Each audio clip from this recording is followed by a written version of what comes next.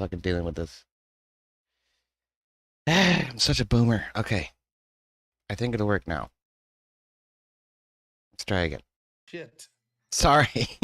Sorry, that stupid camera. That's my bad. No. This is why you're a good mod, right? Because you're making yourself look dumber than me with tech. So you come on, you're like, yeah, I'll just pretend to be a total fucking idiot like Rob, and everybody be like, oh, it must be really hard. So if you don't mind, I'm going to share the tab, and then if obviously anything that you want to show an X or whatever, let me know. Okay. But we could look at the super fun. Oh wait. The riots in progress. The riots, the insurrections. So we got up, looks mostly from LA here. But if anyone has any feeds, if they see anything from Chicago, I think, New York. Yeah. And then last night I heard saw Seattle and Portland. I was going to say Seattle and Portland's popping off too. Yeah. Yeah, it's, look at this. Struggle with tech, do TikTok invasions already. You have no idea how easy TikTok invasions will be. Like, let me tell you, TikTok invasions are going to be like easy as shit for me because I'm good at debating and just without any preparation, just running into things. But the secret is what makes those shows really good for me to do is there's zero prep work. Right? This is nothing. It's not like when you set up an actual debate with someone who's actually good, where it's like, oh, you want to carefully plan out your argument. This is just morons on TikTok that you go in and makes look stupid. No prep work. Come on, do it for 3 hours. Say thank you very much. Call it an early night, Oh, yeah. Yes, I'm an idiot. I can't figure out the tech. Well, we need to get an Android emulator, and I think a couple of throwaway accounts on TikTok would probably be helpful for that too. Yes, I think that's definitely true. I have the Android emulator. It worked once, and now it doesn't work. I'm sure it's user error. I don't think it's the emulator. So we'll read some super chats real quick here. Naughty Germ, $5. Whoop, whoop. And first tonight. Naughty Germ, he's always crushing it. He's always telling people to donate and stuff too. What a great guy. And he says he's the one who says drink water all the time too. That's right. I got my water. I always got my big jugs of water here. I found on Stream Elements the chat bot. Oh, you did? I did, but I don't know how to set in to make it say get your donations in. That shit I don't know how to do. I'll hit you up after the show and I'll just send you the link to all that shit. And if you know how to do it, you can just do it. Yeah, I'll do that. It's got to be tied to your YouTube account, but yeah. That's fine. I'm not worried about you like sabotage me by setting up an overlay where it just looks like there's a big penis in my You never know. I might. No, I'm kidding. It's like, looks like there's some smudge on my screen. What the hell's going on here? Robert Whaley for $10 says, started my day by breaking my toilet seat this morning. I couldn't help but yell, I'm not even that fat. And then for $5 says, but at least I didn't break my toilet flushing baby wipes. Am I right? Oh, low blow. Low blow. Jeez. Yeah, fair enough. Just so you know, my toilet is now working properly. So, I mean, I guess the joke's still on me, but No, we're never gonna let you live it down. That's your Olive Gate right there. Everybody needs some. I tell my wife that all the time. Anytime I screw up, I'm like, listen, with these chiseled good looks, one of the smartest people you ever meet, hilarious. Yeah, I'm gonna fuck up and flush a baby wipe now and there. No one could be perfect, you got to make a mistake here or there. That's true. So, I like this guy in the Buster Posey jersey. Now, I'd love to play audio and some of this stuff, but you never know when someone's going to drop some slurs or something and then get you in trouble with That's YouTube. True. So I prefer to not play the audio. I'll bet this lady's chanting something real and interesting here, though. Oh, it's always the same old shit, the same annoying shit, all cops are bastards, or end ICE or whatever. It's mindless, repetitive garbage. It gets on my nerves after a while, so I prefer not to hear it. Well, that's all they could do, so yeah. What can you expect? It's not like they could actually come up with a free thought.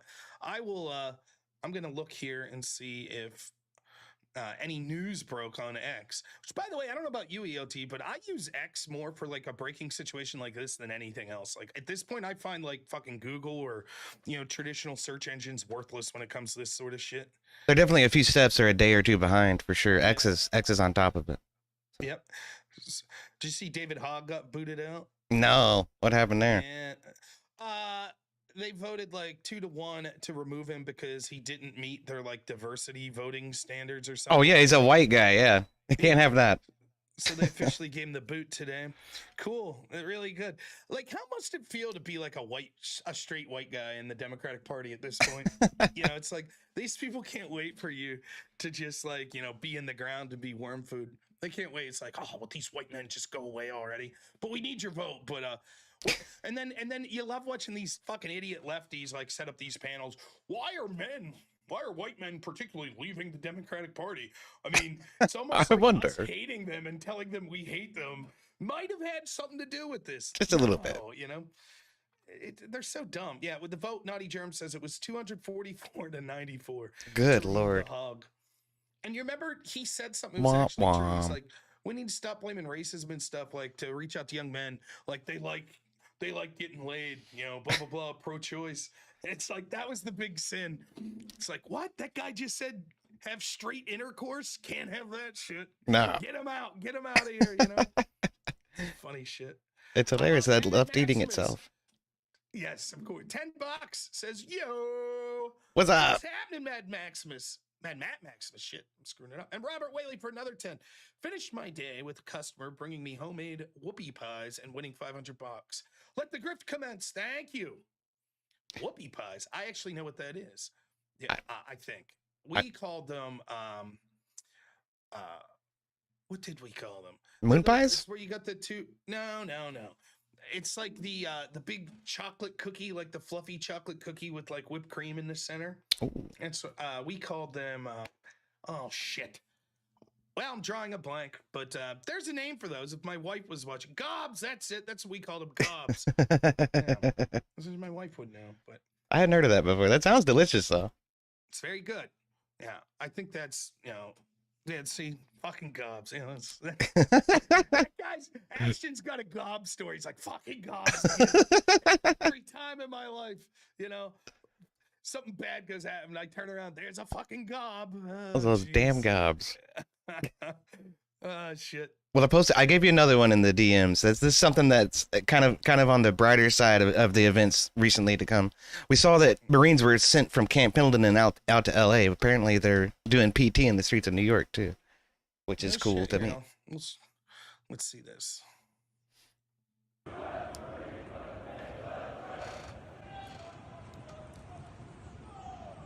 Now they're not dressed up in any riot gear. That's regular PT gear when you're deployed. So all they're doing is going for a run. I don't think the Marines give a shit. Nope, I don't think they do either. T-shirt and bare hands. We'll take care of business. More than likely. Yeah. It's weird. None of them have blue hair. Yeah. It's so strange, you know. Look like a bunch of normal military age men. Well, you see, Trump was speaking at Fort Bragg. Did you see this footage? He's speaking to a bunch of soldiers, and like he's got them all like booing the press. He's like, "Oh, yeah." I can't do a good Trump accent, but like the media, the enemy of the people, you know, the boo, boo, and like they're all raucously cheering for him, and like all these Democrats on X are like, this is so fucking frightening. This is frightening. It's like. Yeah, it turns out, you dumb shits, that like demonizing the like young men, the same sort of people that enter the military, and then making the military like LGBT, turns out that was a huge fucking mistake. And like this idea that you had, right, where it was like, we could use these institutions to our benefit, and we're going to crack down through the FBI and all these institutions on the January 6th people, blah, blah, blah. Okay, other side play that game too. Yep. And it turns out you're not going to like how that looks, right?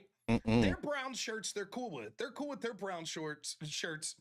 That's probably is brown shorts for the most part. They're wearing very short brown shorts, probably as well. They're cool with them. They're little foot soldiers, riding and burning. Of course, their message, as you know, is, well, you have to leave us, import whoever we want, and do whatever we want when we're in charge. And then if you lawfully are against that when you're in charge, then we'll riot. Well, that's what we're going to do. And if you don't like us riding, then vote for us again or stop enforcing the law. Yeah, that totally makes sense, right?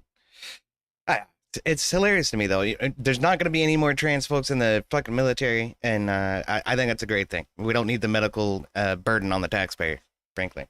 Get them out. Yeah. Like, I don't even give a shit anymore. Because Race Car, $5 says, breaking news, Democrat protesters help flip 2028 Republican presidential campaign videos in L.A. I'll film. Dyslexia there. He's like, huh? Yeah, I mean, again, I said this with the Black Lives Matter riots. I was like, if I was the Republicans, I would literally just have a URL that was just replaying the footage of all the violence over and over. And then every time I spoke, that URL, that it would be on a huge screen behind me. Just like, there they are. There's the Democrats. See it? This is what all of our opponents are supporting right here. Yeah. All those who they are. 6 dozen cars, burning in the streets, dumpster fires all over the place, stores being looted. Yeah, let's have more of that, please. These people are insane. I'm so over fucking debating these lefties or even taking them seriously.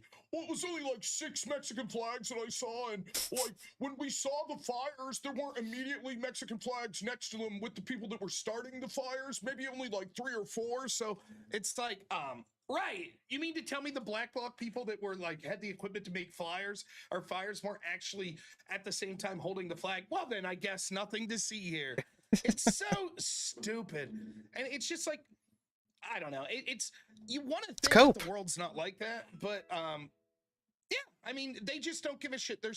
Some of them know what they're doing, and others are so biased that they're just like subconsciously they cannot process information that goes against their narrative. So it's just like, well, is this an insurrection? January 6th was worse. That one day was worse. Fucking idiots. For sure. Robert Whaley gives 10 memberships. Hal Jane generous. That's what happens when you get a gob at work. Robert Whaley is a fucking legend, dude. But he is, man. He's always crushing it. I saw something interesting from Destiny earlier today. Speaking on that, he says even though it's not getting as much coverage, the overwhelming amount of people out protesting in LA are acting peacefully and doing a great job and should be commemorated as such. No, really? What a fucking loser. I mean, again, I made this argument over and over. If that's the view, that's fine. If that's the position we want to go in, it's like, how many Trump protests got violent? One. So I guess they were mostly peaceful, right? I mean, 99% of them are just people out flying flags, driving trucks, driving boats. That's about it. Approached it like that, right? They didn't give that. They were like, well, we got, just so you know, we got another feed here. The Great Avarice hooking us up. So here's some more LA. You got San Antonio down here. Oh shit, that's popping up in San Antonio. I got family down in El Paso. No shit. Yeah. Well, prayers out to them, man, for real. It's been rough. So we will keep, we'll see. I'll keep monitoring both and see what's going on. But this is the world we live in, man. And like, I think it's funny. Democrats will point to this and they're like, well, this is all Trump. This all happened under Trump. That's who it is. It's Trump. Mm-hmm. Yes. Your people get violent when they don't win. Exactly. Like, well, that's your side's fault. It's the old, you remember when you were in like elementary school and like some big bully would grab your fist and be like, why are you hitting yourself? Yeah. That's the Democrats. Like, well, you hitting yourself, guys. Or like, you're doing it. No, not you. I'm rubber and you're glue. Whatever you say bounces off of me and sticks to you. Yeah. Robert Whaley, $5 says, speaking of David Hogg, I got permabanned for asking him how many dudes did his dad have to escort with to get him into Harvard. Worth it. Yeah. I mean, that's a worthy ban. Very good, Robert Whaley. It's, well, he had the right political beliefs, so it doesn't matter. Skill doesn't matter. Meritocracy doesn't matter. All that matters is saying the right things, having the right political beliefs. That's it. Falling in line and in lockstep with the messaging, for sure. Yeah. So my wife's sister is actually staying here tonight, and our guest bedroom is right. I'm upstairs, right in my house. And right across me is the guest bedroom. Uh-oh. And she works at like 8 a.m. And I was like, well, if you hear me screaming about insurrections at 3 a.m., mucho apology, Sorry, normally no one's in the room directly across, so we'll see how it goes. There you go. Avarice, if anyone's got the ability to DM Avarice, if you got anything from Chicago or New York Live, hit them up. Yeah, let's get a link for Rob's Discord in there to make sure everybody can talk to each other too. Oh yeah, let's. I got it. Why does it change? Okay, why does it change like every 7 days? I keep routinely setting it to never change. and changes every 7 days. Well, I think that when you tell it to not change, it'll only last for like 14 or something like that. So they want it. That's like a security measure in their mind, I guess. They do that on purpose. I don't know why. It's very annoying though. Look at this. This is always demoralizing on Kick. Hey, friend. Oh god. But Not more I of that. can see that your channel needs an audience to watch your stream. So you can start earning $24 per hour with Kick, with which I can involve your channel to get 3,000 followers. No way, 200 views, as many chats to partner you with Kick. So contact me on Discord. No thanks. Thanks for the the attempt to bot, but Yeah. I will never bot. Thank you. But boy, talk about demoralizing. That'd be like if VOD came on here. It's like, I notice you're an ugly bastard, Rob. For low, low price, so much a month, I could get you to not be an ugly bastard. Oh, thanks. That's nice. Fuck, isn't that how Andrew Tate makes his fucking money? Pretty much. Yes, right. There you go. Yeah, there's your angle. You just work exclusively with streamers. There's enough of us uggos to go around too. You'd be doing great, you know. Nice. $5 says Rob looks like B2s might be headed to Iran after Tulsi's comment this evening. Yeah, bad news, man. The fucking it looks like this all might seem benign compared to what's most likely going to happen in Iran. Now, I hope it doesn't happen. And if Israel wants to go to war, fine. But the U.S. will be involved. So yippee. Well, it's about Iran acquiring nuclear weapons, right? So that's Allegedly. yeah. That makes me nervous. To say they may, right? But it's like they've been trying to for years attack Iran, and so it's like I don't know. I don't like them. It's just I'm tired of all these shitbag wars. I just am. Me too. Let's hope it's saber rattling and nothing more. Yeah, I'm skeptical. It looks not good, but all right. Let's see. We got some more super chats coming in. 7 minutes ago, the United States is on high alert of a potential Israeli strike on Iran. Yeah, let them strike. Stay out of it. Let them fight that old Ken Watanabe meme, Steven Alvarez, $5 says, Rob, remember when Kash Patel was getting voted in and Dem said Kash was against poor officers trying to do their job? How quickly that was dropped. Of course. The party of all cops were bastards. Then all of a sudden January 6th happens. It's like, my God, the poor police officers. No. And now it's like, oh, by the way, all cops are bastards yet again. Robert Whaley, another 10 gifted memberships. Thank you so much, Robert. Now, the goal tonight, as you know, EOD, is trying to raise $357. $357.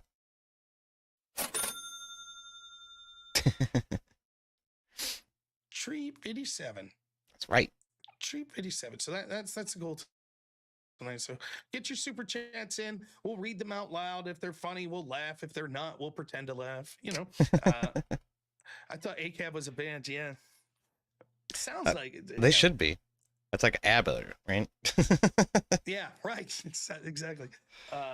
Chuck in Tennessee, $2 says for my favorite ginger, EOD. LOL. Wow. I'm not a ginger, Chuck, but I appreciate it. Thank you. Look at that. Like it's. Or do you take offense at being called a ginger? Or Not is it just really. a manner of like it's just untrue? I don't really give a shit. It's just untrue. And I have an overhead light I could turn on and you can see my hair is mostly yellow. I took a picture out in the daylight and I sent that to Sarah and I'm like, look, it's yellow. Hello. But nobody cares. It goes in one ear and out the other. They still call me a ginger. So. The fake news. Fake news. Fake news. You are fake news. Yeah. Well, you got to say that, Trump. Tariff. Yeah, you tariffed. Bam. Ginger. Tariff. You didn't see that coming. Yeah. So it does look like it though with this lighting. I have very low lighting in my office here. you have to add the mic source to that caching scene. Are you implying that we can't hear the audio to these? I could do that, but I'm purposely not. Yeah. Do you understand what he's saying, EOD? I think that's what he means. We can't hear the audio from any of the videos. So we don't need it. Yeah, you got to be careful because if I play the audio and all of a sudden they start yelling homophobic slurs or something like that, then my channel gets banned. So, but I am looking at two different feeds that Avarice has put up for us. Here's the other one right now. That thing is nifty. It just collects live streams in one big crazy? dumping Check ground. this out. So how about this? Something goes there, bam. Nice. Check it out, and then like we come back. Oh, something down here, bam. Yeah, isn't it neat? It It's is. like magic. I have no idea how it works, but Yeah. That is nifty as hell. What's going on here? Let's check this out. Let's go. All right. These gentlemen look like they're up to some no goods. Los Angeles. Fuck, man, it looks like a third world country, don't it? Yeah.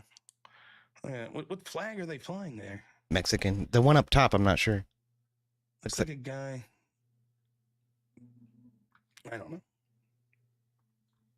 And what's to hide it? I did see some people flying American flags, so that's encouraging, instead of burning them. So that's at least one step in the right direction. Right. Is this Young Turks?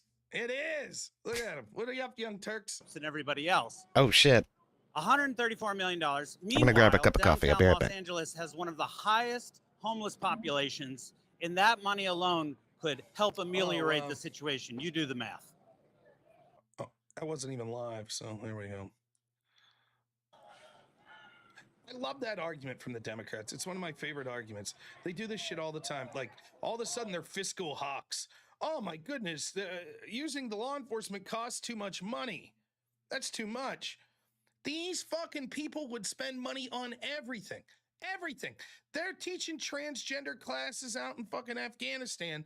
And it's like, oh, you wanted to spend $20 to prevent that store from being looted? Well, that $20 could have fed a homeless man, you pricks. You know, let that store get looted. Fuck these disingenuous people. How much money could be used for the homeless if we kicked out all the illegal immigrants, right? By the way, how much money's been spent on the homeless there, and the problems just got worse and worse and worse. So excuse me if I don't give a shit. This weaponized fake compassion bullshit. Oh, it's how they do everything. They have to pull on the heartstrings. Yep. Alesto, $2 says EOD smells like microwave fish and is a sloth. Fuck you, Alesto. Respond. You shut your filthy mouth. I can't say that word. I'm not going to. You're lucky. You're lucky. If we were just on Rumble, you were about to hear it, you know. He's a good buddy of mine. Let me check my Rumble feed. I don't even have it up. The Rumble audience is probably saying the funniest shit right now, and You're missing it. Because I'm an idiot. Let's see. Crowder's there. Or they're watching it. He's got 84,000 people watching on Rumble. Good for him, man. Damn. Yeah, good guy. Crowder's good shit. Oh, yeah. All right, there we go. Hey, Otis. Hi, Wise Tushy.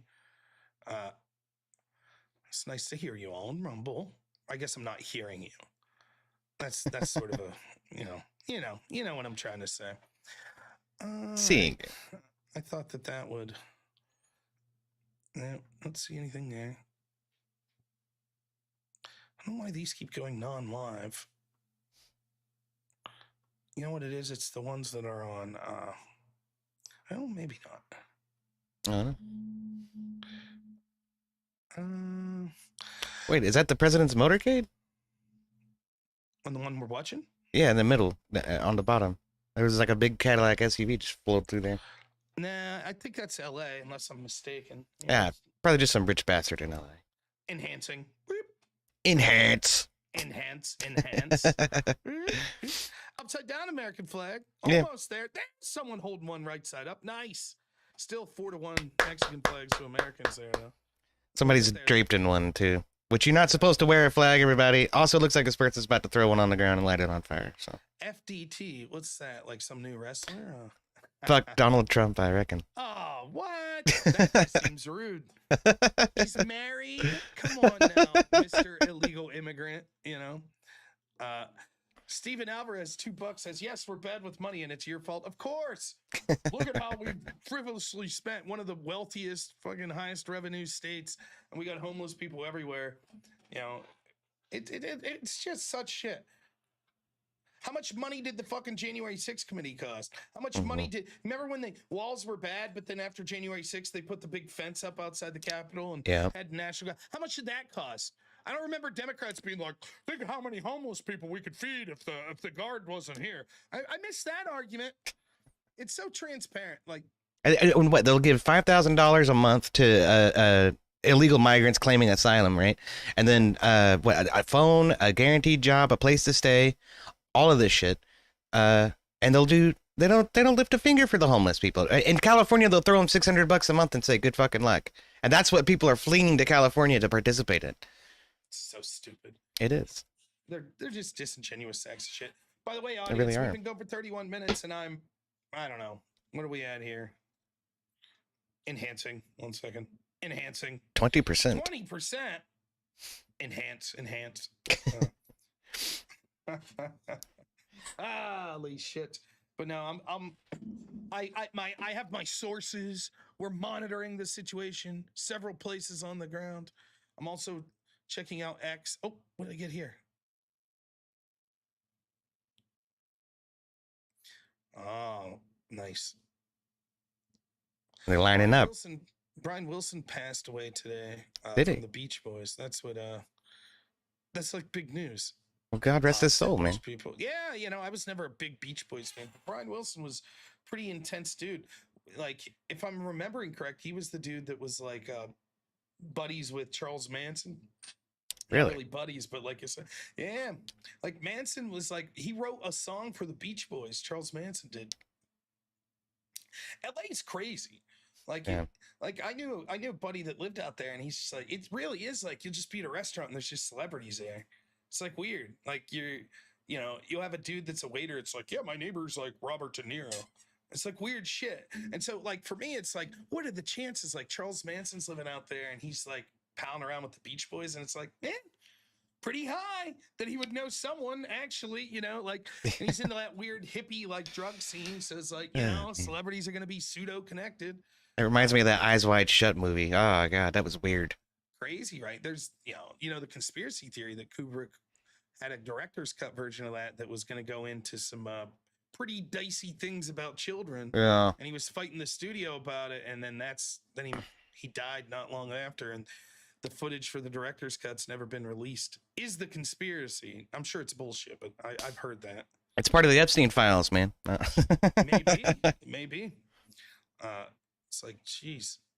I'm a big fan of the tinfoil hat. I get into some crazy weird Love shit. it.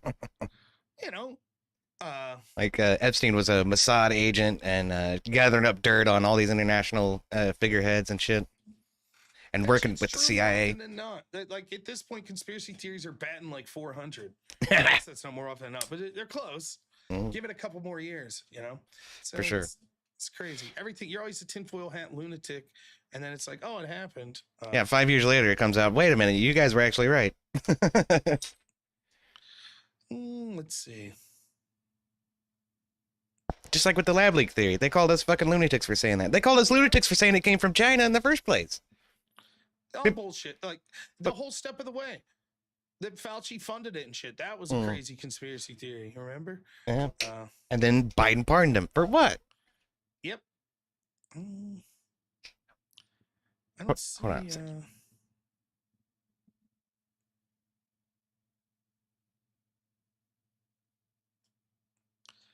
I'm sorry, quiet here. I'm looking through news. I don't see anything too newsworthy. I predict that you'll likely see these things kick off much more this weekend. I think that's going to be what's likely to occur. So I hope not, though. I really do hope that it calms down. Tainted Holy, thanks so much. $5 is the only reason Dems make an economic arguments because they believe the negative stereotype that Republicans are just greedy racists. Right. That's exactly right.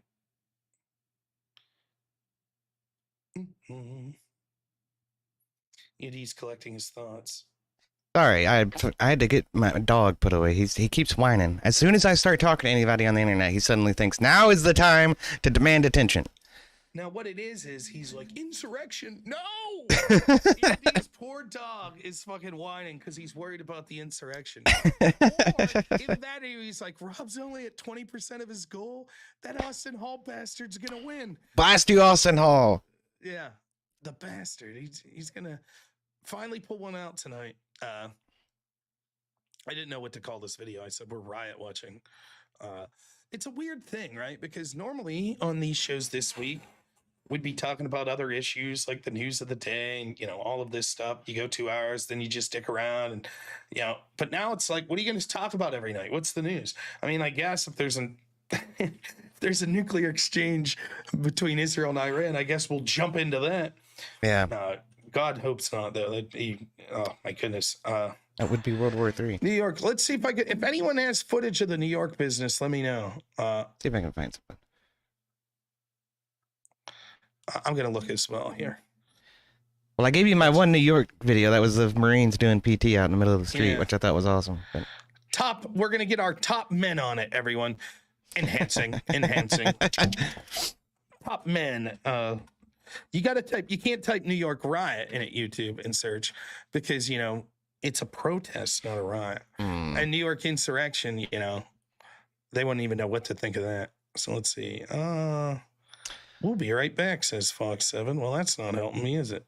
Well, I got one from Post Millennial, which is it's like a little clip. But... I tell you, I'm tempted. I'm tempted to drive my ass to New York for the weekend. But if shit kicks off in like Pittsburgh, I'll go. I'm close enough there. I was gonna say I wouldn't go down there without a sidearm if I. Well, that. Just I know what you mean though. No, it's something that if you're going to do, you have security with you that's professionals and know what they're doing. Yeah. I would not put myself in a position where I felt that I was going to have to defend myself. Not that you're unwilling to defend yourself, but to put yourself into a position where you think that that's the most likely outcome would probably be a mistake. So to have security professionals to limit that sort of stuff, I think is important. Yeah. People that know what they're doing. So that's what I would try to do. I have some people that sort of are in that field, and that they might be willing to go to with me if something like that happened. But I don't anticipate I will be going. Plus my herniated disc ass, could you see me just hobbling around like just tear gas now, my hernia. Well, not only that, I sent you another one, but also you're walking around all fucking day on your feet, so that's probably not that's not gonna help either. Here we go. Okay, this is New York. News TV.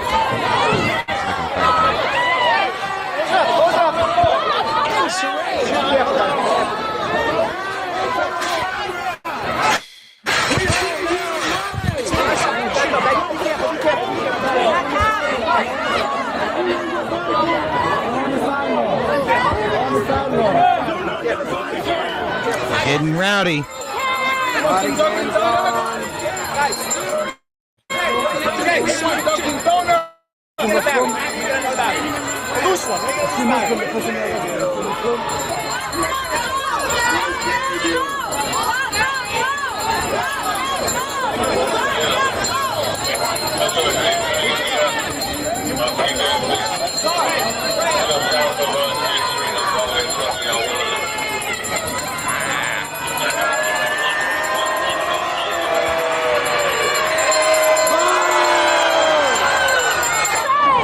This is the New York City Police Department. NYPD barriers have been set up for safety and security purposes. If you move, tamper with, or that's some cross dystopian barriers, Black Mirror shit. you may be subject to arrest for obstructing governmental administration.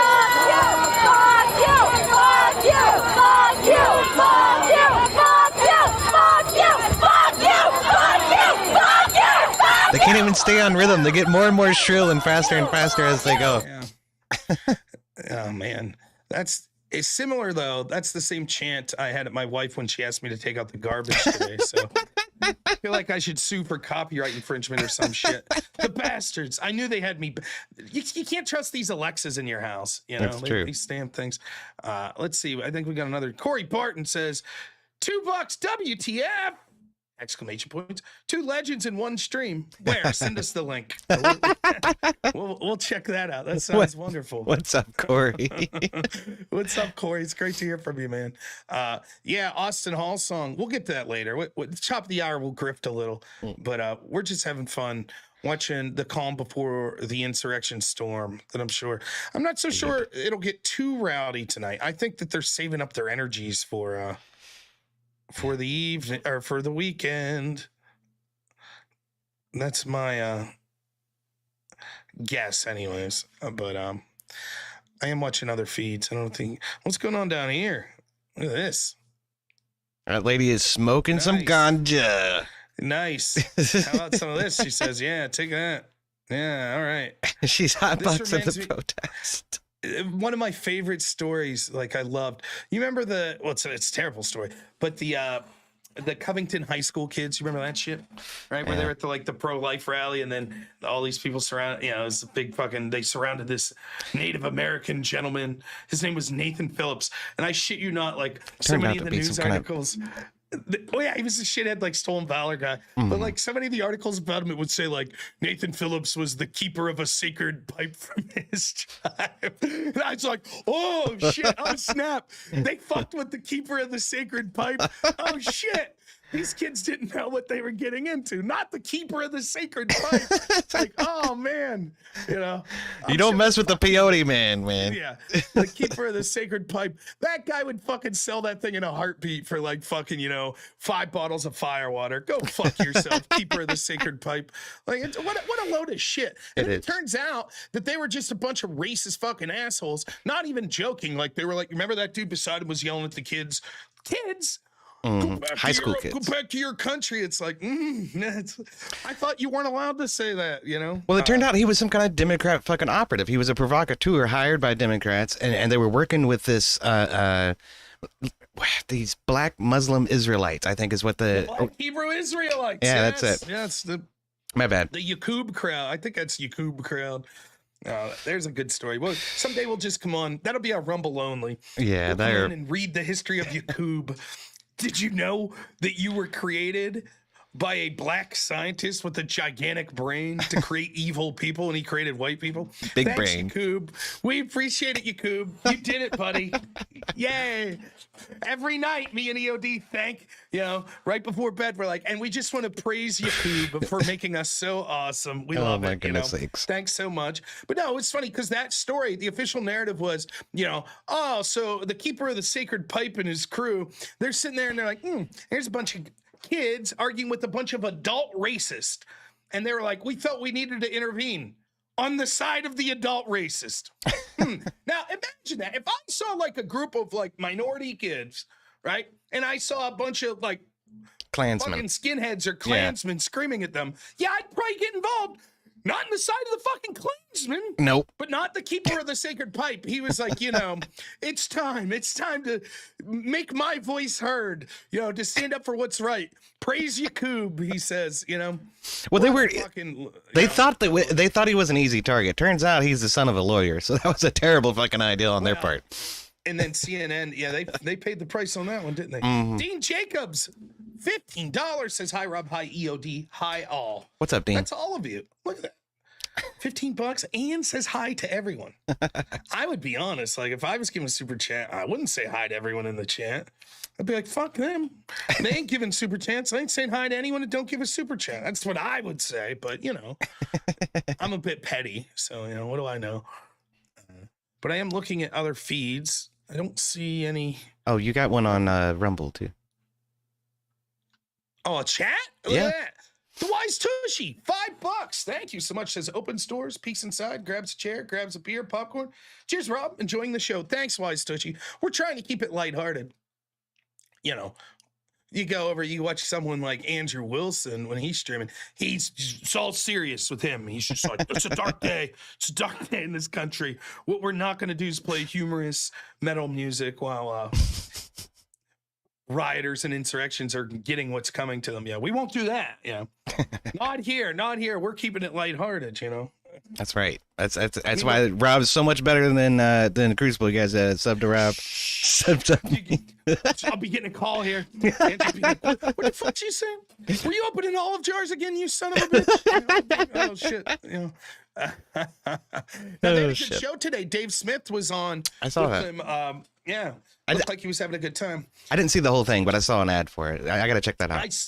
I saw about 35 minutes of it. One of the things that's impressive that, I legitimately think. So, like, let's say I would raid you, EOD. This is how a raid will normally work. Let's say there's 500 people watching me and I raid you. Yeah.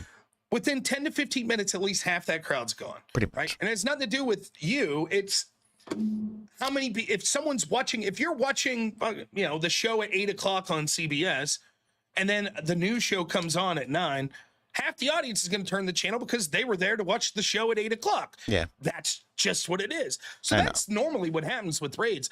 And yet, what's happening with the Crucible show, the extravaganza, is they're raiding in with like 10,000 people. And by the end of the show, they're ending up with like 15,000. Nice. Which means they're getting more people to come in than the raid is delivering, which is very good, because what that shows is there are unique people watching that show, not just people that were already watching the show prior. And I think that's a good sign for them. And I think if you're a company like Rumble, that's what you're looking for. You're not looking for someone who could just, keep Crowder's audience and only lose 40% of them. You're looking for someone that could bring in their own people too. So, I think it's a good sign for them. So wait, who rated them, or who did they rate? They raid Nick DiPaolo. I think Viva Frey's show raids them. Not Quite Dead, $10, says Sunny will likely have the most protest riots due to widespread fatherlessness on the left. What? It's not a bad point. I would predict Friday or Saturday night. Yeah, those are usually the worst. God, people out and about. It brings back the memories, man, from 2020. It's 2020 all over again. We did it. Look at this lady. Let's see what they're saying.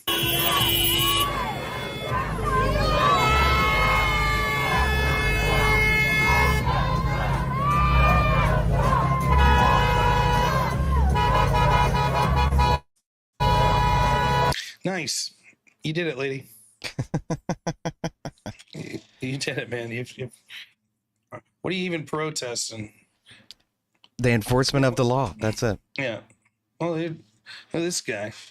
Oh, his pants are falling down. No! Help a guy out there, officer. He's like, come on. Is he wearing tanning goggles? What the hell is on his head? I don't know what's going on. He had like cartoon eyes, man. That was crazy. Oh, the police just moving. Hey. That's like Police Academy 4. Yeah, right. I love me some Police Academy. I one time I went to this it was like this crazy party I went to. I can't remember the circumstance. I think it had something to do with like this weird debate I went to once, but we ended up at this party at this other university, and it was like these just random like people in a frat at some university like in Michigan that I knew I'd never be back to again or whatever. And I told them all that Steve Gutenberg was my uncle. I made up this whole fucking story. Like I had all this Police Academy merch at my house, and like, 3 Men in what was it? 3 Men and a Baby he was in. I was like, yeah, Goots. We call him Goots. He's like my uncle. He's at my house all the time. And these people are like, that's incredible. Call him up. So I'm like texting my friend like, dude, I'm going to call you. Pretend like you're Steve Gutenberg. He's like, who the fuck's that? I'm like, the guy from Police Academy. He's like, the guy that makes the sounds. I'm like, no, the fucking main guy, Gutenberg. So he just kept his normal voice. Was like, yeah, it's me, Steve Gutenberg. And they're all these drunks are like, wow, that's fucking amazing. Like, there you have it. Steve Gutenberg's my uncle. Yeah. So I like to think that somewhere out there is like some fucking 50-year-old dude that's like at the bar drinking like, I once drank with Steve Gutenberg's nephew. He was cool as shit. We should watch Police Academy. I hope I made a story for that guy. So for sure, dude. Blasterbot, $10 says Ceratosaurus was mostly a peaceful dinosaur that occasionally hunts herbivorous dinosaurs. Wow. Someone says this is not the real EOD. Ladies and gentlemen, there's an imposter. Listen, I can't believe you saw through this. Spiro was on here Monday talking about AI. He actually created an AI EOD. The real EOD is chained up in my trunk of my car as we speak. And we just needed the video and voice record him to get the mannerisms down. So this is AI EOD. It's true. I'm Google VO AI, everybody. How you doing? Well, I'll tell you this. I feel like AI EOD, you're doing a great job. You sound just like the fucking dude. So, but I do hear his Spiro's in Switch. He's like, I can confirm. Yeah, I do hear his muffled screams outside though. So, still alive. Yeah. Now I will have to say, I probably should say I'm just joking because some lefty rushing right now is like, report, motherfucker. Yeah, probably. We got him. We finally got them. No, this is the real EOD. I am the real EOD. I can't confirm. I am not locked up in Rob's trunk. I'm 3 states away. That's right. If we were going to create an AI, we wouldn't lock him up. He would be involved and keep half the money from the adventure. So, Sounds like a plan. But no, I'm sure there's huge money in AI caricatures of me and you. Probably. Hey, that's how we can do the OnlyFans, Rob. We never have to get naked. Yeah, there we go. Yeah. We'll rake in literally dozens of cents a month, which would still put us in top earner. OnlyFans is not saying, when you look at like the earners, it's crazy. It's like the top 0.05% make like 90% of the money on there. Everyone else is fighting for like scraps. So there's people, making, well, I don't want to put it that way. There are people ruining their lives for like $20 a month. It's like, that's terrible. You could have just got a job, Right. It's crazy. But And that's always how it works. These social media companies, man, and all this stuff. There's a few at the top that make all the cash, and everybody else is just struggling to get by. It's same with us, Yeah. right? Same with streaming. I remember at one point a few years ago, like 3 years ago, I think my wife was looking at it, and she's like, "You realize you're like top 1% of audience on Twitch?"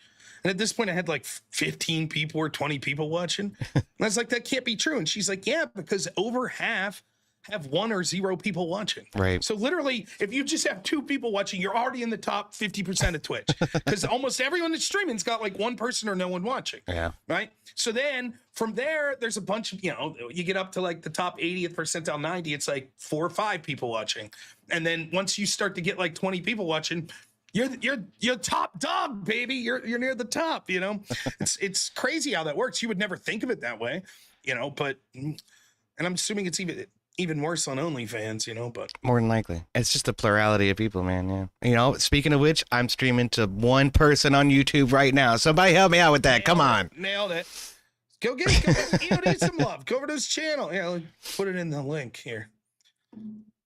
Here, I know what we could do. What's that? I got you. Just 1 second here. Okay. I call my buddy DJT. Oh, well, look there. Look at that.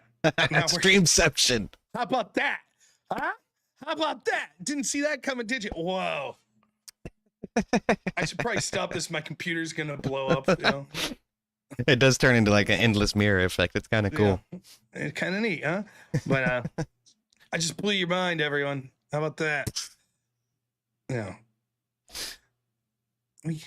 wonder how long it would take. There's at least one stoner watching us and would just be like, "Whoa, dude, what's happening? What the fuck?" I remember this one time I was absolutely hammered, and I was like, I wasn't just hammered. Maybe it was on something else as well. And I'm sitting here, and I'm at this like, it was at my house, but I had a bunch of friends over, and I'm sitting there watching all my friends, and they're just staring at me, just like this, just fucking like silently staring at me. And there's like 8 of them. And finally, after like what seemed like an hour, I was like, "What the fuck are you all staring at me for?" And they're like, "What are you talking about?" I'm like, "You're all staring at me." And they're like, "Dude, you're sitting in front of the TV." And I would just happen to be like sitting on the ground with the TV right above my head. I was like, "Oh, okay, never mind." I was like, "Man, I got something on my face." Like, you guys just for like the past hour have been staring. It was probably only like 30 seconds, but it felt like an eternity. Yeah, time gets away from you when you're tripping.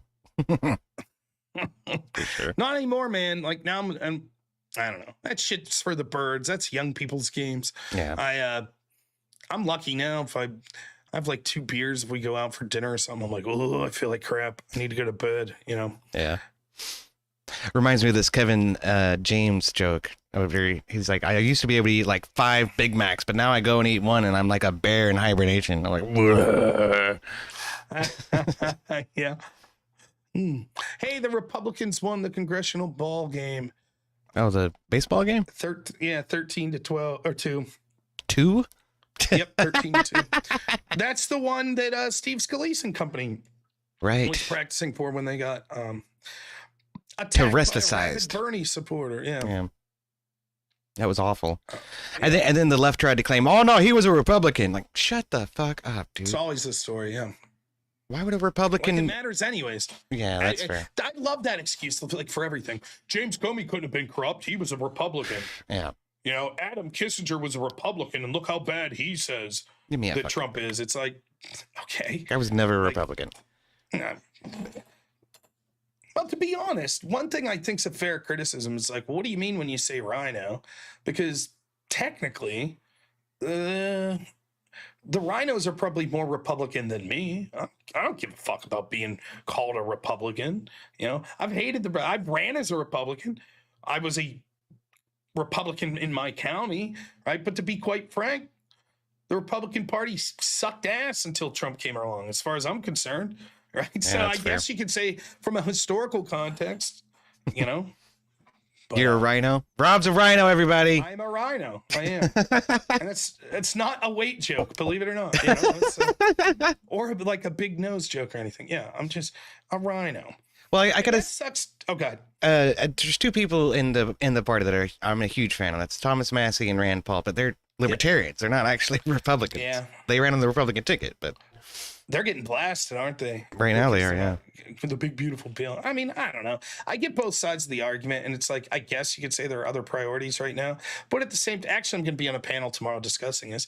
No shit. But at the same time, there's always something. Like, listen, right now, if Israel attacks Iran and it ends up like resulting in World War III or a nuclear exchange, all this shit's going to look stupid. It's going to look stupid. Like tomorrow night, we ain't going to be talking about any of this shit. So like from the perspective of like spending, it's like every single time it comes time to do a spending, it's like, well, the thing that's happening right now is the most important thing ever, man. And we got to spend right now. And Just a that's little the way bit. it's going to be next year. And the way it's going to be the year after that. And the way, and at some point, someone's going to have to say like, hey, yeah, that's always the case. Let's not We do need to that. Stop. Yeah. So, but you know, I That's- get it. Like, That's what Rand Paul's been doing the whole time. Every time they pass a budget, he has to go through the Festivus and say, this is all the stupid shit that we are spending money on and how retarded, how just ignorant it is. Yeah. So, look at this. what's up, Intuffle? Yeah. So, I just thought of something. I'll tell you later about it. I'm not too worried. Anyways, we're at the 1 hour mark. Time to group for some money. Let's do it. So let's see what we got. What am I at there? My eyes know it. 30%, you rotten bastards. You sons of bitches. Oh my goodness. This is horrific. Then I go over to EOD's channel. Oh, someone sent him $40,000. I see. Did really? Now I Because get if it. that Now I happened, I'd be fine. Yeah, you know? yeah. He's like, fuck you, Rob, I'm out. See you, poor people. Fuck off. Deuces. Shit. So, need I remind you that our good friend Austin Hall is in reverie right now, saying, "Ooh, I did it. I beat him. I knew I could do it." That son of a bitch. And let's further add fuel to the fire. How many people are watching My Boss?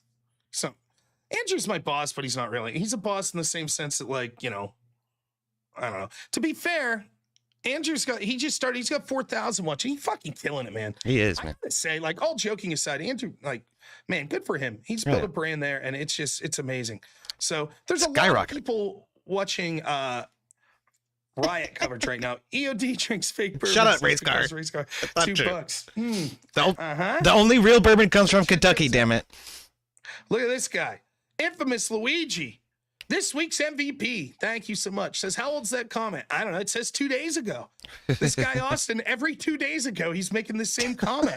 The rotten bastard. So, you people will have to learn the hard way. You can't get in your money right now. Well, then enjoy this song about Austin Hall. I would much appreciate if you send money while I play it. We'll put Riot coverage up. EOD will probably stick with you or not. I don't know. For a moment. Yeah.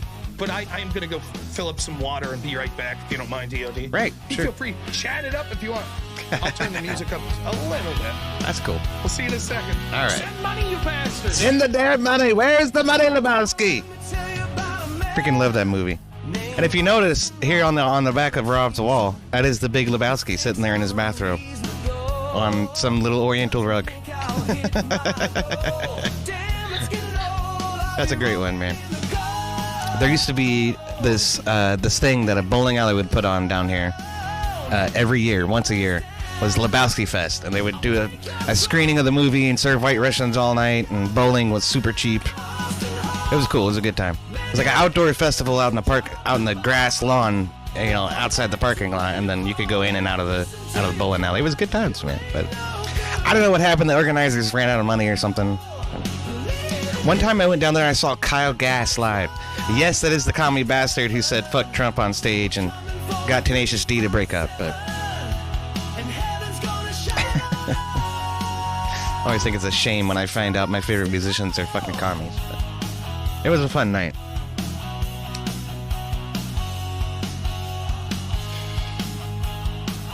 JS Urban Adventure says, I love a White Russian. It can be good, man. They would make it in like 5-gallon vats, so there was always plenty to go around. But it was good times. Like they'd have like an outdoor concert, do a screening of the movie, and like I say, cheap building. Good times. Liz81 on my channel asks, "You think the libs are happy they let leftists speak for them for so long?" I don't know, man. I think this is what they live for. They're LARPing the revolution, you know, in their minds. They think they're doing God's work out there. And the truth is, all they're doing is burning down their own damn neighborhoods, or letting illegal immigrants burn down their neighborhoods. So, you know, let's be real about it. But now we can't hear them anymore. Yeah, no, all the volume is off on the feeds. That's purposeful. We never know what they're gonna say.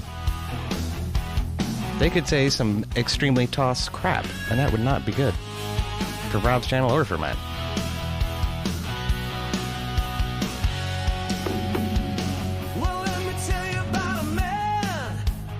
I'm assuming we probably got like, we met our super chat goal by now, I'm assuming.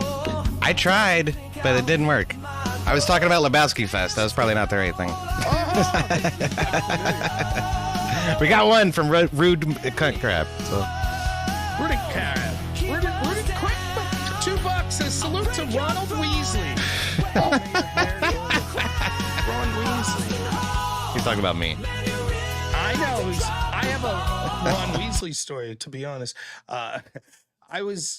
So in my former job, a lot of the people the adults with disabilities and stuff that you work with were really big into holidays, you know, because it's like a time to interact with me. Sometimes it's the worst though, because like think about it, if you're in a weird situation where, you know, you haven't talked to your family in like 30 years, maybe Christmas isn't the happiest time for you, but a lot of people are really into that shit. One of the people I worked with was super into Halloween. Just everything about it. The movies, the handing out candy, eating candy, everything. It was cool. So one day, me and my dude, we're out and we're like handing out candy to trick-or-treaters, and this kid and my guys ask me, everyone that comes up, who's that, and I'll be like, you know, oh, that's Captain America, or, you know, whatever, just whatever.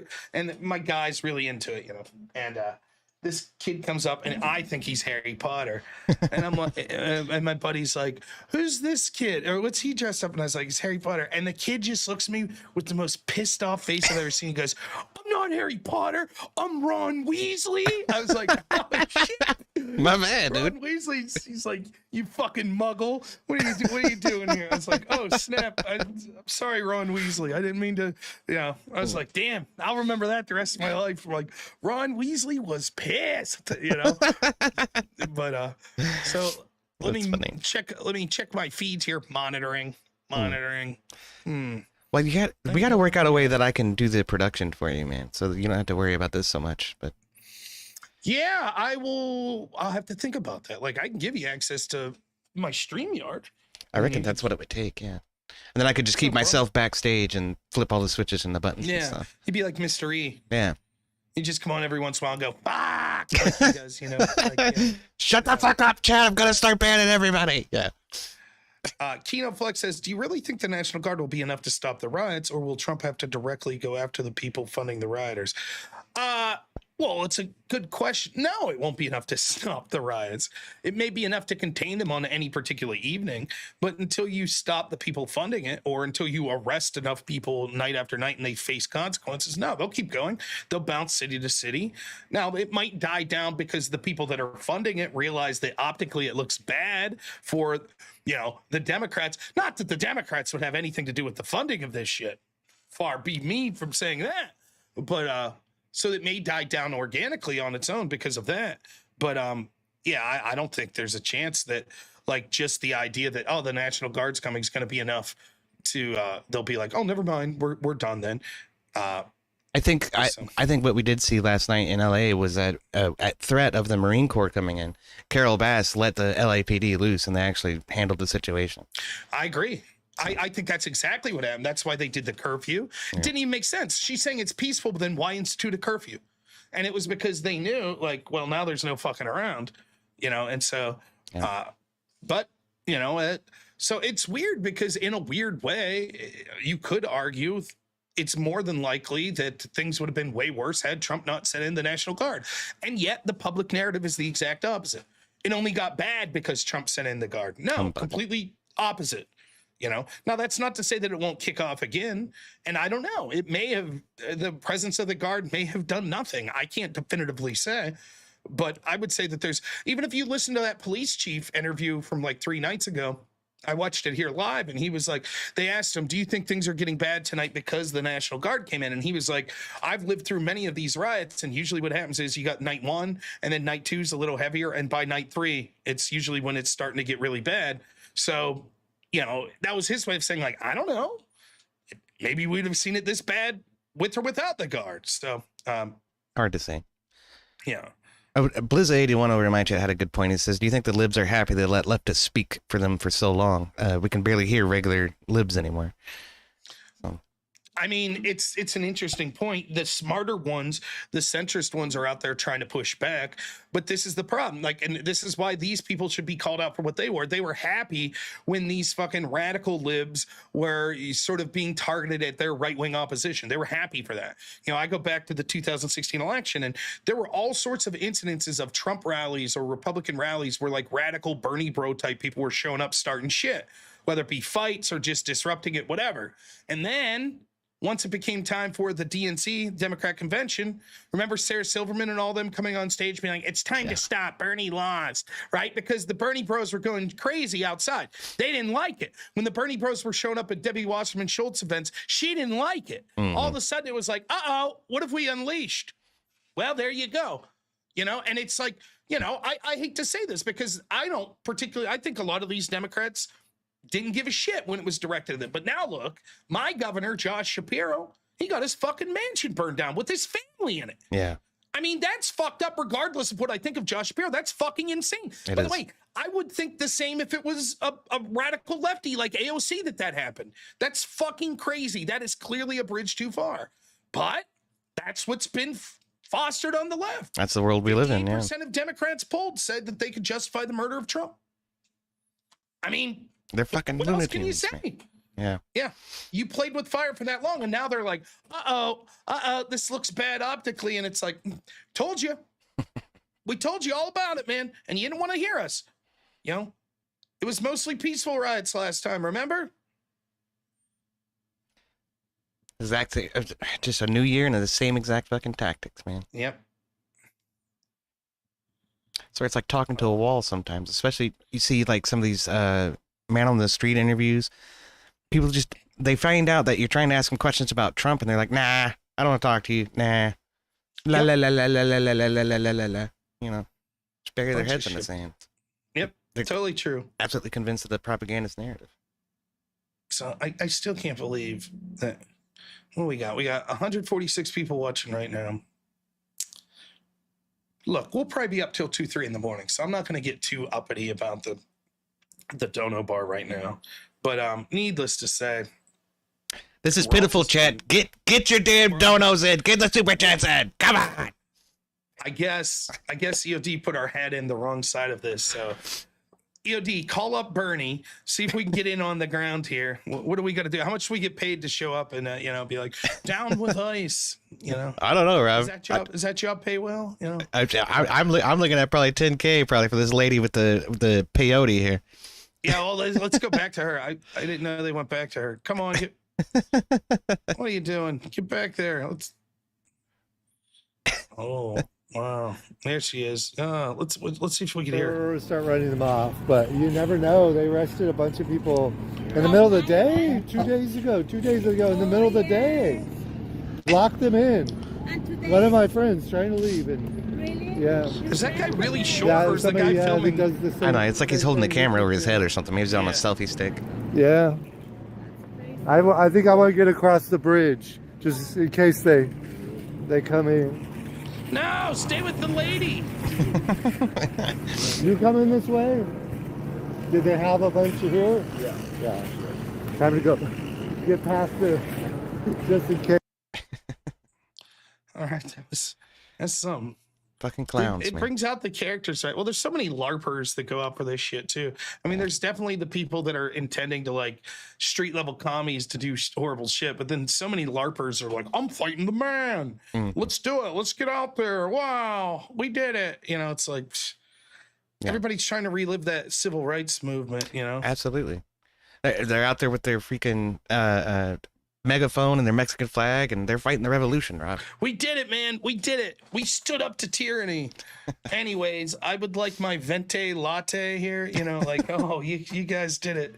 Bandit 848 for $2 says donos for donuts. Evening, Rob. EOD. Thank you. What's up, I always Bandit? appreciate Bandit's smoky picture there, though, right? you can never tell what he's saying, but I know Smokey when I see it. Love Smoking the Bandit, one of my favorite movies. He's a big Smoking the Bandit fan.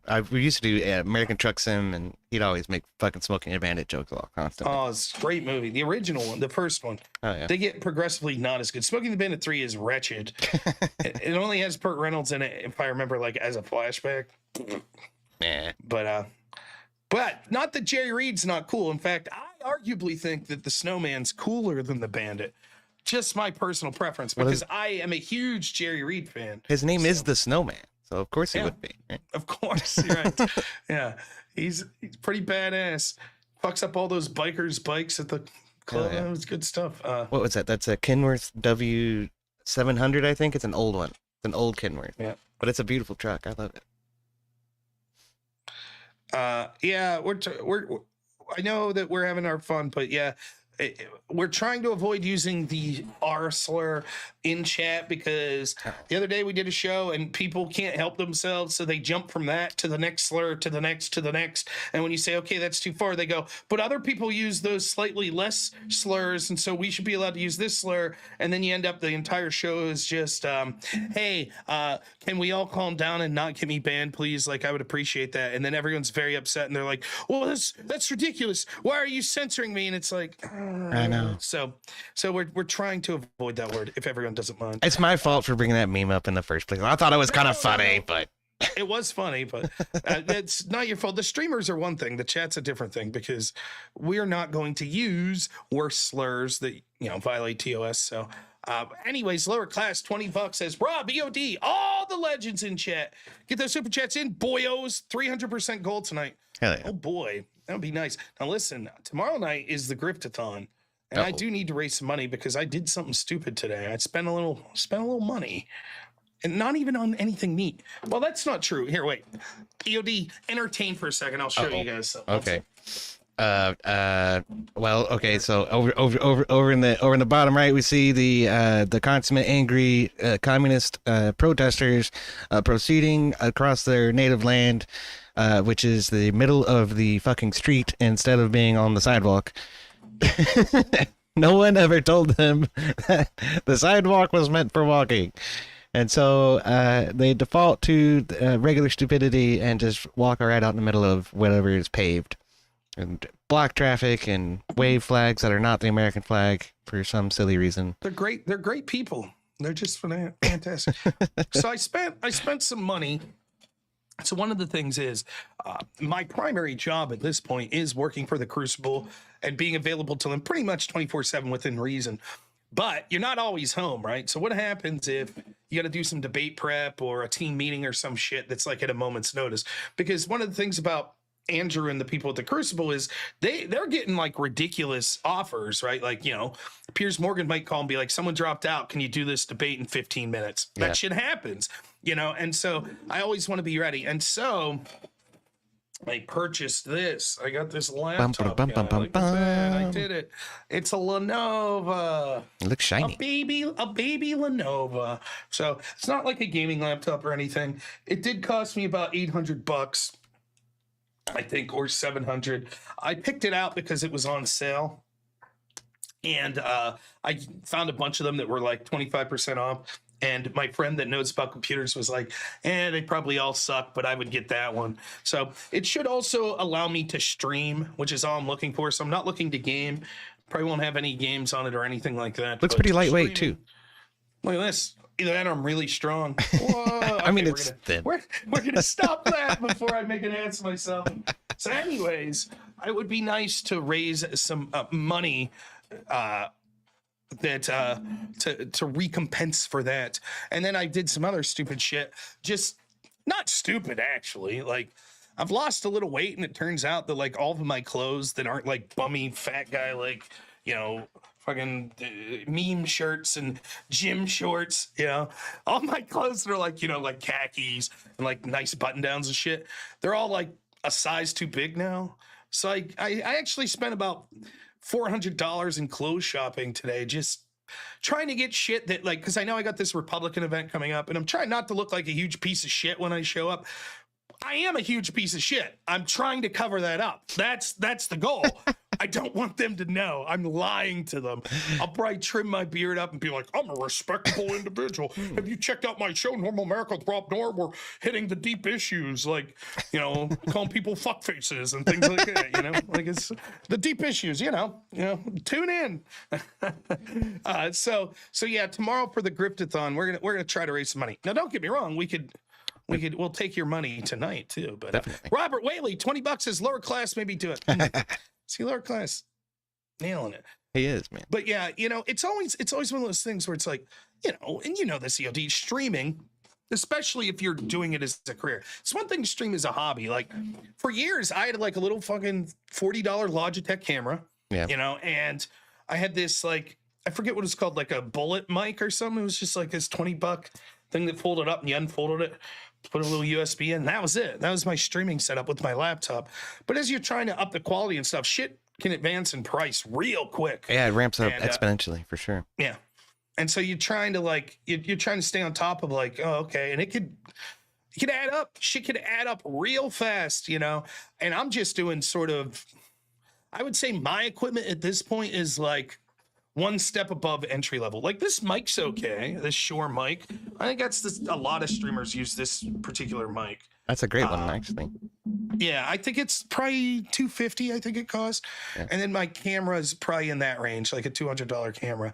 But everyone tells me like, oh, you know what you got to do? What do they call them? You might know this. The fucking like the real cameras that you get the card and you SLR cameras.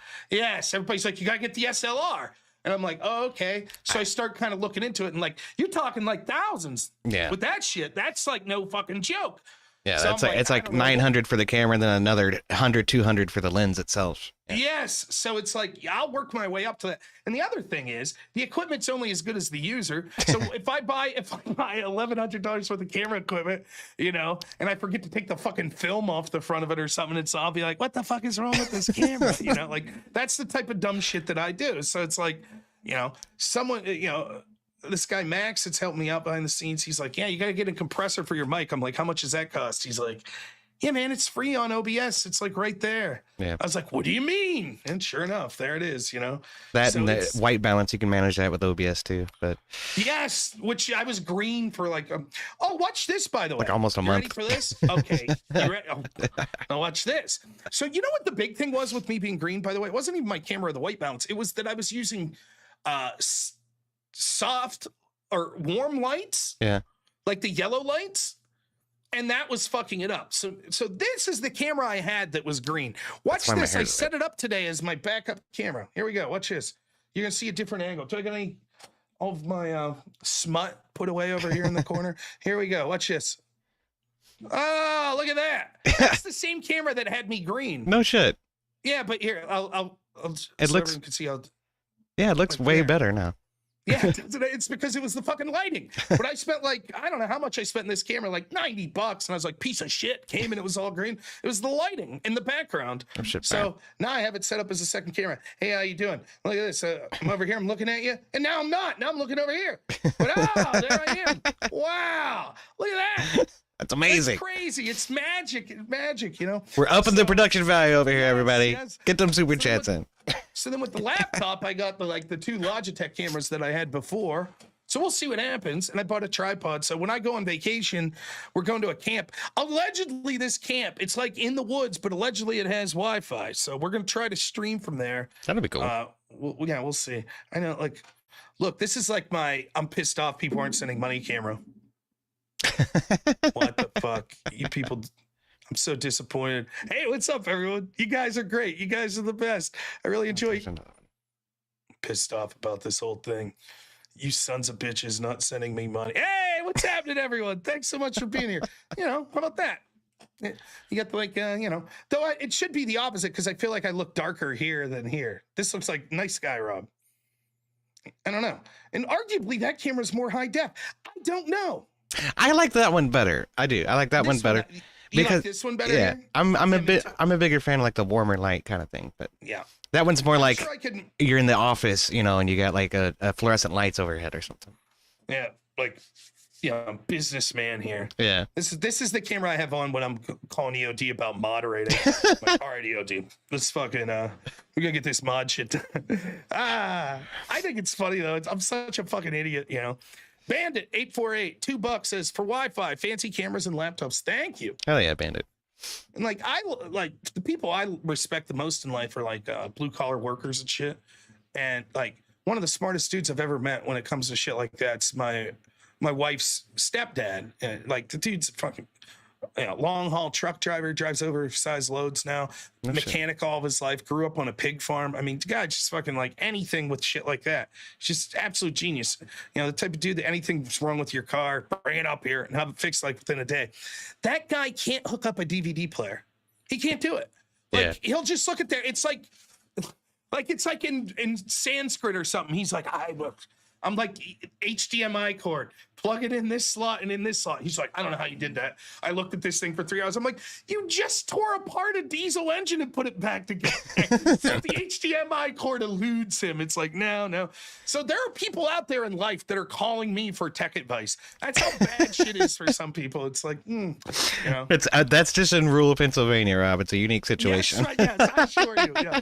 What's funny because the two groups of people for a long time in my life were like the fucking rednecks that I love that come from my, this is where I'm from. These are the people I love. Then I go to the debate circuit, right? And they're all super left wing. Yeah. And the debate circuit people thought I was like, Grizzly Adams or something. I had this fucking beard. It's like, oh, you're living in the woods and shit. And I'm like, no, I'm a fucking nerd. All the rednecks think I'm a nerd, But all the nerds think I'm like this, like you're redneck mountain man. Yeah. And I'm like, no, I'm somewhere in between. I got the worst of both. I don't have any of the cool nerd shit where it's like, like actually.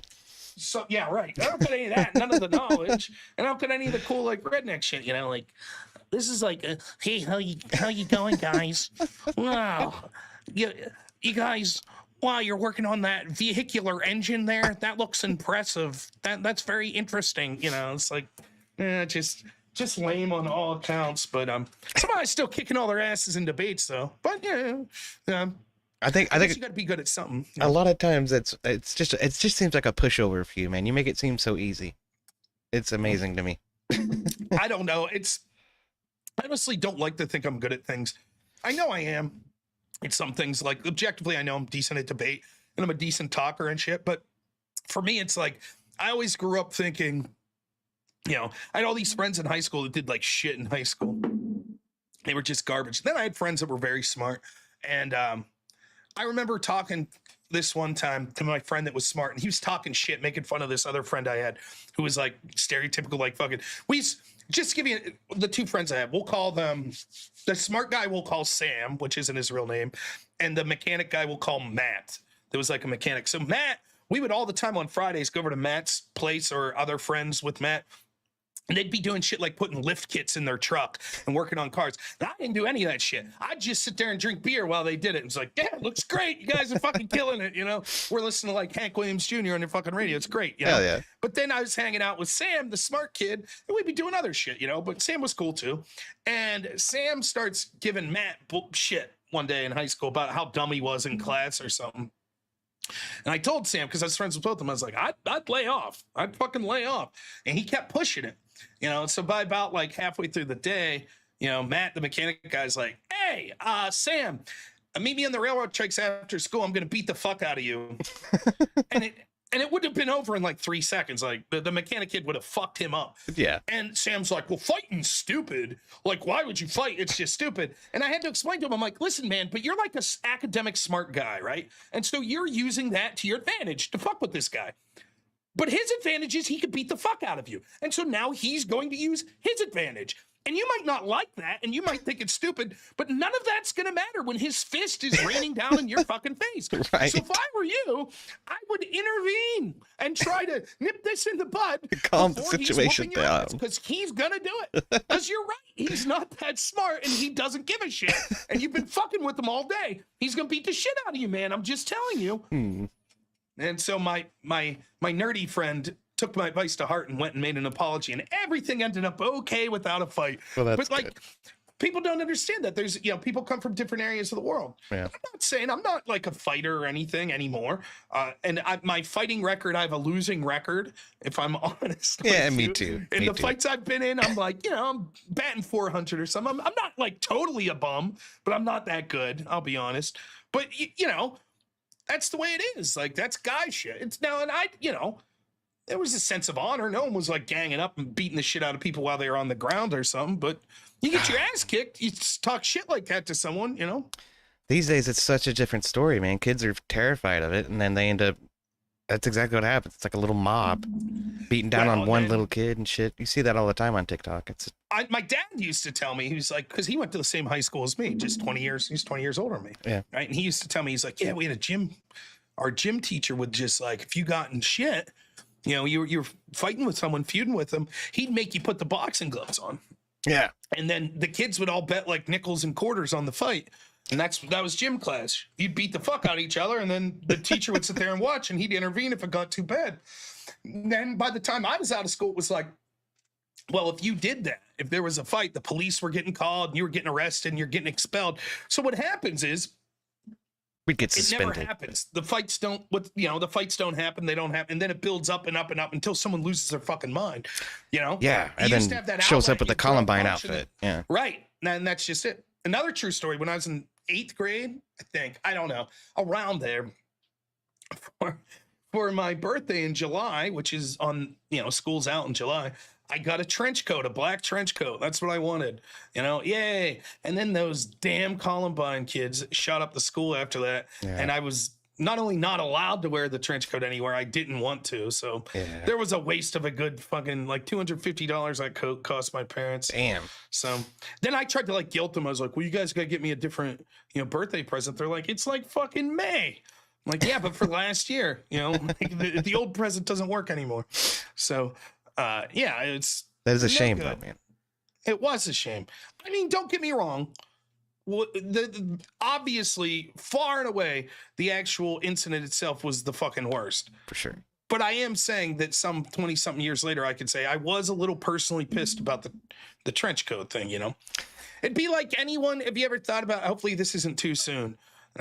Here we go. I got to watch myself. You know that Austrian painter guy? Sometimes I think about this. Like, can you imagine if you really like that mustache and you're like rocking it around, and then all of a sudden that guy commits all those atrocities, and you're like, oh shit, man! Like, son of a bitch. You can't tell people like I had it first. That prick.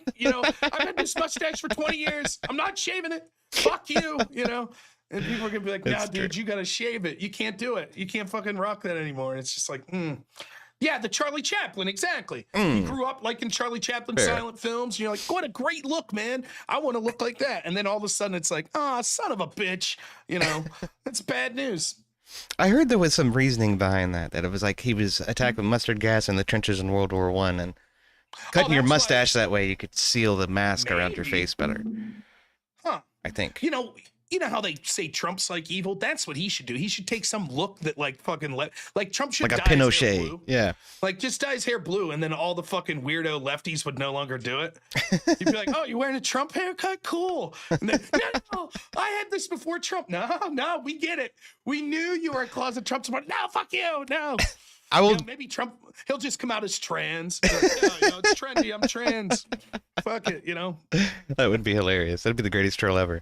But I'll never forget fucking Joy Reid's Trump haircut, man. That was classic. That will forever live in my memory. let's see here. Robert, wait, I'm sorry. Bandit 848 says, anyone else see Wile E. Coyote going to the riots? I did not. Robert Whaley says, can you post our guy Keno Flex link? He's in the chat. Is he on YouTube? Let's see. Keno Flex. I'm looking. Sure, we'll post his chat or his channel. Would help if I spelled it right. I'm gonna grab There a he cup is. of coffee. I'll be right back. Go get it. Cup of coffee. There's Keno Flex. Thanks for being in the chat, my friend. And here you are. We're trying to at least 3 people a night. Get people to go over and give them some subs to their channel. So please consider going over to Keno Flex. Oh, Jack. I know Jack quite well. It's great to hear from you, Jack. Check out Keno's channel, man.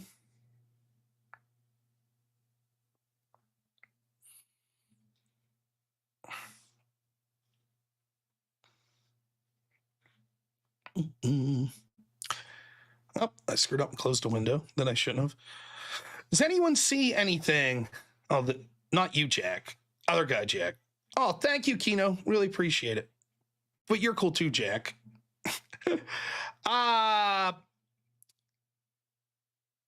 If anyone sees anything, let me know that they think's interesting. But again, so far tonight, not seeing a lot. It's still light out in LA, so we'll see what happens. But I think it's good that we're not seeing a lot. I do, unfortunately, think that it's likely to get worse as the weekend goes on.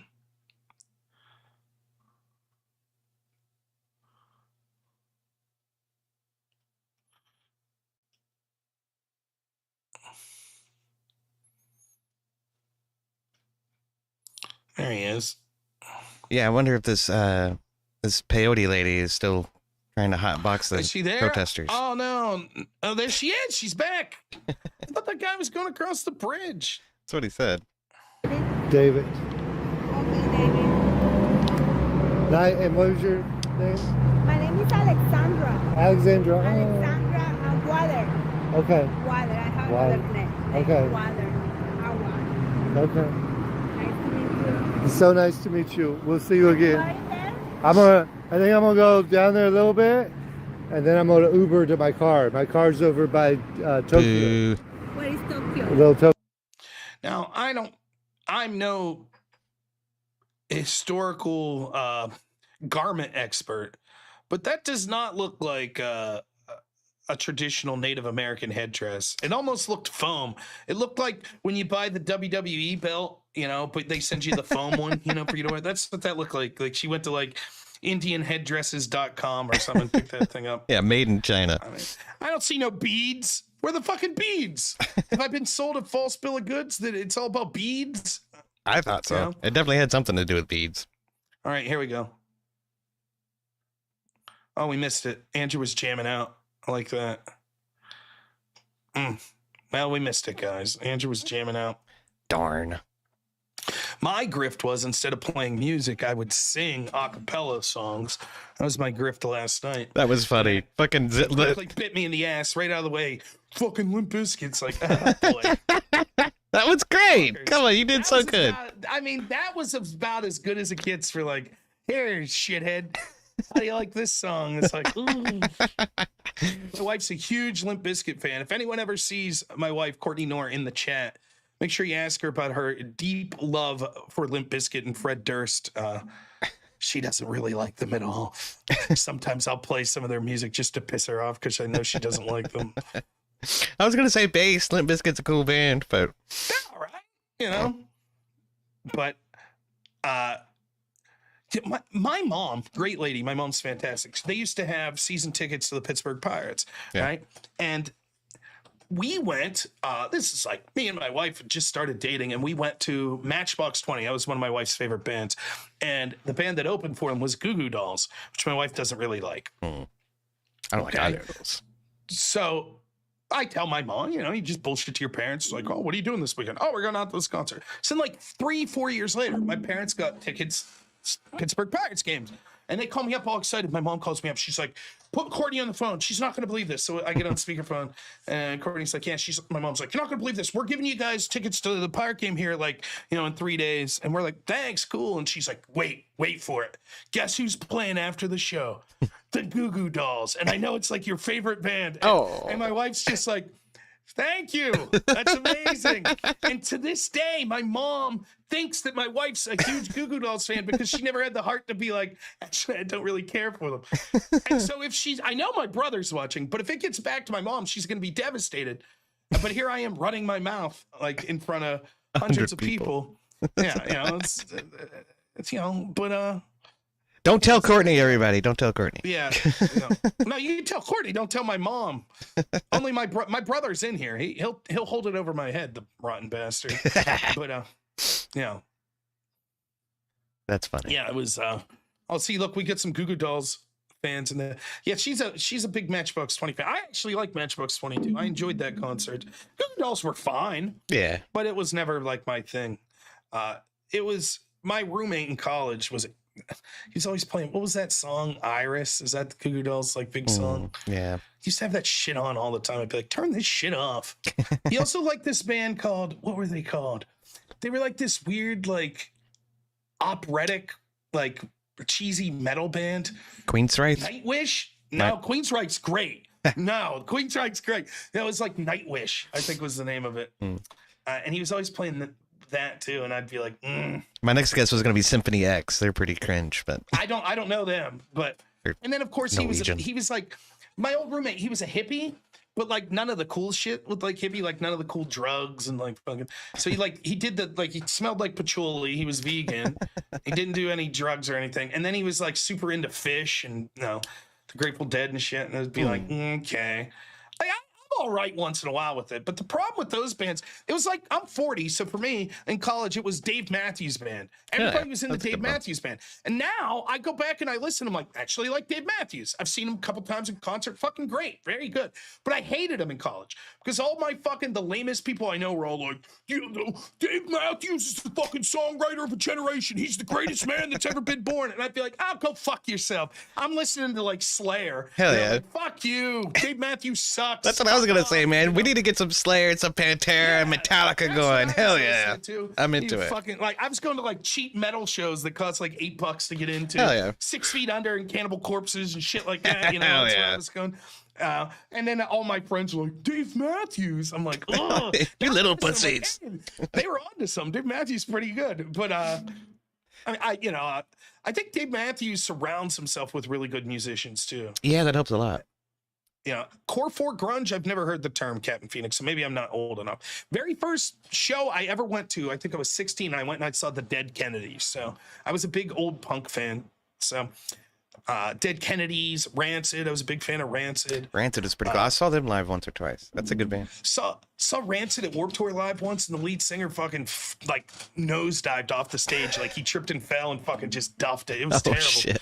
Poor guy. They had to like put the show on hold for like 2 minutes while they checked him out. But he was a trooper. He came right back up. He was like, probably like, shit-faced, dude. Those guys like to drink. Sure he was. I'm sure he was shit-faced. Yeah, but it was. Yeah, it was. Now I got to tell the truth about the Dead Kennedys. Jello was not with them because him and East Bay Ray, the guitar player, were feuding. So and not only feuding, I believe they had. They literally had like restraining orders against each other. So you could go see the Dead Kennedys with East Bay Ray, and then you could also go see them with Jello. Like they were both touring as the Dead Kennedys. Interesting. And I got the East Bay Ray, which the guy that was singing for them was solid. Thank you so much, Avarice, for another link here. I was going to point that out to you. Yeah, he's on top of it. He is. Spokane.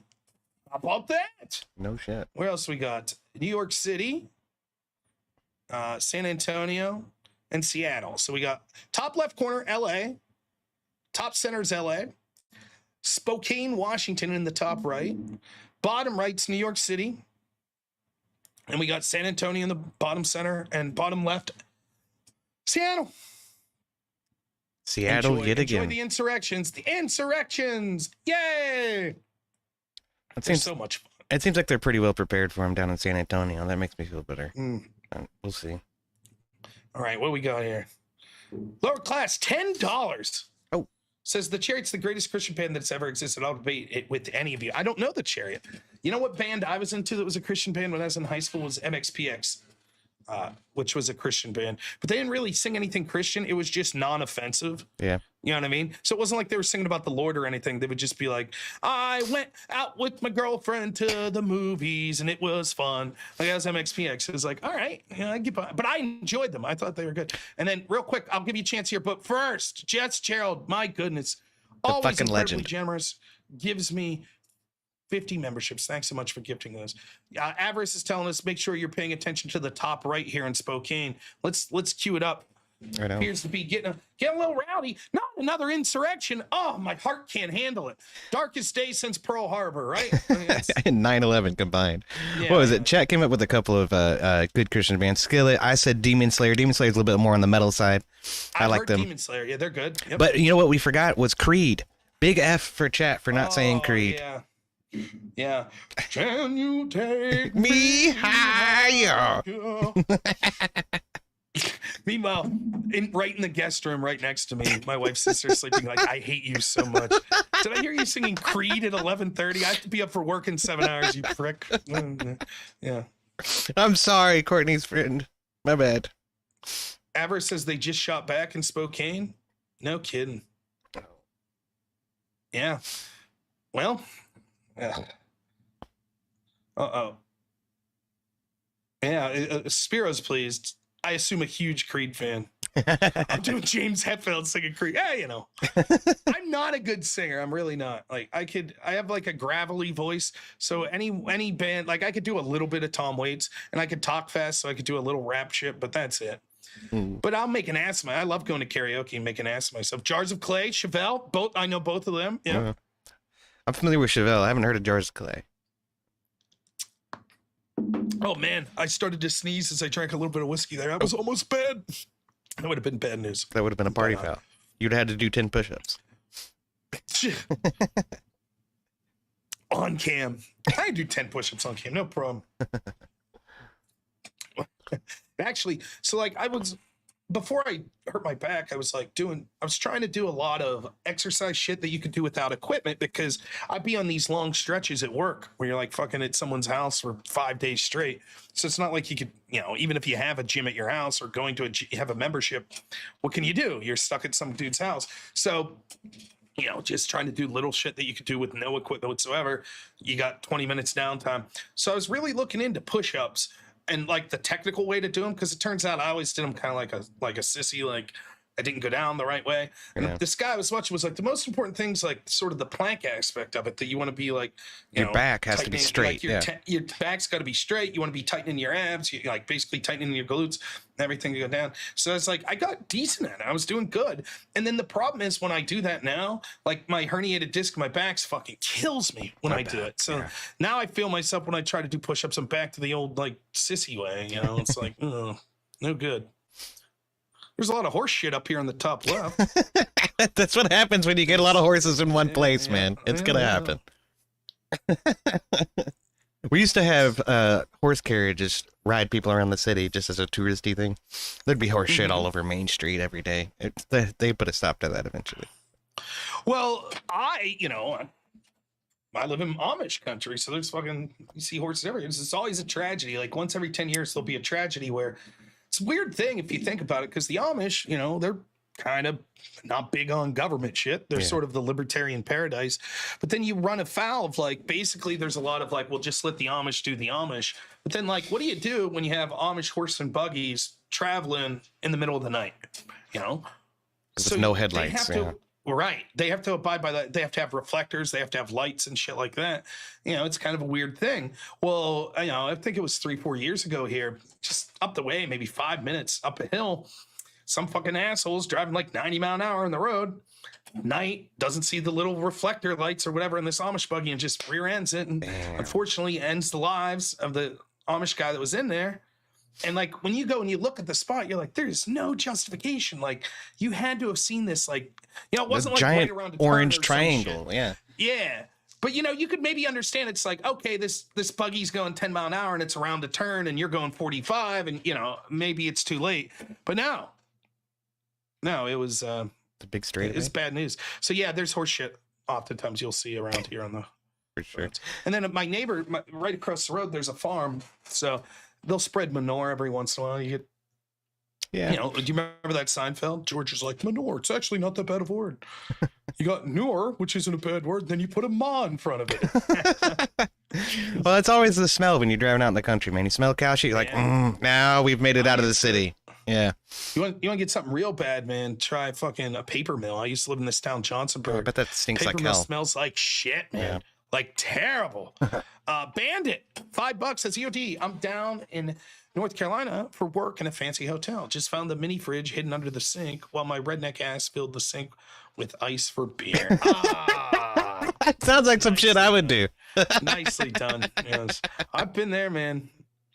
I can tell you stories about traveling with this band. I was like roadieing. Let's see. Yep, we got 2 LA, Spokane, Seattle, San Antonio, New York is what we're looking at. So LA, Spokane, New York's bottom right, and we have San Antonio bottom center, and on the bottom left is Seattle. So thank you again, Lost Avarice, crushing it, sending all this stuff. Yeah, he is a good dude all around.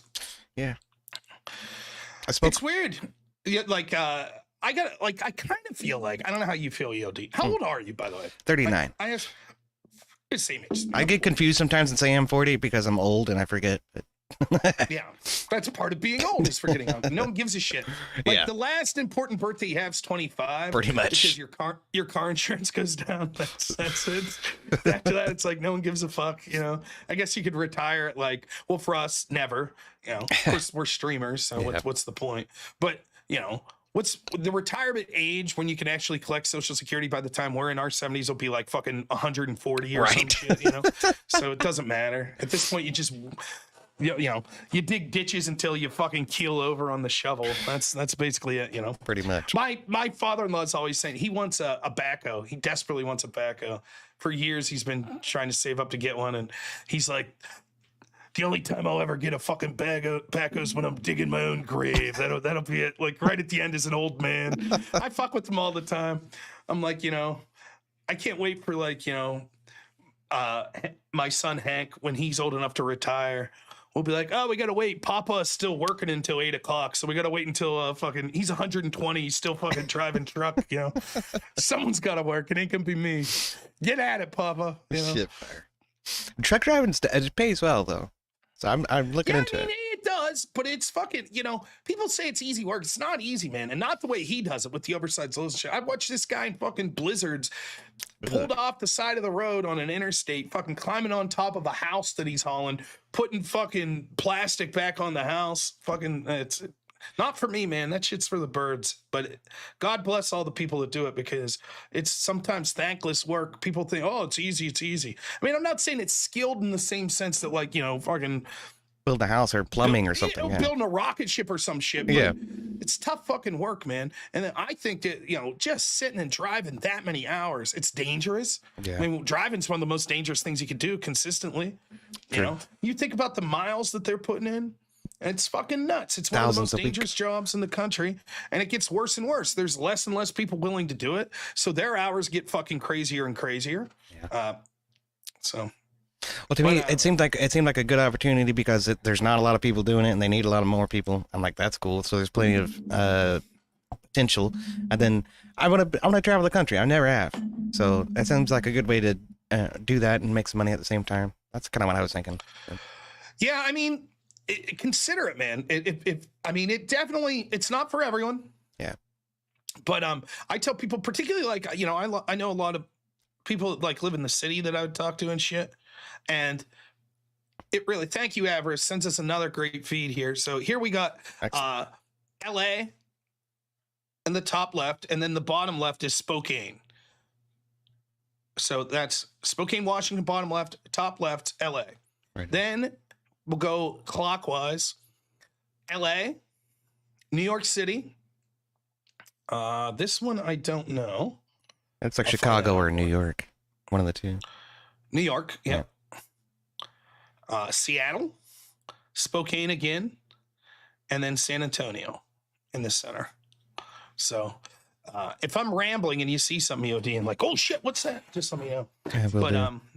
Well, I mean, we're talking about truck drivers. It brings to mind the one guy in 1992, in the 1992 LA riots.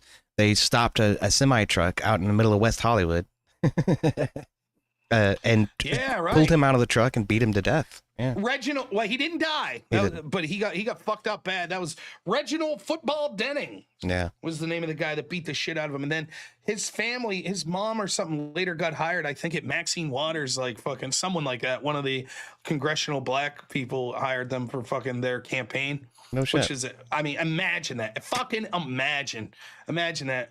Imagine like whatever that asshole's name was that ran over that girl in Charlottesville. If like fucking Trump would have been like, yeah, we hired that dude's dad on our campaign. It'd have been a fucking national outrage, but no. I mean, one of the things, like when you talk about race relations in this country, if like you want to get real heavy, like they did this interview, like a documentary about the O.J. Simpson trial, like years later. And one of the jurists on that trial just straight up, like gave her real name and everything and straight up admitted like, yeah, a bunch of us, basically the reason we found him not guilty, we thought he was guilty, but we were like not guilty because we wanted to get back at white people for Rodney King. Well, you showed them. You showed those white people. Right. Fucking unbelievable. Right. Like, it's just like, okay. It's the same shit that happened with Derek Chauvin, right? Yeah, it's... you know, I understand people like Maxine Waters showed up there and was basically like, you know, if we don't get the verdict we want, the city's gonna burn to the ground. Yeah, it's like she all but basically said like, you know, one way or another, we're gonna fucking go crazy if we don't get what we want. I mean, it's just insanity. It's just, I don't know, gross hypocrisy and. Here we go. Andrew's dancing again. Just imagine the chicken song. Now, how we doing on donations here? I gotta. I think we're still at around 50%. Oh, wait. 50%? That's okay. That's it. Yeah, you're in trouble now, Chad. There we go. You done fucked up. Unbelievable. I'm so disappointed in you, chat. It's just sad. It's a sad day. That's terrible. I thought you were better than this, chat. I thought that we were beyond this. You know, 50% of the way. We've been here for almost 2 hours. Only 50% of the way. I forgive you guys. You're fucking great. You're great people. Yeah, I'm not going to sit here and berate you. That would be outlandish. You sons of bitches. Pathetic. Absolutely pathetic. You know. Look at me. I'm a big man. I need like 12 cameras set up. I'll just fucking.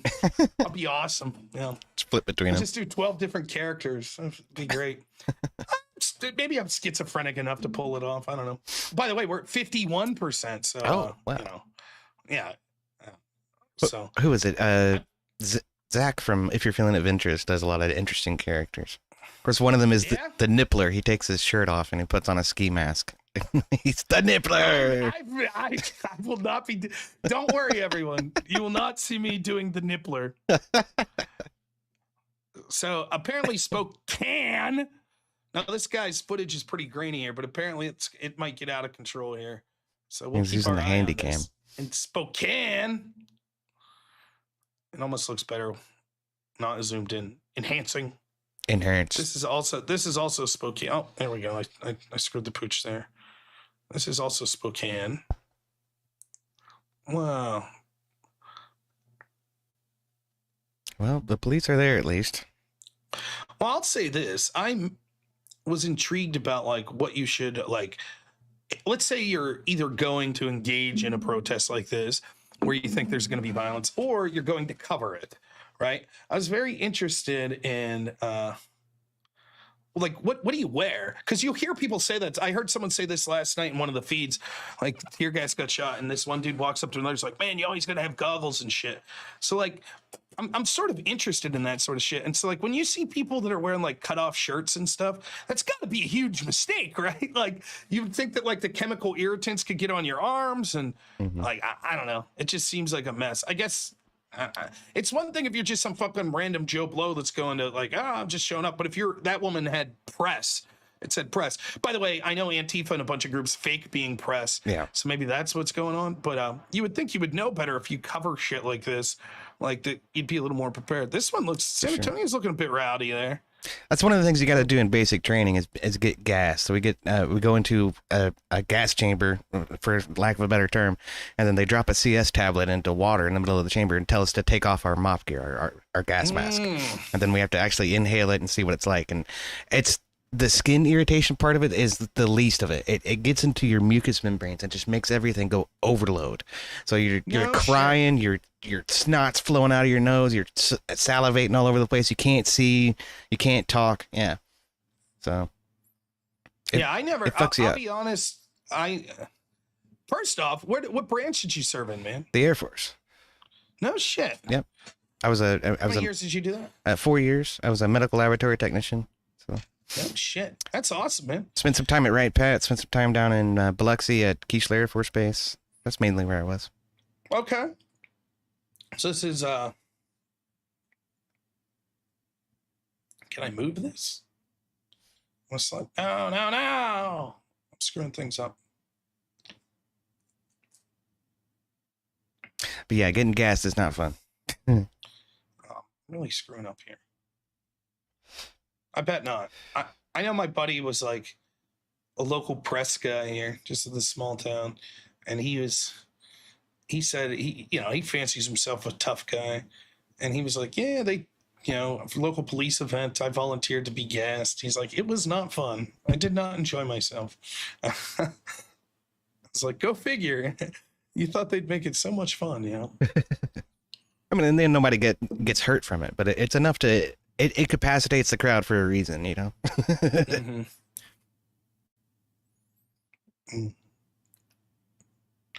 Imaginarium asks, did you see any UFOs? At Right Pat, there's a lot of vents in the ground that look like they belong on top of a building. So there's a bunch of shit underground. I have no idea what's down there, bro. There might be some aliens. I don't know. The big base. All right, I'm just reading the news here.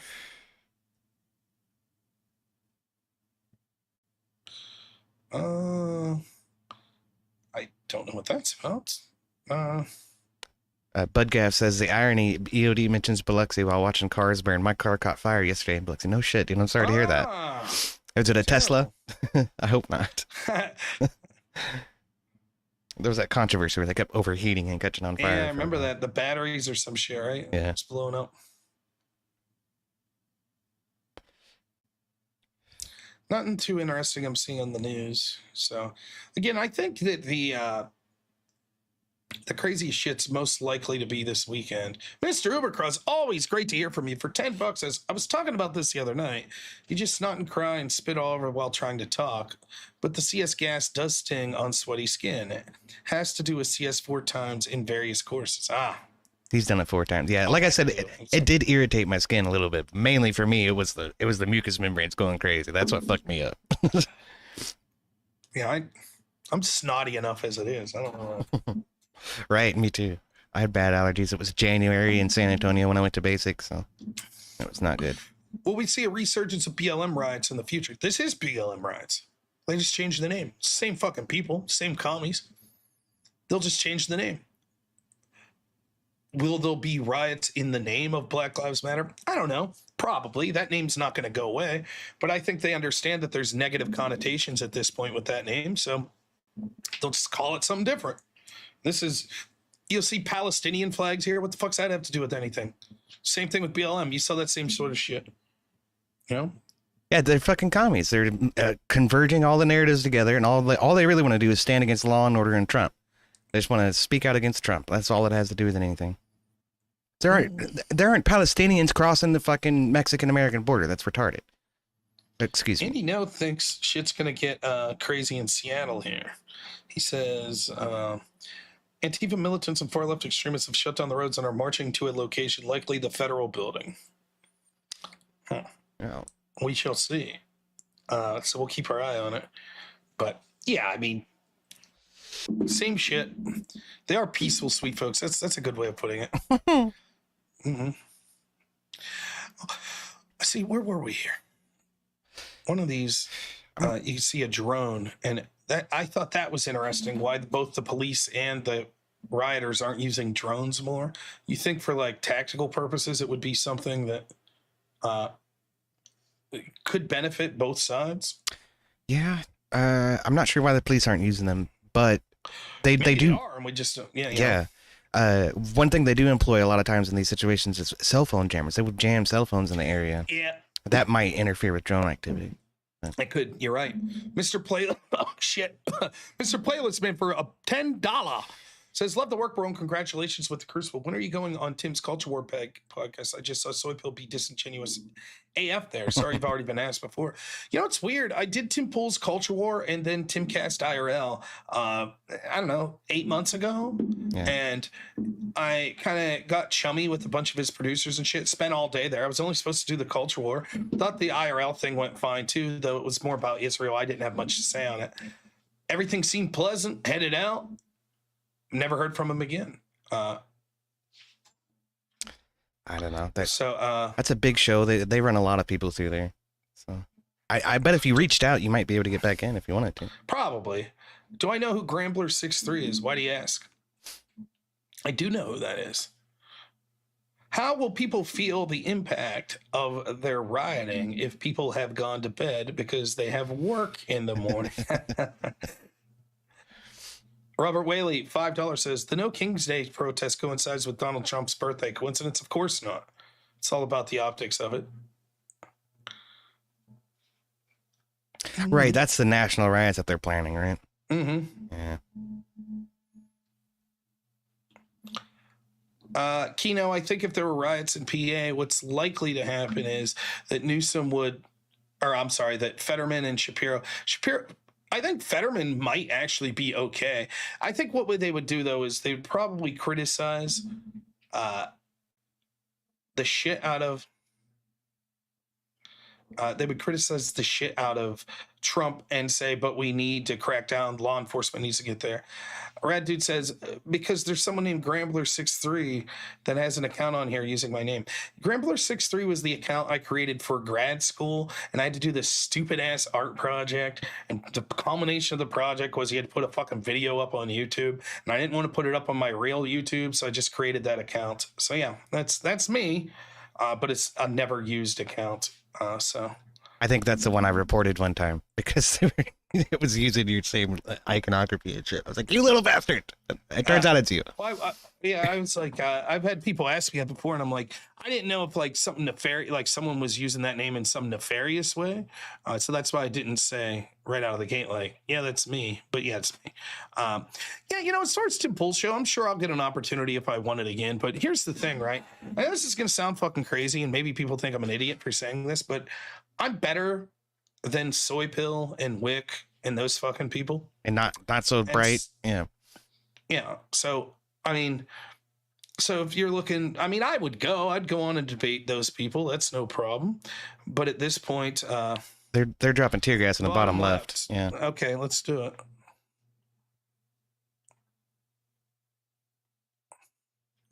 Sound.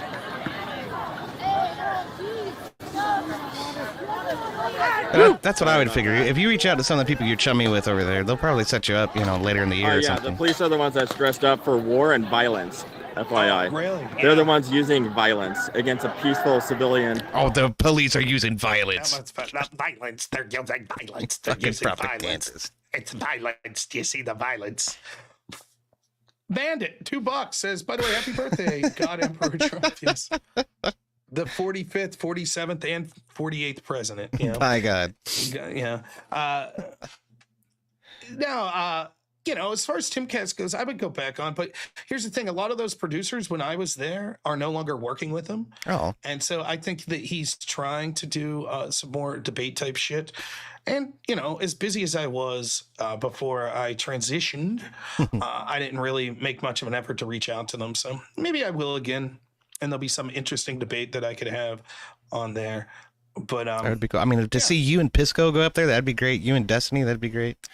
Well, they tried to find someone for me to debate the first time, and like Destiny, they were like, well, we don't. Oh shit!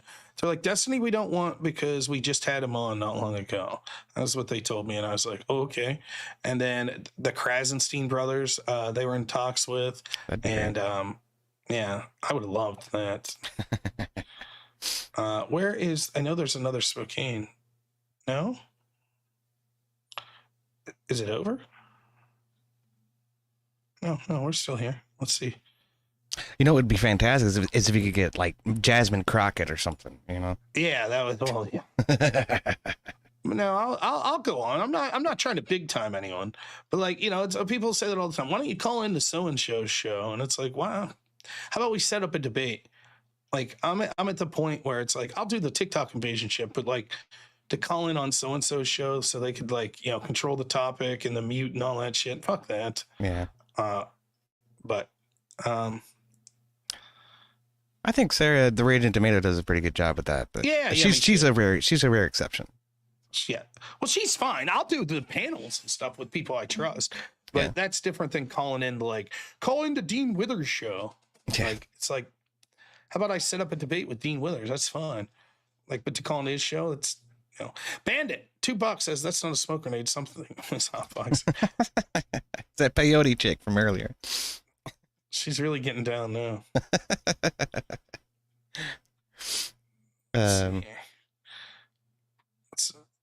See, they might be using when you talk about cell signals, or it's just so many people are trying to record with cell phones and shit. You see how the two Spokane ones are like the top one's keeps buffering and the bottom one it's getting real glitchy. Yeah, they're running out of bandwidth for sure. Right. Debate to each other, a bunch of bullshit. Okay, I gotta be careful. This guy's pretty irate. Don't want him to say anything to. I hear that.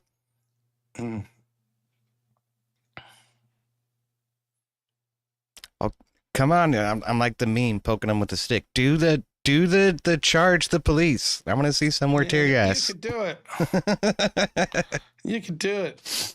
Cody H says he's going to see if Spokane, not Spokane, if the property values get up. Probably after this. So we're looking here. I'm looking at this other feed. Where's this at? Bottom left looks a little interesting here.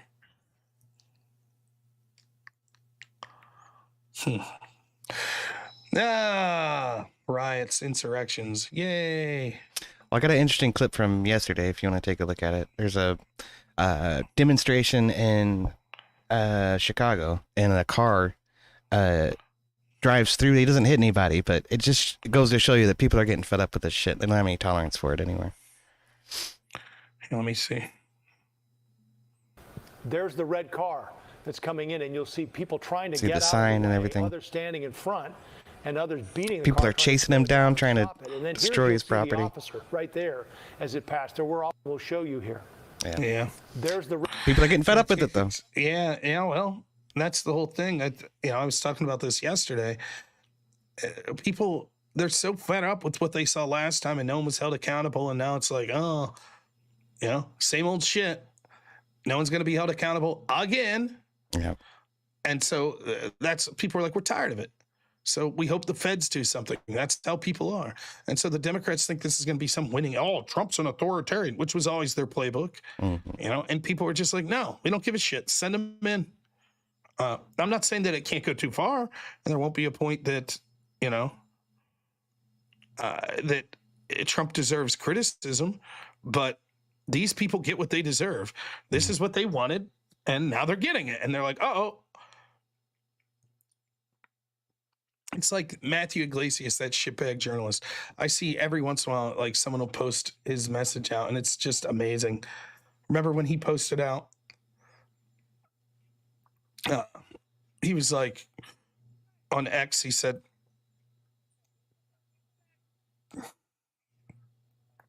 one second. Our shitbag journalists are going to be shitbags. Yeah, he said, we kicked Trump off Twitter and there's almost no negative consequence whatsoever. How you like dim apples? How'd that work out for you? So here we got LA, San Antonio, and then top right is I think that was New York, right? New York. Yeah. Vegas, though it looks like Vegas ended. No, it's still gone. So it's going home with that.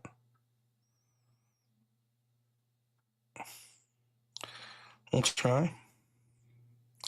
Here's Vegas. This is Seattle, Spokane, and LA.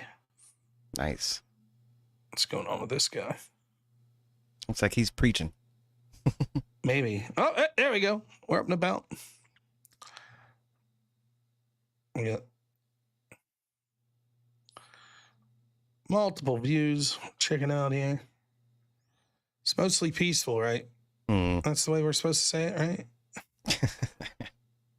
Bandit, $2 says Gummy didn't pay for premium mobile upload. Go figure. A cheap ass that guy comment. the other day. He's stopping the work. You're heading to work. You stopping that black lady. Oh, there's my wife. A huge Fred Durst fan. Don't listen to her. She loves him. She's a huge Fred Durst fan. That's great taste in music, Courtney. I applaud you. And the Goo Goo Dolls. Yes. She's like, oh, shit.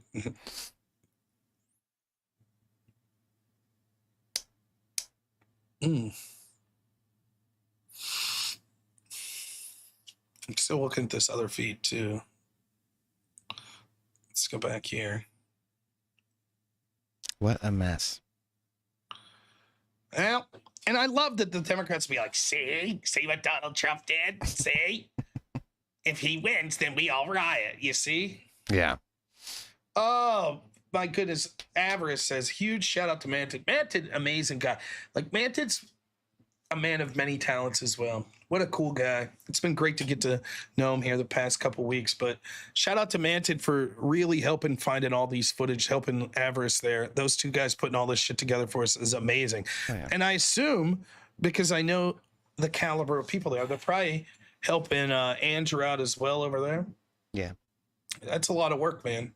Helping out multiple streamers, getting all this footage together so that you all could be entertained. And then on top of all that, the great footage you're seeing, you have two attractive, likable gentlemen like me and EOD sitting here.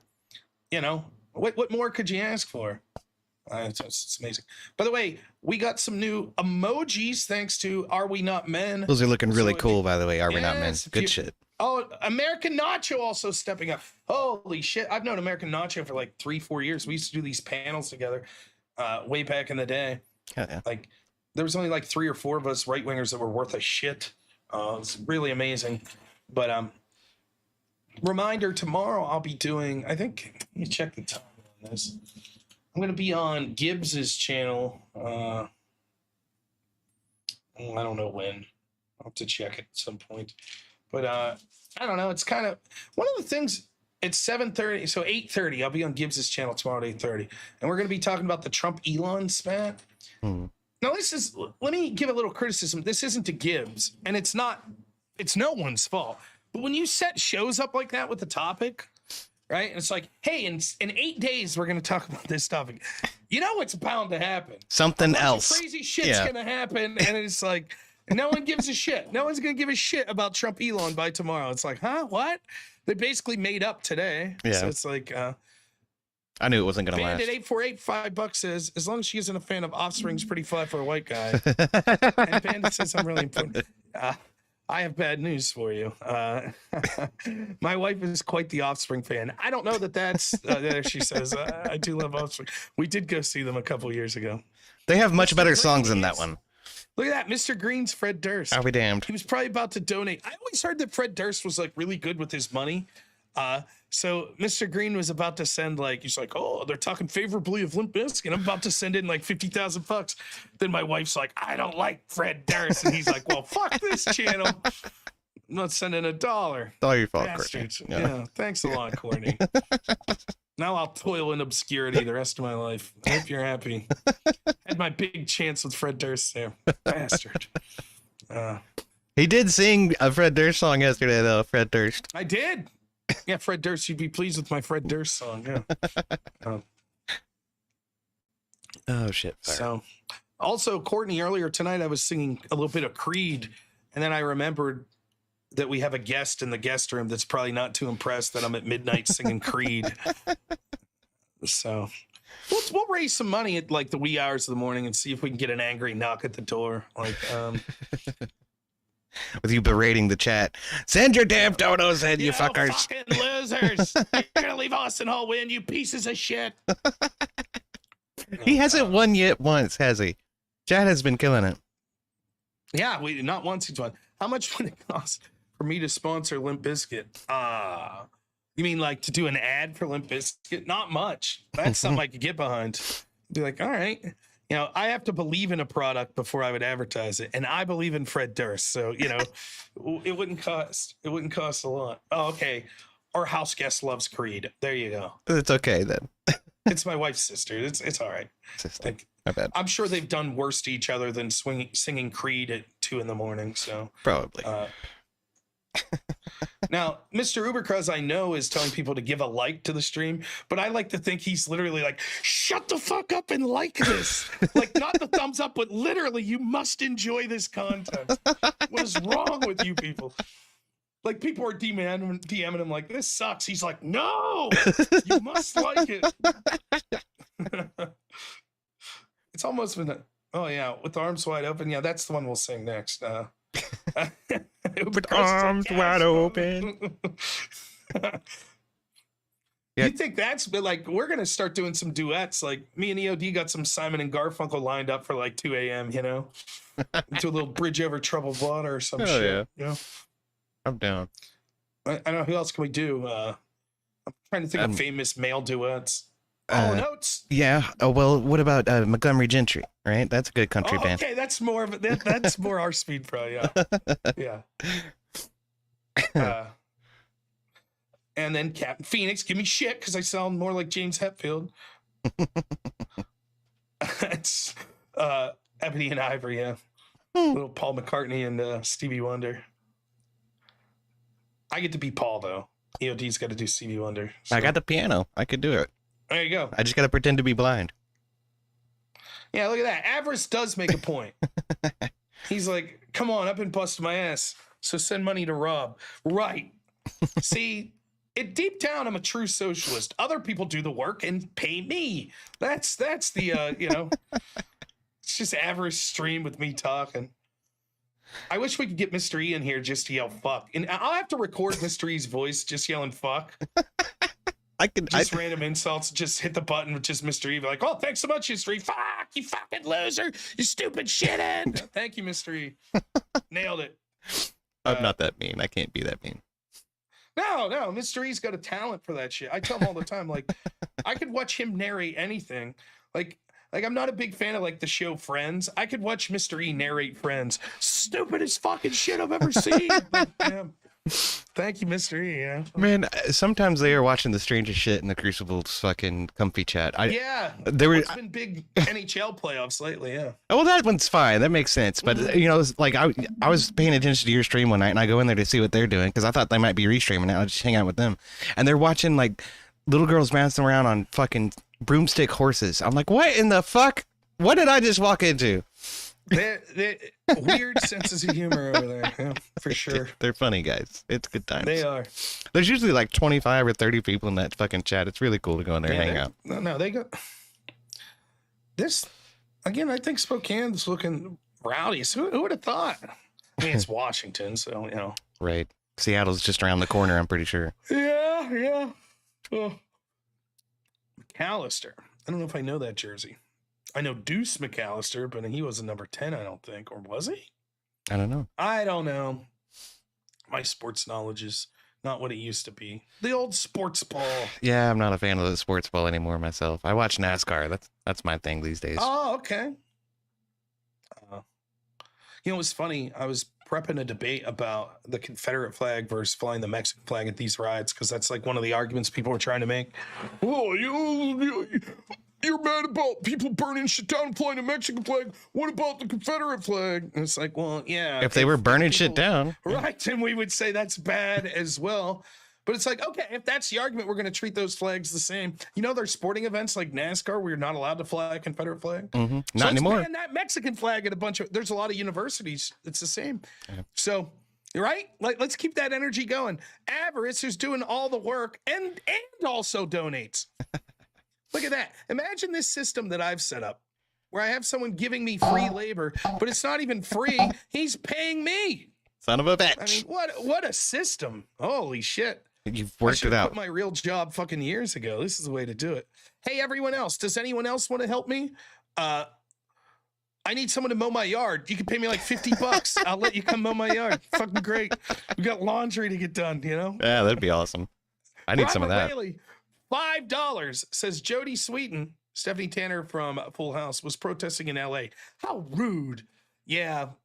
Well, you know, I don't recall any roles she got after Full House, so she might need the attention. Perhaps. The great Abe Dinkus, thanks so much, Abe, says, let's effing go. And in fact, you know, we already went to Jack's channel tonight, but let's shout out Abe's channel as well, man. We usually do 3 channels a night. I think Abe has a fantastic channel. Let's give him a shout out. I know I'm a subscriber myself, so let's get over there. Please subscribe to Abe Dinkus, best hat in the streaming game, I think. Check them out. Head over there. Subs free. It's clear you bastards aren't, you know, spending your time donating money, so you got free time to go, you know. Thanks so much, Abe. Always appreciate it. Lower class, $5. Says on the way with a weed whacker and 6 illegals. Oh, that's not bad. He can say that because he's Latino. So Yeah. And then we'll give it. Of course, EOD won't count. We'll shout his channel out as well, which we've already doing. But let's check out Lower Class's channel as well for the 3rd sub of the night, not including EOD, who's streaming as we speak. I am. His channel's killing it. Mine, whatever. Yeah, I made all of 50 cents tonight. Kidding. Well, you're not monetized yet, right? No, trying I'm not. to get you to be monetized. That's the goal for everyone here. I need 500 subs and 3,000 watch hours. So we're ways off. Well, you're getting hours. You're getting hours tonight. So Hell yeah, good times. I remember when I finally got monetized. I was so excited, and then I made like $2 for the next 3 years. But still, you know, fuck it. Yeah. So here's EOD's actual. This is his actual video right now. I wouldn't even mind if you leave my stream and go watch on EOD's channel. And if you talk all the mad shit on me, I won't even see it. It's true. You just be over there like this fucking old fatty there, old fatty holding EOD back. EOD's like, yeah, typing in the chat like, what can I do? You know, fuck it. That's not true. You've been awesome to me, Rob. In fact, I was sitting at like 30 subs for I don't know how long, and when you started promoting my channel, it just skyrocketed. Now we're up to almost 150. I'm doing really good, so that's awesome. Well, I'm glad any little thing I can do to help. You've always been incredibly nice to me, so anything I could do. And we're trying to choke out these rotten bastards, you know, that are lefties. Let's see. Yeah, we need two more donations, and then Avarice will feel like, you know, he's not ready to like blow his top here, doing all this work. Oh, we doing a little Spock there? I'm trying to get the damn camera to focus. It will not focus. Oh, you got the auto. See, I finally got tired of mine and took autofocus off. That's probably what I ought to do. Oh, because I move a lot. So I'll be like, you know, and then all of a sudden it's like, the camera's focus is all screwed up. It's a piece of crap. All right. Well, we can grift. I guess we'll do that. We're at 2 hour, 30-minute mark. We'll leave the footage up, but I will punish you all with some grifting. Oh, what will we do? Let's see. How about this? Until I get $20, at least $20 in donation, our friend Parker will stay in the middle of the screen. That's a good one. There you have it. Parker, you got something to say? I'm offended. I'm offended at EOD and Rob. It's just offensive. It's offensive. What they're doing right now is offensive. What are we doing, Parker? It just being offensive. Oh, wait. What are we doing, Parker? What's so offensive that's so upset? They're just offensive. It's just so offensive. Everything they're doing is offensive, Parker. We're just having fun. You know, it's you lefties that are engaged in insurrection. You and Trump are offensive. I don't like some of the words you all use. It's offensive. Okay. Well, anyways, Parker, sit there with your mouth shut while we wait and see if we get $20 here. Oh boy, I know you could see this, EOD. There's some real, man, those footage in the center there's some crazy shit going on right now. I know, man. We're missing it. All the shit's popping off. Oh my God, that cop just clotheslined that lady. Holy shit. Oh my God, gosh, a Stone Cold Stunner? No, through a table? Oh, Gives $5. My goodness. Says camera's having difficulty focusing on gingers. It's the lack of a soul. Lower class gives 5. shit. Says like and sub, y'all. Get those super chats in, boyos. Oh my goodness. It can't be. Oh my goodness. Is that The Rock?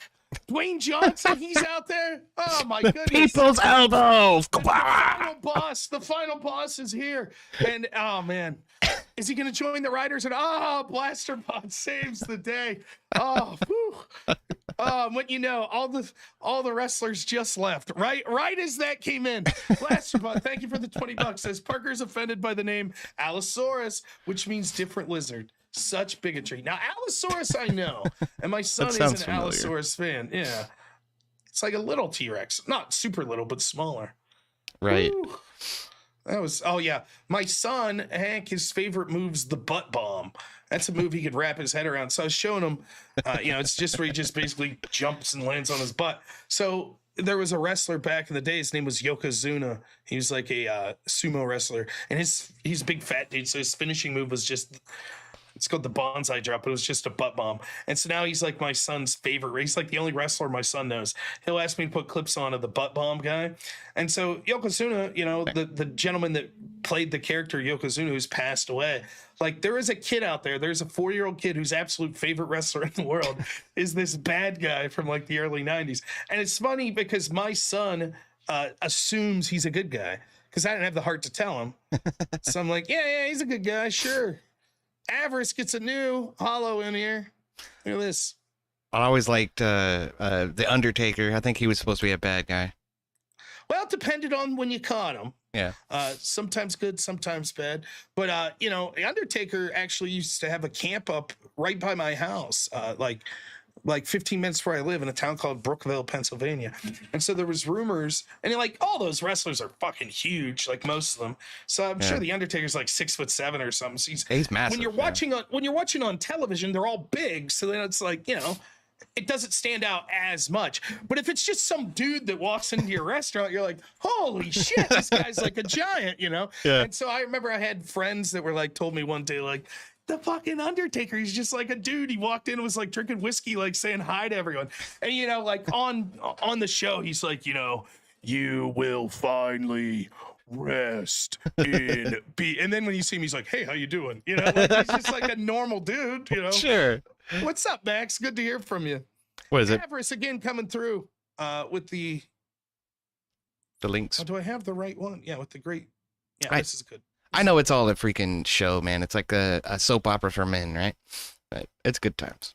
I enjoy it. I don't watch. So I'll be honest. I was watching it with my friends, like on Netflix on Mondays, and I would just be texting them the whole time it was on here, after for maybe like 6 months I was. But then once I started streaming at 10 p.m., I'm setting up the show by 9, so I'm basically missing it. So now I feel bad. I'll check my phone. I'm on the text chat with them. There'll be like 40 messages, and I'm like, aw. I missed a fun time texting about shitbag wrestling. And all we do is bitch about it. Like, if you read our messages, you'd be like, these guys fucking hate this. Why are they watching it? Every match, we're like, that fucking sucks. That guy's a loser. Why'd he win? And it's like, Yeah, my wife watches this show, Love is Blind.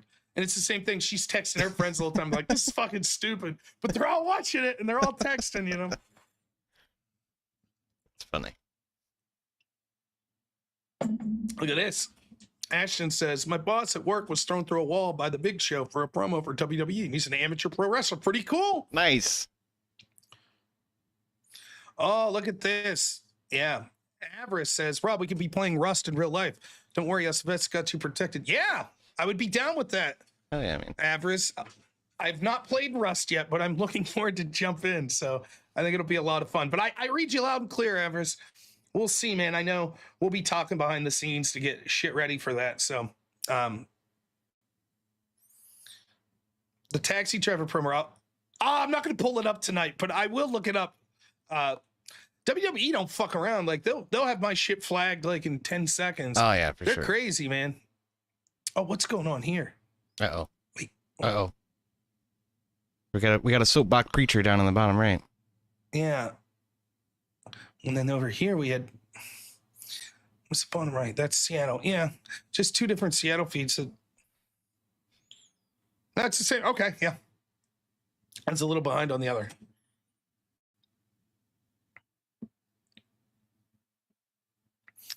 About to pop off, y'all. About to pop off. What this lady in the red dress is doing here? Is she holding a camera? What's she holding? Just a phone? Interesting choice of riding gear. A red dress, but, you know, to each their own, I guess. Well, Avarice says he's got 30,000 hours in Rust. It's my in real life job. I'm like, what? How do you get a job playing video games? I want that. Connections, man. I reckon. Oh, Kinoflex on my channel says, just wanted to say hi and congrats on hitting 150. My word of advice for getting to 1,000 is to post a rant of some kind. People love authenticity. I'll keep that in mind.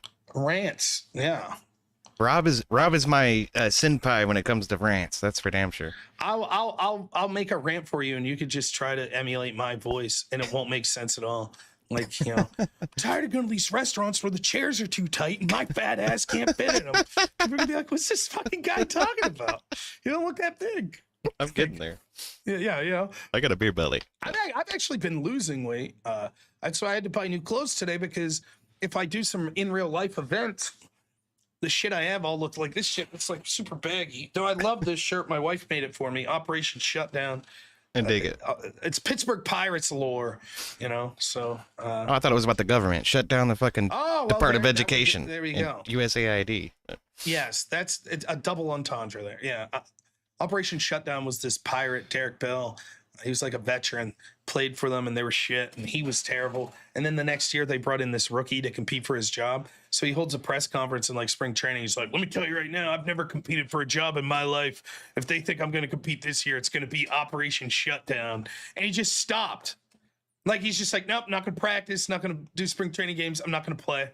And the Pirates are like, "Oh, well, okay, here's your money. Now go home." Yeah, you're fired. They paid it. They didn't just fire him. They paid him the rest of his contract. And oh, you're kidding me. And so it worked out for him. And then there's this famous like Pittsburgh article, I think from the Tribune Review, that said Derek Bell became a real life pirate. He stole a bunch of people's money and then went and lived on a houseboat, which he did, only to later be busted for smoking crack. Poor Derek Bell. Didn't work out so well for him at the end. Yeah.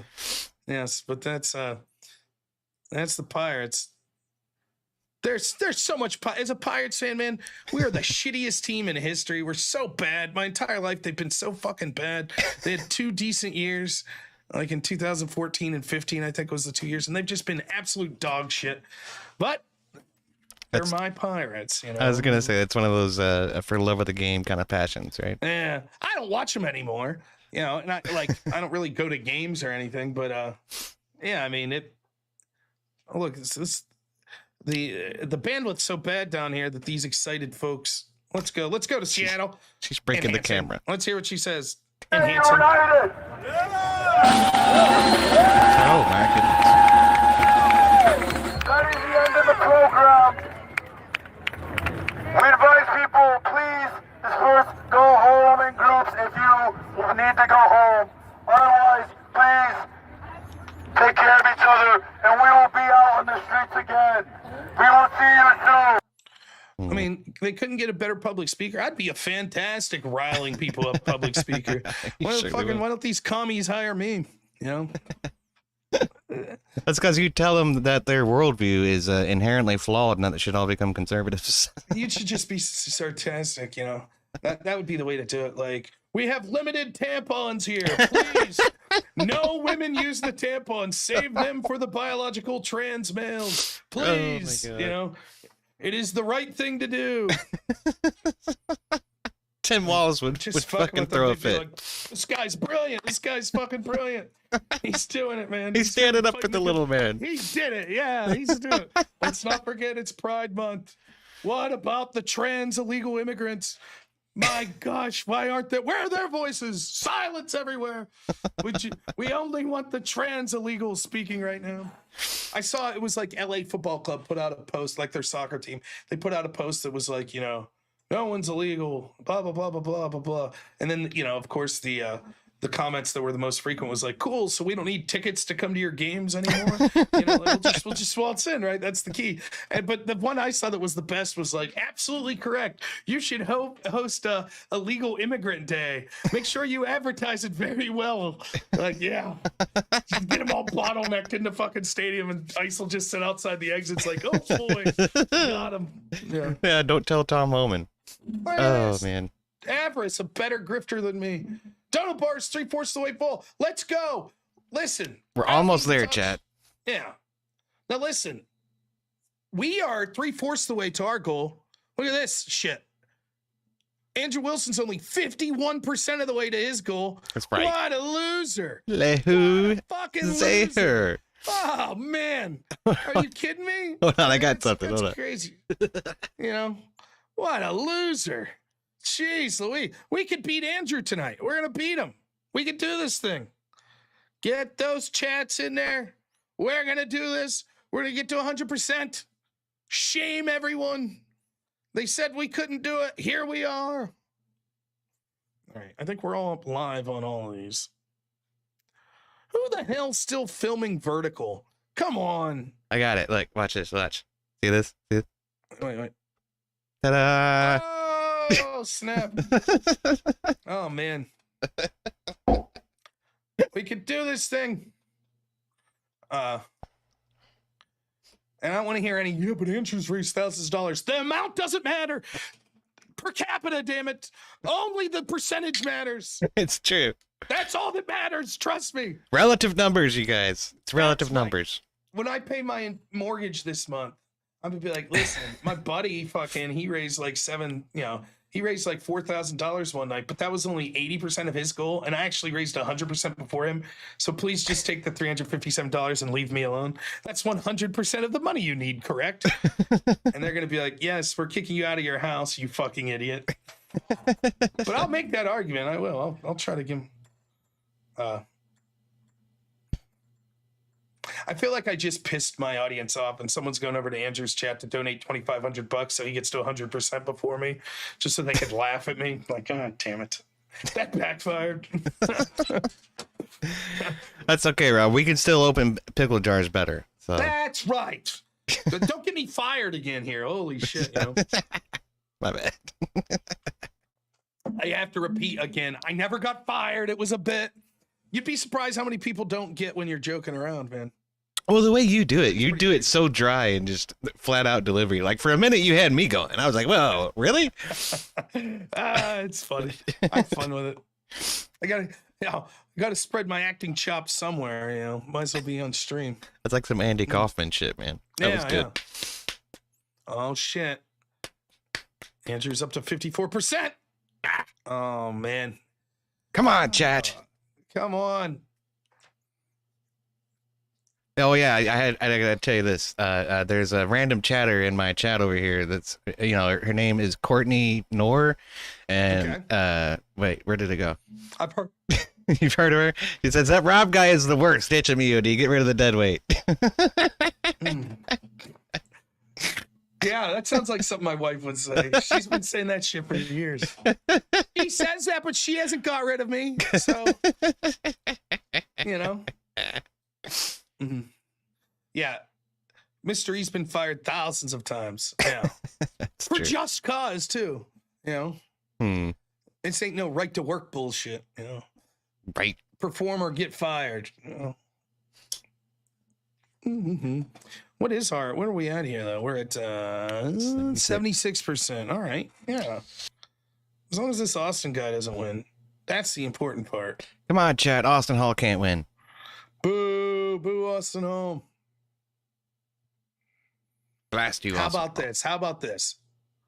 Someone donates $200 and EOD will sing an entire Creed song. No, just kidding. I can try. I'm gonna need a reference. If anyone's gonna make an asshole of themselves, it'll be me. Well, hey, man, if it gets you money, then maybe I need to learn how to do that. No. At least our Mr. E's American. That's right. Ain't hiring no foreigners here. Made in America, baby. Well, Mr. E's Canadian, I think. Oh no, Tim H stays until he meets the goal, but he's cashing it in tonight. You guys only have minutes. I'm no good at math, but here we go. I guess I have to do this. Uh-oh. You done fucked up now, chat. This is a sad day. SFL Timmy is about to leave. He's gonna go to bed tonight, worried. Is Rob homeless now? He didn't reach his goal by the time I went to bed. Is that what you all want? This poor man. He's disabled, chat. Timmy's disabled. That's right. I didn't even want to say it. You know. Shame on you, chat. Yeah. That's right. My wife knows. Born on the 4th of July, baby. I was. I didn't believe that at first, but you have maintained that for all the years I've known you, so it must be true. July 4th, I'll be 41. It's weird, too, because I assume I'll stream that night, my birthday. It might be a little after 10, because normally my local town puts on fireworks, and those are usually wrapping up around then. So that's fucking cool as shit, man. You're like the most patriotic dude I know. Robert Whaley, nice. Sends a clip. Here we go, everyone. Uh-oh. Fuck around and find out. That's right. Oh, damn. Oh, damn. That was some Bill Goldberg shit there. Unbelievable. We got to watch that one more time. That was amazing. That was awesome. Look at this. He thought he was getting away with it. Boom. That dude just fucking decked him. Amazing. That was awesome. Unbelievable. Who is that guy? Buy this man a beer. Yes. What a wow. Robert Whaley, thank you for that, man. That was great. Whew. Man, that was some good technique. That was like straight out of like, I don't know who else used the spear as their finishing move, but that's as good as you see. No shit, wow. Man. Amazing. I can't believe it. One of the things that I've been worried about with these protests is that they're just going to arrest people, keep them in county lockup for a night, and then let them go the next day. Well, that's exactly what will happen if the feds don't step in. Right, but that's what happened with Black and I have updates for you on the numbers, by the way. Since June 6th, there have been... they all had all their charges dropped, you know? Yeah. Well, so you're going to need the feds to step in. There ain't no fucking LA prosecutor that's going to go after these people. Yeah, no shit. Well, thankfully, Pam Bondi is stepping in. I sent you a link where she's addressing the White House press corps, saying 330 illegal aliens were arrested for taking part in LA riots. 113 of them have prior criminal convictions, and a lot of them are being deported. Let's see this. Here we go. And I have updates for you on the numbers, by the way. Since June 6th, there have been 330 illegal aliens that have been arrested as part of these riots in Los Angeles. 113 of those illegal aliens had prior criminal convictions.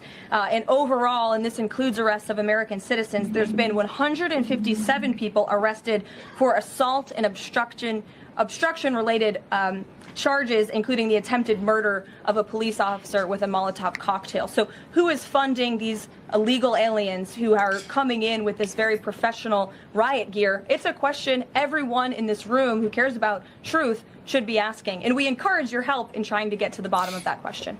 Indina. Thank you. Oh, yeah. The press is like, nah, we're good, dog.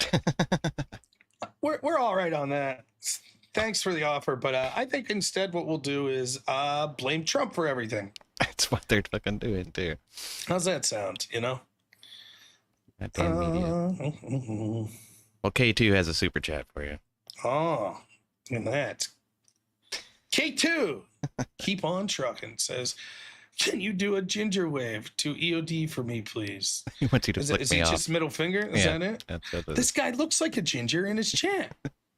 He is. Right. I guess I could half-ass it. There's something in my eye there. You know, look at that. You know, my son's gonna watch this shit retroactively, like 20 years from now, and be like, "What was this shit?"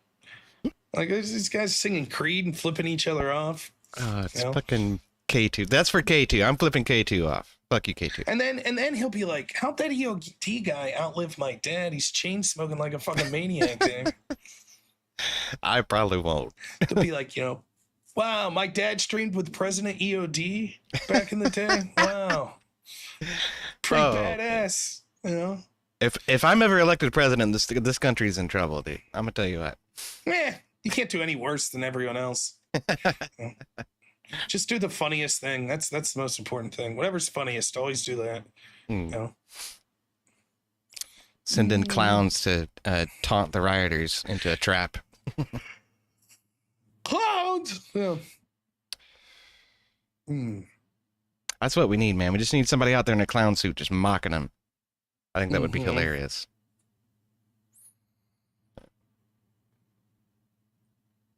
Let's see here. Nothing on the news. Looking at that. Looking at the feeds. Gotta go back to my Discord. Make sure I'm not missing anything there. All right. We're set up. We're rolling. We're crushing it. K2 says, thank you, Rob. Like, he deeply needed that. He's like, someone please flip this bastard off. Please. Happy to help you, K2. He's like, oh, thank goodness. I'm not a ginger, K2. Eat shit. Thank goodness. You are fake news. Fake news. Oh, fake news. Oh, that's it, K2. You fucked up now. Now you're getting it. Tariff. Oh, snap. Oh, snap. I got to make some more little videos like that. I haven't done it in like a week because we've been covering riots. That was hilarious. Will I defeat us and all yet again? This is where we at. 78%. Iffy. Come on, chat. Shit. Yeah. I mean, come on. I lose tonight. You know who's getting to blame if I lose tonight? EOD. I was going to say. Some could be like, are you kidding me? Well, what the hell happened, EOD? Look at this beautiful face, chat. Come on, this is worth at least a $5 super chat. I want to see one $5 super chat for just how good looking I am. Y'all get that shit in there. Come on. I'm glad you're here tonight because I'm running out of shit to say about insurrections. Maybe we'll have trans positive Rob cover them this week or something. That would be fun. I was working on a lefty character named Arlo Kalebeard, so maybe Arlo Kalebeard will come out. I don't know. That makes me think of Jim Bob's Christological. That fucking cat is hilarious. Jim Bob cracks me up, man. He's a good dude. He is. I was gonna say that's where I met Lost Avarice. I've been in there and had some conversations with the Ortho Bros about religion and stuff. So that's been interesting. Chuck in Tennessee, $2 says, how much Ginger pay you to be on your show? Well, we don't discuss finances, but needless to say, I got a new car that'll be delivered here next month. So he's getting his money's worth out of this show. Nice new Maserati gonna be in my driveway. Thank you so much, EOD. K2 $5 says, here's another $5 tip so I could ginger wave to EOD. Oh wow. Now he's exploiting the system. He's got it. Jordan for $5 says, here's one not for how good looking you are, EOD, but here's $5 for the plastic surgery to fix. Oh, come on. It's getting low now. That's low. Woo. Man. My dream car was my friend growing up in high school. He had this car that he never drove, but it was like, I don't know if his dad gave it to him or what, but it was a 79, I think, Caprice, and it was emerald green. It was amazing. That's a boat. And it was a beautiful car. And unfortunately, he moved for school and left it there. And then I'd found out, because I knew his brother, I'd found out that his father ended up, unfortunately, selling it. And then the guy he sold it to wrecked it in like 2 months. And I was like, oh man, that was like my dream car. I loved that car. It had the window, like the, we don't want this. No, this is no good. 1 second. So where you kind of like in the Dukes of Hazzard, where you could roll down like the little back half window. Yeah. So you could slide through the car. Oh, it was wonderful. Only Mr. Bill for $2 wants to know, how do you get to the Harry Potter channel?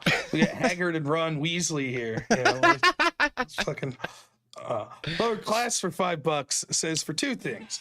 First, the grift, and second, the ginger in the bottom left. Look at this. See, the audience really coming through. They're like, don't blame EOD. Cheers, y'all. Spokane in 5 minutes right now. Uh-oh. Shit's popping off, y'all. Okay, let's lock in. Bandit says chat knows EOD's Virginia bourbon. It's not. There's no bourbon in Virginia, Bandit. That's false. You are fake news. It's curfew's coming up soon, so let's keep her here. Yeah, they're gonna have to rush in. I've seen the AI with the Bigfoot and Yeti stuff. Like, it's kind of like, I get why people are into it now, but it's like that shit's gonna get so old so fast. It's kind of funny, some of it, but yeah.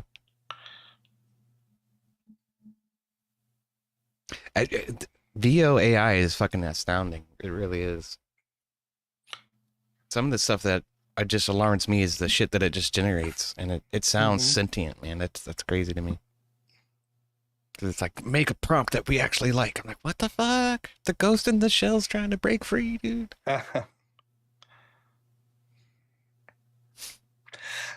People are really into this clip of that guy getting speared. That was a good one. That is really good. That's just more evidence to show people are fed up with this bullshit. I don't even think that guy was like an officer. He was just like, nope. You're not getting away. Not getting away with it tonight. Did I put in my self-promotion here? Did I do this? Yeah, I did.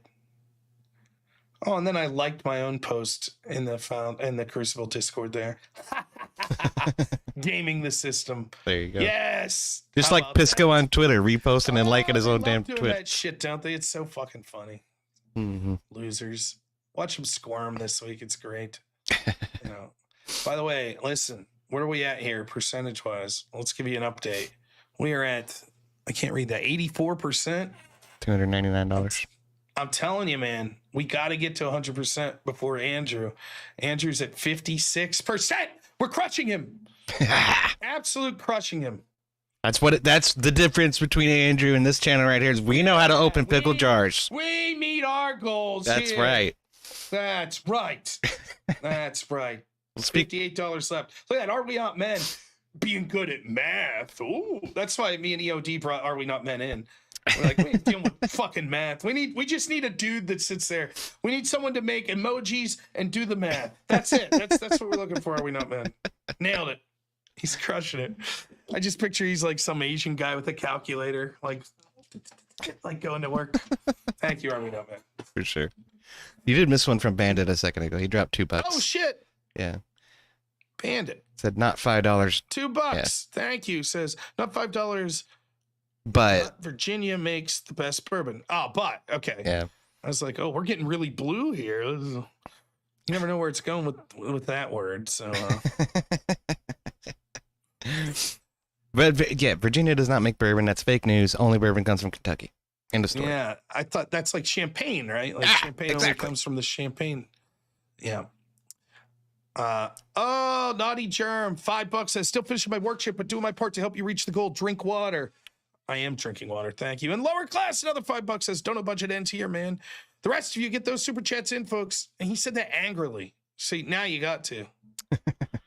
What broadcasting streaming software do you guys use? So I run my camera as a virtual camera through OBS, and the platform that I use to stream to multiple platforms is StreamYard.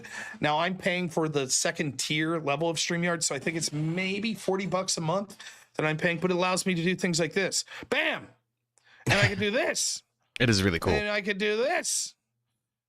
And I could do this. And this. Yeah. That's blowing your mind. Everybody's got their mind. So, like, why was Spiro talking to this guy? Rob should have been talking to Spiro about technology. Look at this guy. He's crushing it. Spiro was great. Look. Hey, he is great. What's this? We got a scantily clad woman that looks like, oh, she's flashing people. Don't do that. Don't do it. Come on, lady. All drones in the air. There we are. Yeah. Is that a person laying down? I think that's just. Hey, down they go. Oh, she's just drunk. Hey, I'm gonna go back to the.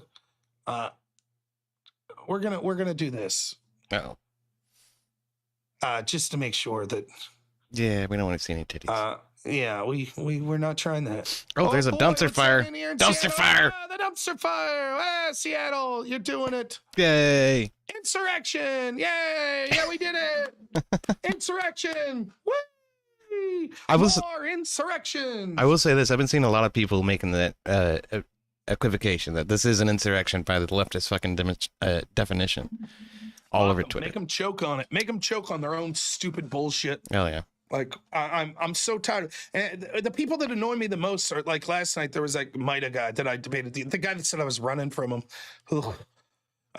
He seemed nice enough when he called in, but I mean, get the fuck out of here! I'm running from. Anyways, you know. So last night he put in the text. Hey, now should we be using that term? Yes. Fuck you. That's like simple. You know, like what the fuck is wrong with these people? I don't know, man. You debated me once 4 years ago, and you haven't talked to me since. And quit running, bro. Quit running. Man? Quit running from me. I was like, when did you message me? Well, 3.5 years ago, I sent you a DM in Discord and never got back to me. Like, what the fuck? I don't know, man. These people they're just narcissists. They put themselves on a high horse.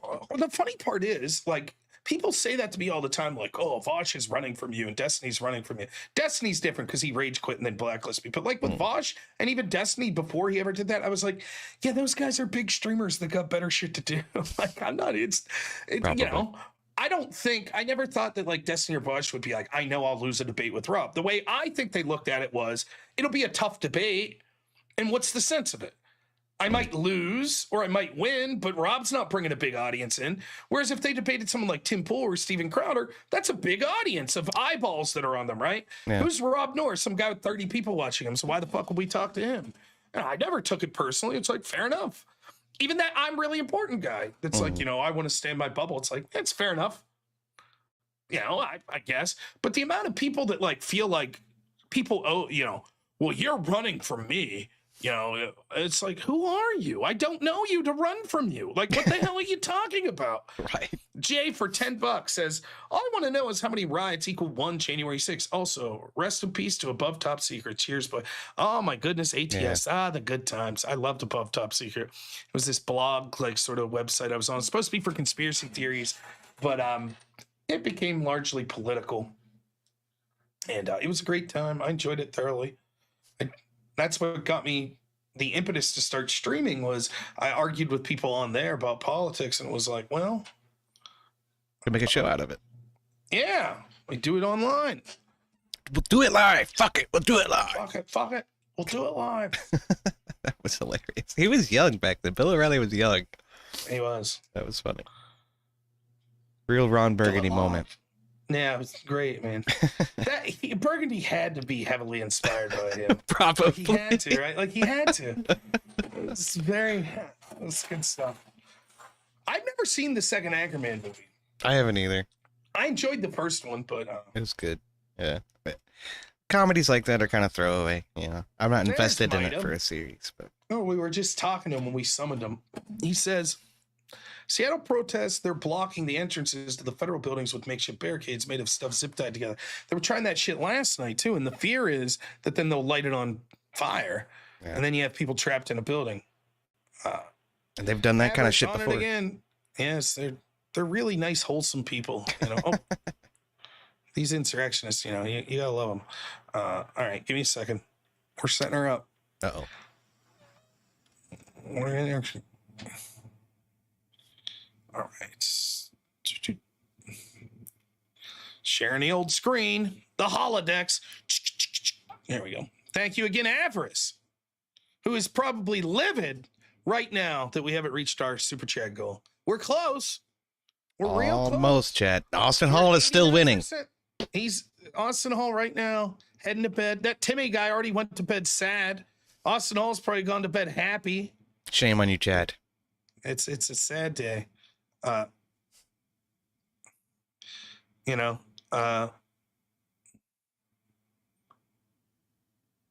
we gotta get at least $2 in for the dumpster fire. We caught a dumpster fire in the wild, you guys. Men's like, we need a dumpster fire emoji. He's like, I'm still here, but sadder by the minute. Look at that, the poor man. Look at him there. He's such an inspirational looking little boy. And you guys, it's unbelievable. You know, just saying. He won that fight against. Oh yeah, you got. He won that fight against Jimmy for you guys. Right. You gotta help him out. They settled that's who we should be sending in. Didn't they settle the war between the Bloods and the Crips in one episode? Yeah, something like that. Because they were Crips. It's very funny. South Park can be great, man. Like they stole frame for frame this giant fight scene from some 80s movie. Oh, yeah, and it was one of my favorite movies. They stole it from They Live. It's one of the absolute best movies ever made with Keith David and Roddy Piper. They have this like 15-minute fight scene. It's amazing. Probably not that long, but it's a great scene. It was. Yeah, they did. And they remade that whole scene for that fight between Jimmy and Timmy. That was great. Yeah. I love South Park, man. Trey Parker and Scott Stone. Is it? Matt Stone. Matt Stone. Yeah. Those guys are hilarious. Now, listen, I do have eyes on the Crucible feed, so we're still winning percentage-wise, but I think I could be wrong.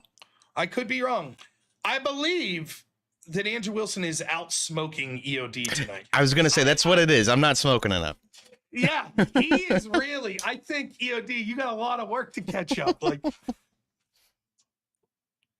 I don't know that, like, see, he could probably afford some fucking, like, super cigarettes, though. Yeah, like, he's probably smoking American Spirits, man. Those are the most expensive ones there are. Yeah. Because they're like, the tobacco's grown on an Indian plantation. Well, we get spirits are cheap here, man. Yeah. They expensive where you're at? Yeah, that's like $9 a piece. These are like $4.50. So. Oh, well, see, we go to the res. You go up to Salamanca in New York here across the border. Tax free, baby. You go up there so you don't get the tobacco tax, so they're cheap. Nice. Everybody's smoking Senecas and shit here. And that's a big thing because we're like, we're close enough where it's still profitable we save money by driving up there. I know tons of people, they take their weekly trip to get a carton of smokes up at the Indian res. Chuck in Tennessee, $2. Says get the redheaded Mexican to sing us a love song. If I see him, I'll tell him. Oh, no, my wife says I'm wrong. American spirits are expensive. I'm thinking of like Senecas or whatever. Yeah. Imagine Ingram says, have you tried vaping? I used to smoke a pack a day. I've tried it, but for some reason it's rougher on my throat than actual tobacco. I'm not sure why, but it makes me cough. That popcorn packer lung, Yeah. Well, it looks like I don't know. Is that still rioters around? The insurrectionists, yeah. I thought maybe it was the fire department. Now, apparently they've called a curfew here. It's Spokane. Uh-oh. Where is Seattle? This is Seattle here. Yeah, top center. Oh, my dog is crying. I gotta let him out real quick. I'll be right back. Go ahead. Yep. Leave your channel and I'll talk for your channel too. All right. Boy, is EOD a second. Oh, he's still here. He's still shit. Cloves. I always like the smell of cloves, but I was never a smoker. Oh, look at Keep Freedom knows fiery but mostly peaceful. Of course. Well, the top center here is in Seattle, but thank you. Look at this old lady who got arrested. Nice. That can't be now. It's nah. This top left feed must not be live because it looks too light out. What's going on here? Down here. This is live in LA. Oh, looks like shenanigans. Oh, let's get some numbers. That's straight up black bloc people there.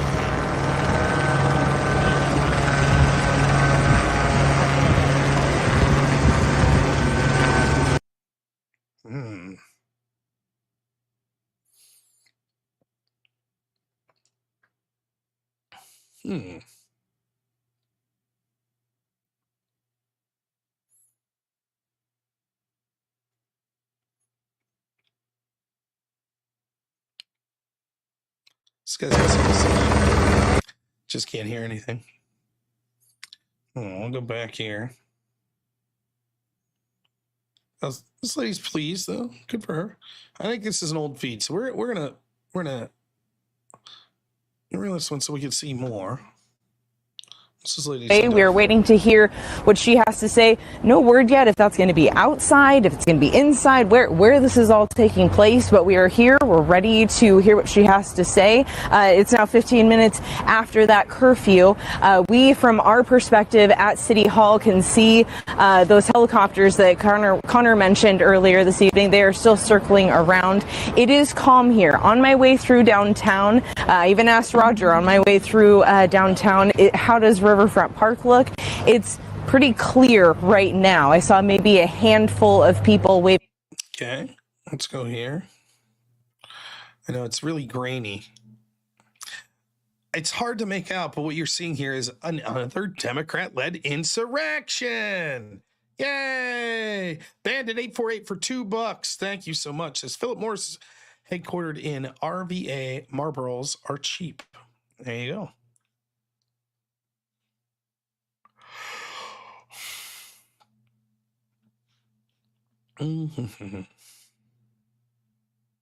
Two Venezuelan men, one of which was seeking asylum, was then detained. And that's kind of what sparked all this, according to Stuckert. Right. Yeah, that's exactly right, Mark. We saw a Facebook post from Ben Stuckert, our former city council member and former mayoral candidate. He said, hey, Spokane community, come help me protest this detainment. There are two young men, Venezuelan, who have been detained. One of them is celebrating their 21st birthday today. And Mark, I'm going to let you go. If you want to follow us in, we're going inside right now to go hear from the mayor. If you want to come back to us, we'll get this feed up for you in a second. All right, follow us. So we're walking into the side door of the City Hall. We're joined by a few other media members. We're being greeted at the door by Communication Director Aaron Hutt. All right. Yep. Go ahead. Thank you. All right, we've just come into City Hall. You got that, Raj?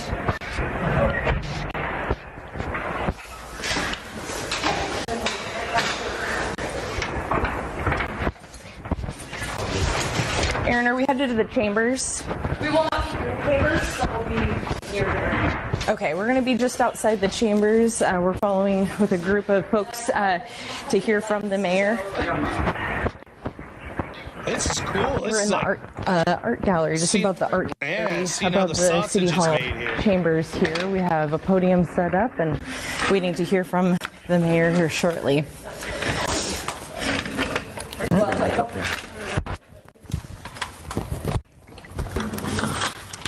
All right, that's our Amanda Rowley. She's getting in place for this 10 p.m. press conference with Spokane Mayor Lisa Brown. She's inside City Hall right now. Folks getting that podium prepared, about 11 minutes or so away from that. Covering the ongoing clash between police and protesters in downtown Spokane tonight. I do understand, in the meantime, we do have some live pictures coming out of Seattle tonight. If we could pull those up right now. There's also several demonstrations taking place there. Take a look right now. We could see a fire burning and several what appear to be demonstrators gathered in Seattle as well. According to media reports from folks over there, several hundred anti-ICE protesters have gathered in Seattle right now. We can see kind of in the bottom left-hand corner of the screen, something is on fire and people are gathered around. As they zoom out, you might get but it's a mostly peaceful fire. How many people are at this specific location. But again, Spokane, not the only city seeing these anti-ICE demonstrations taking place, happening all across the country. Really? Of course, the big one that prompted many of these is the one down in Los Angeles. It's day 5 of that demonstration going. These are just some pretty incredible pictures out of Seattle, by the way. We can see that. Oh, here's Los Angeles right now. Dozens of squad cars lined up in Los Angeles tonight. Day 5 of demonstrations down there in L.A. We know in that situation, again, the National Guard called up by President Trump. Marines ordered into that situation as well. There's an ongoing clash between the governor of California, Gavin Newsom, and the president. Gavin Newsom saying he didn't call up the National Guard, didn't want them called up. He claims he didn't need them called up. The president sent them anyway. So there's that dynamic taking place.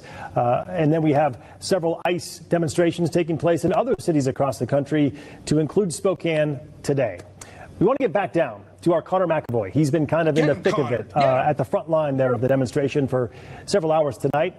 Connor, we're 20 minutes or so past the curfew. What's your assessment right now?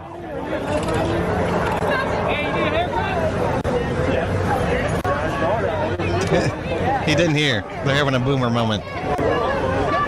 Yeah, well, the assessment right now is you can see that the crowd has been diminished here a little bit. You can see that there's quite a few people that are sort of backing away or leaving the area there, right over there. You can see at the Riverfront Park sign, the crowd is certainly getting smaller and smaller at this time.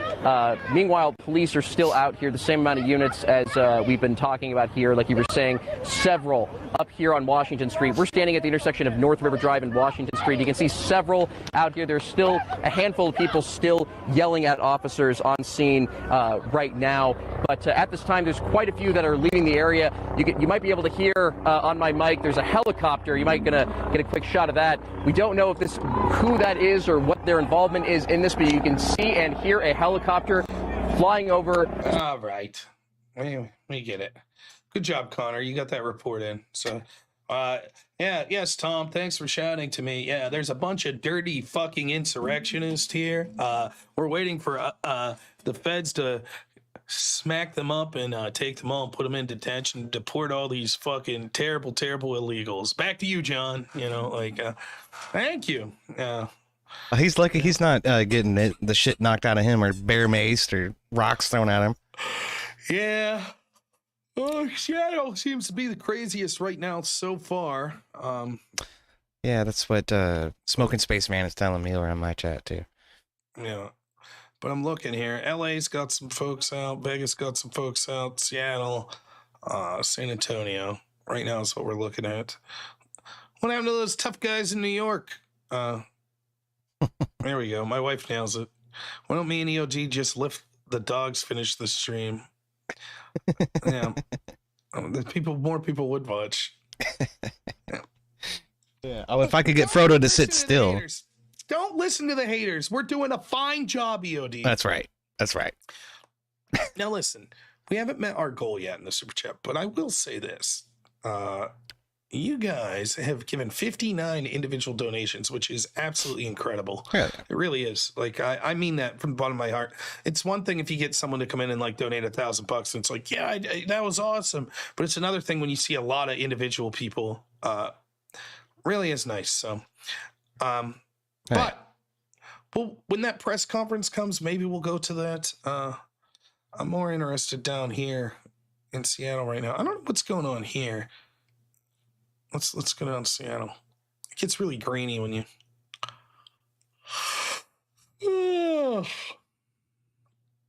Smoking Spaceman is saying there's some shit going down in Santa Ana. But really? Yeah. Okay. I'm trying to get him to send me a link. I haven't seen it. Oh, I hear the squeaky toy. Yeah, it's freaking dog. Will you stop? It's not the squeaky toy's fine. It's ambience. I hate the damn squeaky toy. No. I don't normally get him squeaky toys. My mom bought this for him. We're big into the ropes because we had a dog that would chew that squeaker out of everything. Then you got little plastic bits everywhere. So we got rid of the squeaky toys. But now that dog unfortunately passed away. Our new dog, she's kind of like, she'll mess with the squeaky toy, but it's supposed to be a raccoon. It ain't got no stuffing in it. But it does have 2 squeakers.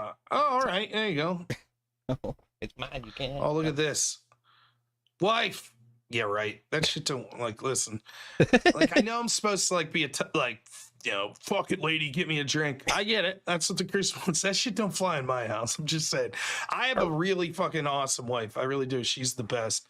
But she ain't gonna put up for a woman get me a drink. She'll be like, get your own fucking drink.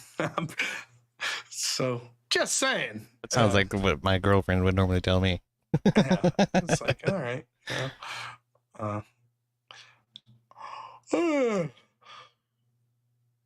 Dumpster fires. Dun, dun, dun, dun. We got the dumpster fires. That could be a good AI song right there. I mean, a good garage band song for you right there.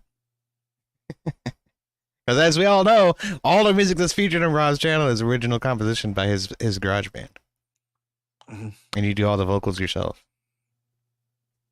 I try, I was, I have a long tradition. Oh, did we make it? My wife says suck exhaust, and I think we did. Look at this. Robert Whaley, $27 says Austin Hall proven wrong. yet again. Let's see it in all its glories. There we go. Here we go. Oh, what? Not yet. Not yet. Oh my goodness, a premature celebration. We're still $5 off, chat. You guys. Oh my goodness. What a tragedy. Only a Mr. Bill gives another 2, says, where do you get the toy sounding like Pisco? Like, that's funny. That's good. Insurrections. Oh man, so close yet so far away. Robert Whaley taking the neurons on his back, trying to put us over the edge. We're almost there. Like Forrest Gump with a Bubba Gump on his back. Yep. Or Lieutenant Dan on his back. I'm sorry. Lieutenant Dan. It's been forever since I've seen that damn movie. Love it. I remember, like, I won't use the word. Robert Whaley gives $2. Says, "Damn it, did that do it? Let me check." Not quite. Almost. Not We're quite. We're 99%. We need basically $3. $2.97. It looks like. Come on, chat. I think we're gonna get it. I think we're gonna do it. It would kind of be funny if we didn't, to be honest. Just one $2 short. Damn it. Listen, that's the people are saying the dono bar is too small. Hey, how about that? How's that for a dono bar? Well, now I gotta find out where we were here. There we go. Blast you, Austin Hall. We got it. We're gonna get him. Yeah, probably. Oh no, shit. Are you serious, Avarice? Wow. What do you say? Avarice knows someone in Seattle there. Avarice knows someone who owns property. I'm not going to say too much about it, but knows someone who owns property right there in this. Yeah, like literally right in this footage. You're kidding. It's fucking crazy, man. That's terrifying. Imagine owning shit. There it is, I think. Robert Whaley. Oh, I don't know if that's quite it. I thought it was. We're at 300. Oh, there it is. We were at $356 and change. And look at this. EOD gives, or Naughty Germ gives $5 to put us over. Says goal. Yes, we beat that prick again. Austin Hall. Eat shit, Austin Hall. Yes, eat shit. I hope all the bad things in life happen to you and only you. Did you ever watch that? The Chappelle Show, the player haters ball skit? Yeah, man, that was hilarious. That's like one of the best insults. I'm like, I hate you. I hate you. I hope all the bad things in life happen to you and only you. What an insult. I'm like, oh, shit. That's a good one. Wow. This is also Seattle. There's a great song. I wish you could play it, but, you know, recording industry, Artists of America. But it's it pissed me off. Fucking jerk. I know that Get one. on my nerves. Here comes Johnny. Oh, Yeah. Cool Vic, $5 says bonsai dropped Austin Hall. Yes. Mr. Fuji would be pleased. Finally. The Samoans pretending to be Japanese finally are on top. You know, thanks to our defeat of us and all. We did it. I wonder if I should post over on Andrew Wilson's channel like, hey, guess what? I made my goal tonight. Well, what's going on here? You know? How you guys doing? Oh, not quite there yet. Bummer. Didn't get to 100% yet, Andrew? That's a shame. It's a real shame. Sorry about that, you know. Avarice, I'll be praying for your brother, man. Shit. Yeah, for sure. I was trying to say who. And for other reasons. Yeah, right. Shit. But crazy. Yeah, I used to be a part of a small business. We had an office downtown on Market Street. I was like, if shit pops off like Breonna Taylor again, we're going to have a real issue, man. Yeah. But thankfully it didn't. Crazy. Yeah, I saw that Are We Not Men. I'm too slow to add that emoji tonight, probably. We could try. Now I got that damn song stuck in my head. Boom, boom, boom, boom, boom. Is that funny how it works? Yep.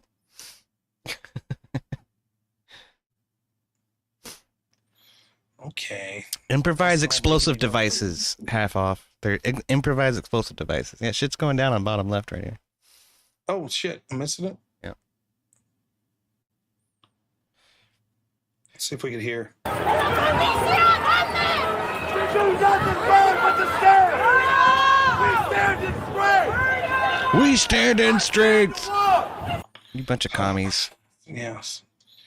Oh my goodness. Insurrectionists everywhere. Wow, we're insurrecting again. Hey, we did it.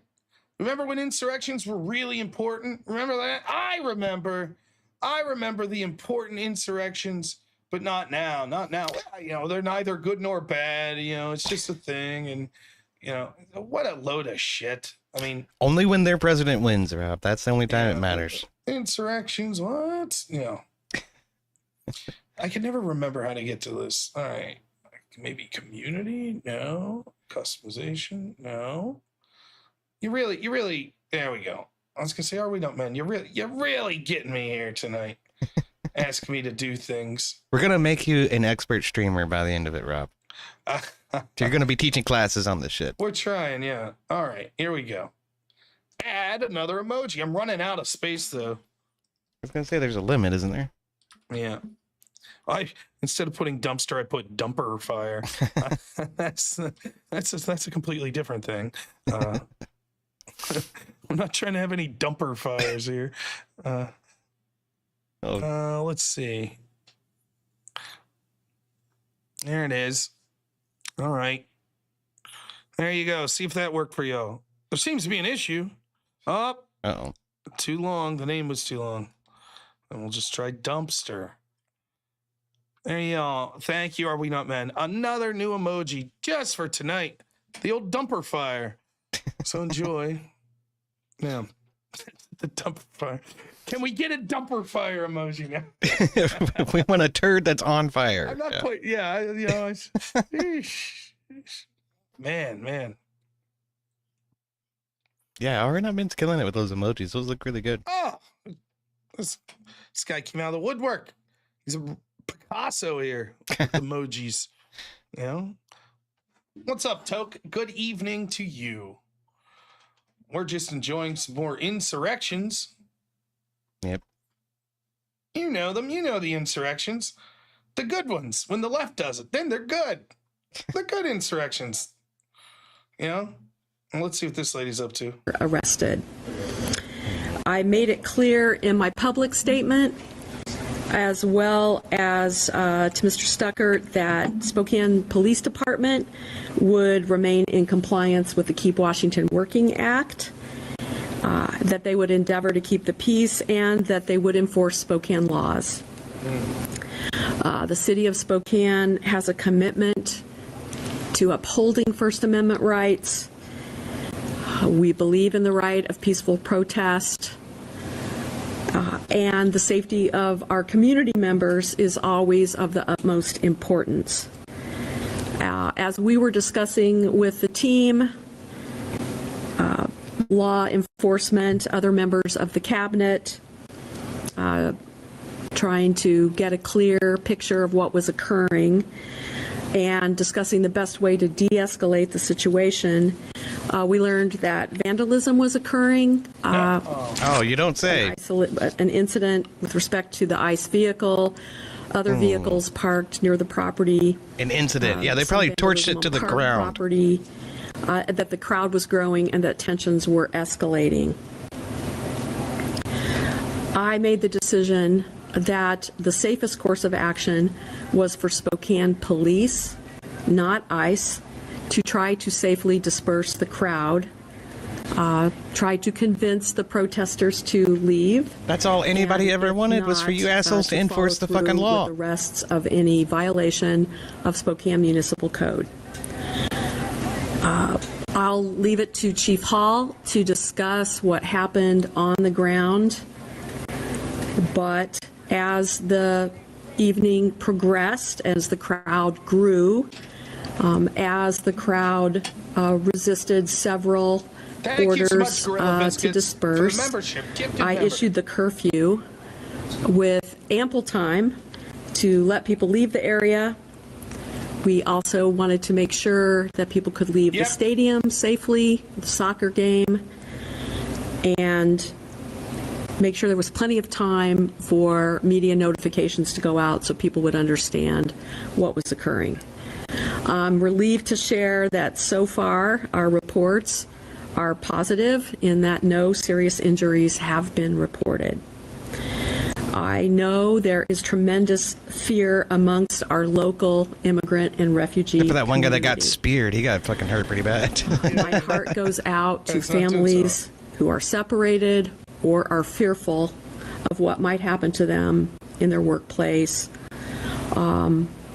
or as they proceed about their lives in Spokane. That's why I've been coordinating with some of our local partners to understand how we can be supportive of those communities, because in Spokane, we all belong. We have many wonderful contributions that have been made by refugees and immigrants over decades in Spokane. And we're coordinating with state and other partners to understand how to comply with state laws, as well as federal and the Attorney General's office on the evolving legal situation that we're in right now. Can I not super chat the word With insurrection? that, I'll take your questions. I don't know. Mayor Brown, Amanda I haven't Rowley tried. with Crim 2. We covered one of the larger protests in 2020 for the George Floyd protests. There was damage and violence, tear gas used. Can you describe for us what tactics, or even this is a question for Chief Hall, what tactics? Crucible raiding here soon. Thank you very much. Fucking Okay, A. EOT. Like, What? listen, the Okay. audience we've been dealing with, they're a bunch of fucking schmucks. Yeah. Right? The Crucible crew, we got to up our game, though. Okay. This audience, I think we're muted. They can't hear us. Right. Yeah, we milked these fucking losers that were watching us, right? They fucking idiots. They don't know any better. They're sitting there. They think when we come back on for being unmuted, we'll be like, we're just talking about how awesome you guys are. Yeah. When the Crucible people come in, like, we have to be like, oh, Crucible, thank you. You guys are great. Just like the audience we had here. But these people are fucking losers that are in here now. I'm saying. All right. We'll unmute. You ready? All right. Unmute. Hey, guys. Sorry, me and EOD were just talking about how much fun we're having. You guys are awesome. Yeah, it's been great. The best. Best You chat guys are on the Twitch. best. I mean, Oh, YouTube. My goodness, what handsome and smart and generous. Fucking the best. These guys are the best, let me tell you. So, oh man. Whew. I don't know. Audio. I don't know. We took off that Spokane lady. We didn't care what she said. Yeah. We'll see. We'll see what the cops say. I want to hear them say. Misdemeanor arrest for seeing, like I said, for municipal code violations such as pedestrian interference. There was some criminal damage that was How observed. about arson? A host of different crimes. Like I said, most misdemeanors. I believe there was one felony arrest, but I'm not positive. Chief, could you also, I understand from some of our council members that there are some rumors out there about use of tear gas, use of rubber bullets, things like that. Could you clarify that, please?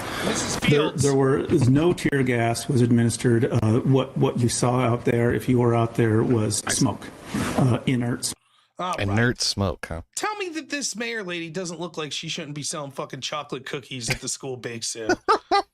Like, I'm not trying to be that. Look, Yo, what's some macaroons? Yeah. It's not even a comment about her being ugly or anything. It's just like, look at this lady. I mean, she looks like a sweet old grandma. Someone gave her the keys to the city. My goodness. Now listen, youngsters, you should be back in bed doing your studies. Why are you out here rioting?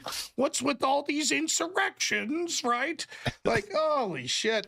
Let's see this guy. Y'all be sure to get your carbs in for today. Don't be exerting any energy without something on your stomach. Yeah. Hey, Crucible Crew's here. Woo! What's happening? Wee, Crucible Crew. Crucible raid! We did it. Crucible raiding. Thank you guys. What's Always up, Crucible appreciate Crew?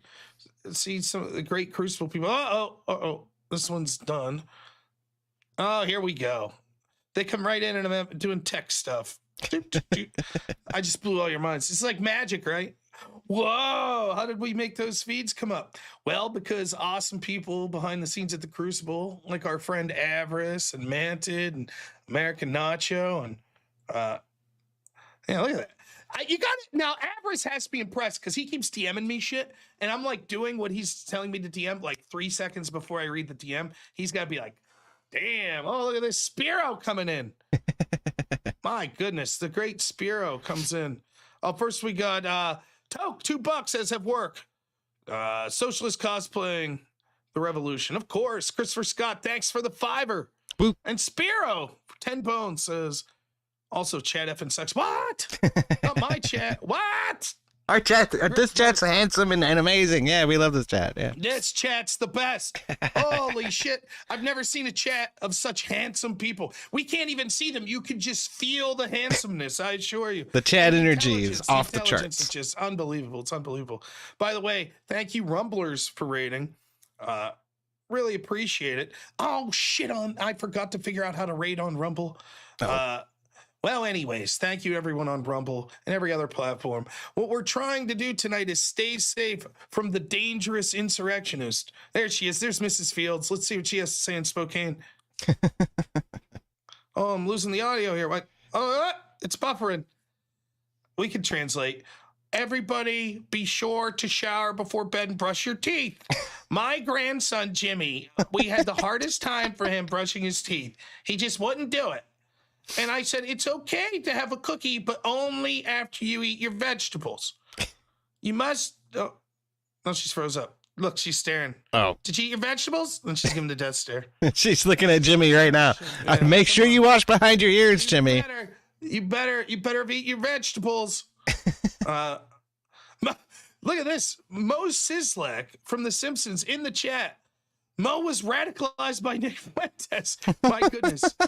I missed that episode. It was, geez. That'd be a great Simpsons episode. It's just like Nick Fuentes comes to Springfield, just radicalizing the shit out of everyone. Oh, yeah. Stuff. And then Bart turns into a grouper. That'd be great. I mean, thinks Lisa wouldn't be impressed. I don't know. Just throwing it out there. Eat my shorts, you Jays. Yeah. What is going on? Mrs. Fields, she's got roaches in the Wi-Fi, says Jeff Thomas. I hear that. Now, we're also trying to raise money tonight. I'll bring this up. So you can see we did meet our goal. We're at 115%. But I have to plead poverty a little here for a second. Like, we're going to need to raise more money in that. So I'm relying on your all's generosity because I have something very important coming up that I'm going to need money for.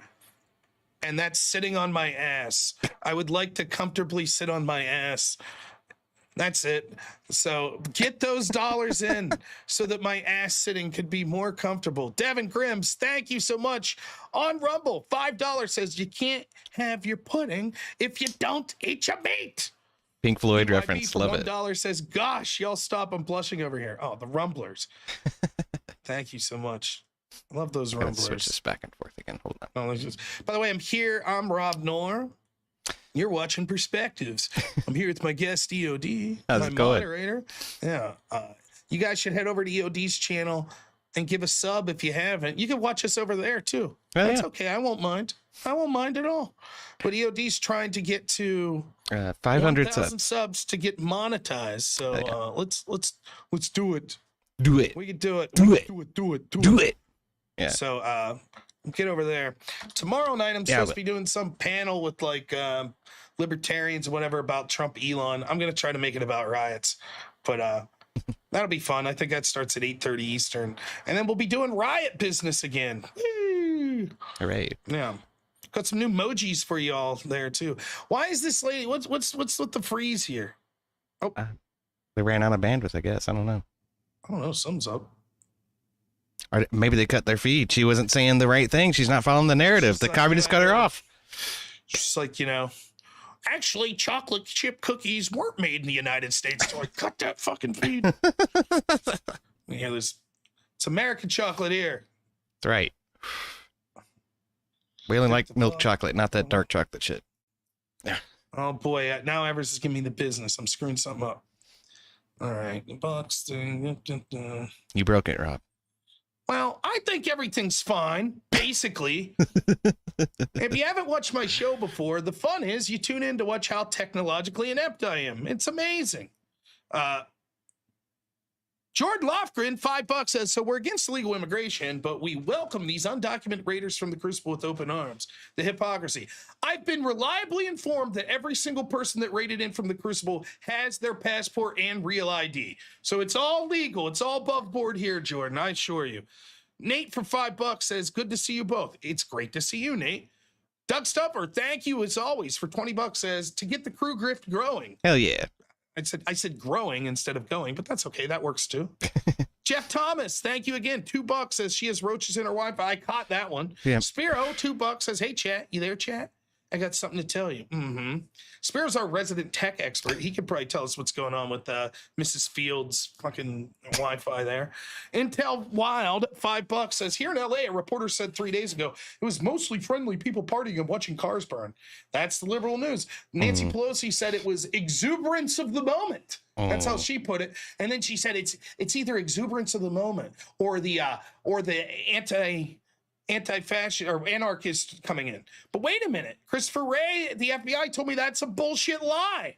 Antifa's just an idea, right? It's ideas that are lighting those dumpsters on fire tonight in Seattle. It's just an idea. Right. Fucking losers. Spiro, $2 says, chat, you there? Spiro, another $2 says, chat, you got something to tell us, you there? He's really needling you guys. And Spiro, for $2 says, there you are. Holy shit. He's getting under your skin. Mr. Fista, $5. I tune in to watch your grifting efforts, like a baby taking its first steps. You'll get there, lad. Oh well. All right. Now fair enough. Fair enough. It is fair. Clay Meredy, thank you so much on Rumble, says, sit a few minutes on me, you lazy ass. Thank you. I plan. If there's one thing I'm good at, it's being lazy. Otis Stripwood for $1 says, all these writing bastards are just pushing insurance companies to higher rates in California. All the criminals do not pay victim restitution. Of course not. They're socialists. What they have is good. You owe them more. They're allowed to keep what they have, though. Exactly. Well, look at it this way, Rob. Now you're making enough money where you can hire somebody to mow your grass for you. So. Yeah, but we're kicking all those people out. So.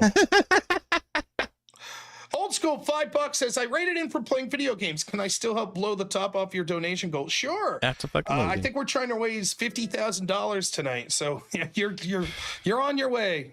Thank you so much. But since I was criticized for my lack of grifting, give me a second. I'll go to my instruction manual here. Okay. Let's see. Guys, please only donate money if you have to. The $2 and everything, it's so nice. Don't waste your money. Oh, wait, wrong page. Woman, bring me a drink for the grift. Give me money, you fuckers. Yeah, are we doing it right? We got it? Something like that. There we go. Right on cue, my man Avarice comes in. We're going to have a new Holodex feed here. So I happen, of all the streamers that stream, I probably am the most technologically inept of everyone. And so it's nice to have people like Avarice and Manted behind the scenes that are making sure that I don't run too afoul of stupidity here.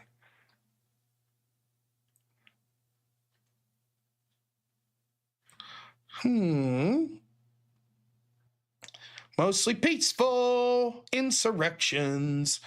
Hey, everybody, do you remember where you were when the peaceful insurrectionists were happening?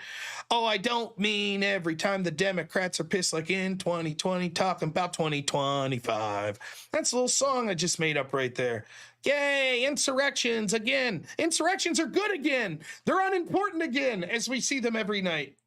Yay! These are peaceful insurrections, Rob. This is mostly peaceful insurrections right now. Sparrow gives $2, says, yo, chat, every one of you are losers. Oh, my goodness. Slay who? Say her. It's outrageous. Wow, Sparrow really going at him tonight. Intel Wild, $5 says, Newscomb said it was going to spread.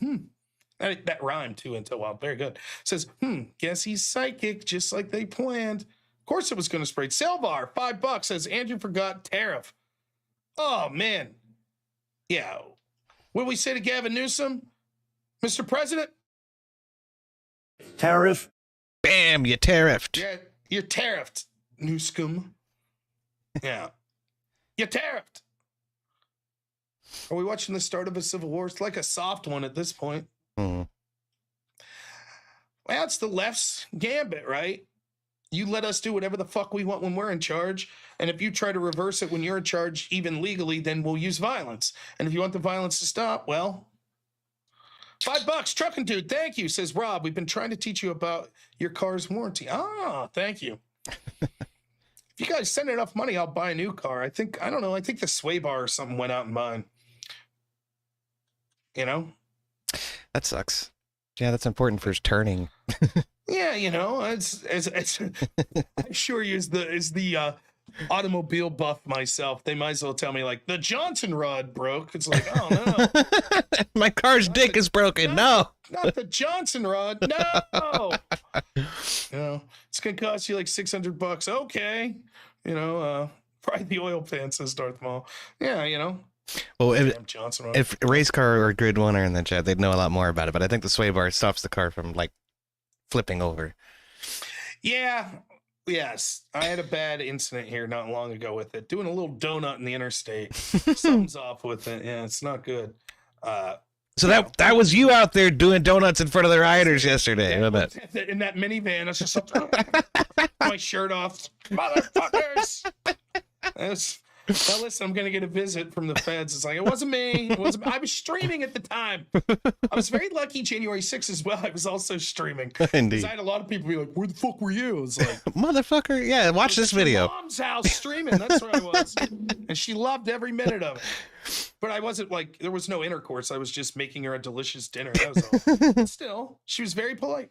Some guy gives $5. Says, here's a mostly peaceful hug. You're the man, Rob. Also, who's the most annoying bad faith lefty to debate and why is it Pisco? You know what? I actually like talking to Pisco, I'll be honest, because at least he'll get in depth with things, but he is very bad faith because when it comes, he won't bite the bullet on things like he's pretending like with this insurrection shit that he didn't act like that word was the most important thing in the world. Now he's pretending like now that he has to realize he has to bite the bullet that this is an insurrection, he's like, well, it's not like we wanted to employ any laws specific to it being an insurrection on January 6th. It's just that happened to be a really bad one. Bullshit. You guys tried to, without due process, kick Trump off a ballot. You fucking losers. You know, and now that it comes back to bite you in the ass, it's like, oh, we never thought that term was that important. That's all you wanted to do. That's all they wanted to do was debate it. But no, Pisco's not even close to. He's bad faith. He's a fake tough guy, which I think's funny. And you're starting to see it with a lot of these former like Destiny orbiters that have to pretend that they're not going to go crawling back to Destiny when his fucking legal troubles blow over. You're on notice, Rob. You're on notice. Yeah. We all know that's what's going to happen, right? They're all going to come crawling back if he'll have them, right? But like, I noticed this, like, I see a bunch of them on X, and they'll be like this. Hey, you know, they'll post out to like Stephen Miller or Steve Bannon or you know Elon or something. Be like, "Fuck you, you fucking loser, fuck shit, fucker. Yeah, fuck you, loser. Yeah, how about that, fucker?" It's like, wow. Whoa, you guys, woo!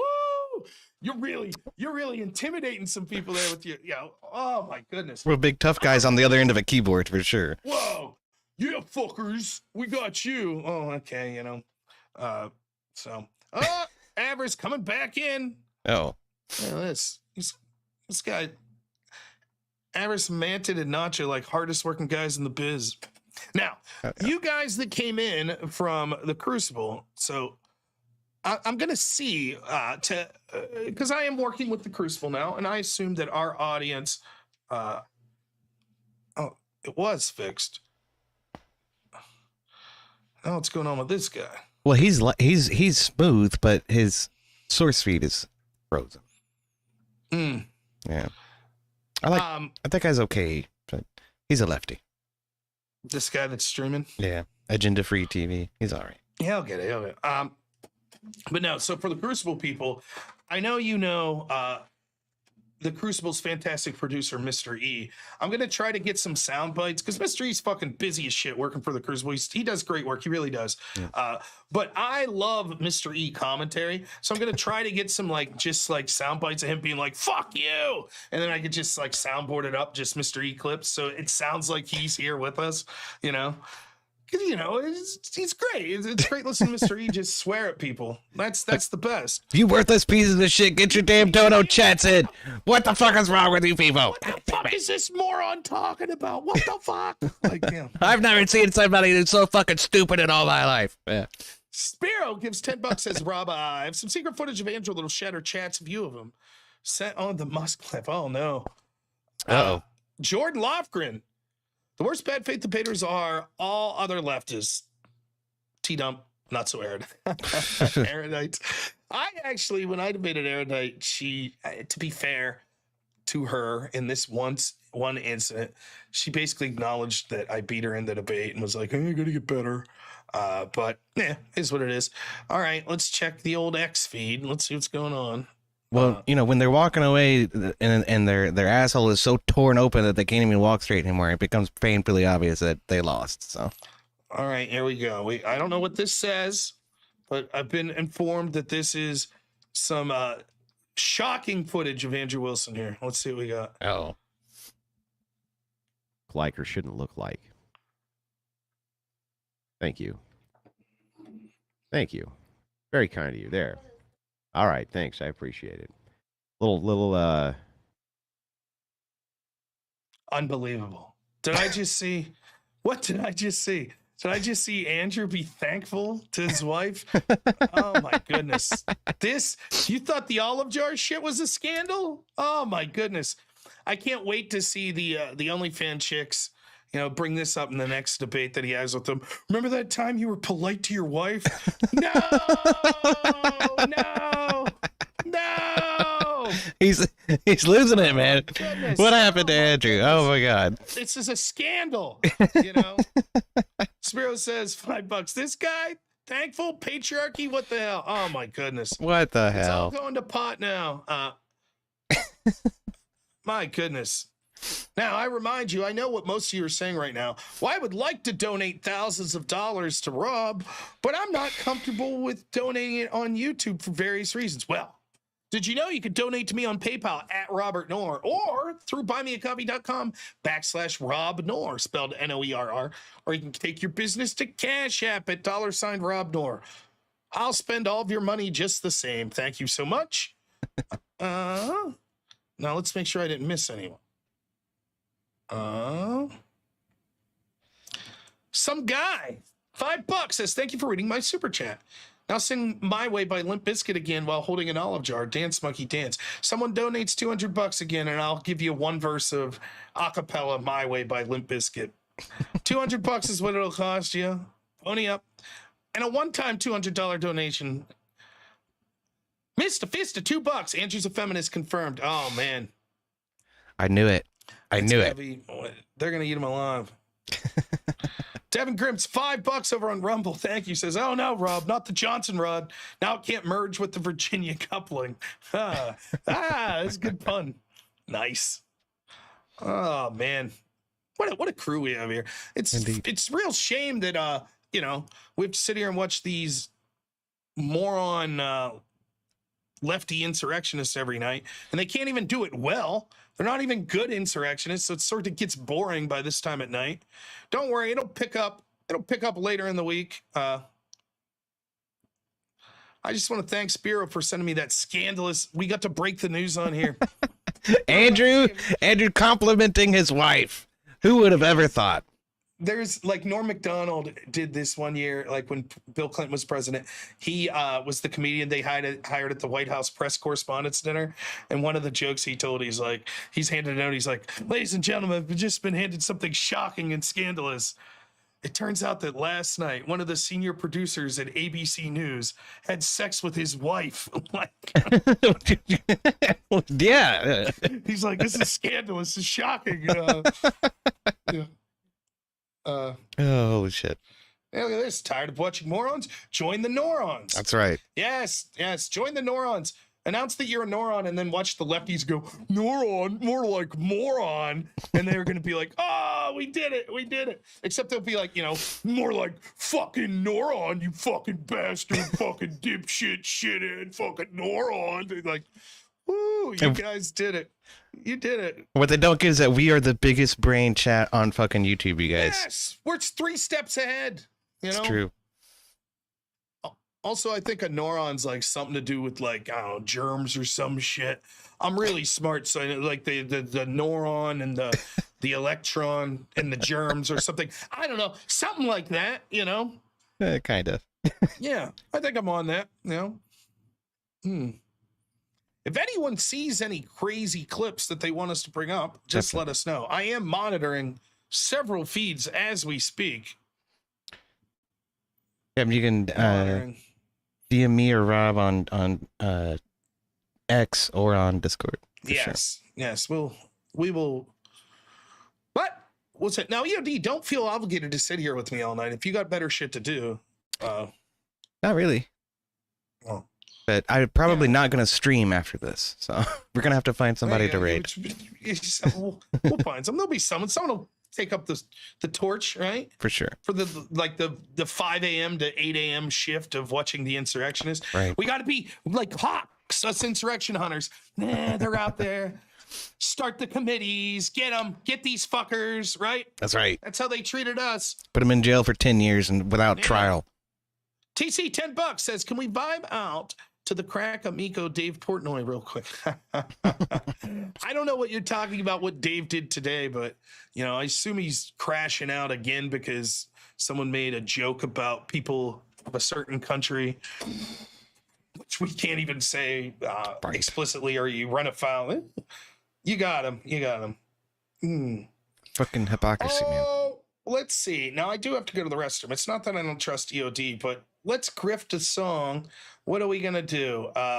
Well, we'll leave the footage on, but we'll play you the big grifting song. Now I wrote this song. Here's the meta joke of this song, right? I only wrote one verse because I'm grifting so much that I'm so fucking lazy I didn't even bother to write a second verse. So I hope that you get the meta joke and you appreciate it. And the way you can show your appreciation is through money, currency, dollars, bones, clams, whatever you want to call them. It's all fine for me. Send in that money. All right. So big grifting. I'll be right back. EOD, feel free to talk if you want. I gotta go take care of some restroom business. Well, now, chat, now you are mine. You will all suffer the wrath of EOD. Get the super chats in. Otherwise, you're gonna have to look at my ugly face all night. Oh man, I have been trying to spin up on YouTube, but just like this guy trying to show a subscriber count over there, mine's a lot lower than that. So if y'all haven't subbed to EOD, definitely go sub to EOD. But in the meantime, get the super chats in. Let's get Rob some money for his $800 laptop that he wasn't supposed to buy. Ashton says you gotta ban the whole chat. Well, I might if I don't start seeing some super chats. Good thinker says panhandle EOD. Give me a nickel. Well, if y'all could give me a nickel, that'd be fucking amazing. But Beck says EOD is extremely annoying. Well, I'll tell you what, Beck. If you donate $1,000 right now, I will drop off the stream and I will just leave. If that's what you want to see happen, I'll do it. And then you can listen to this amazing song that Rob made in his garage with his garage band. And that's definitely Rob singing right there, I promise you.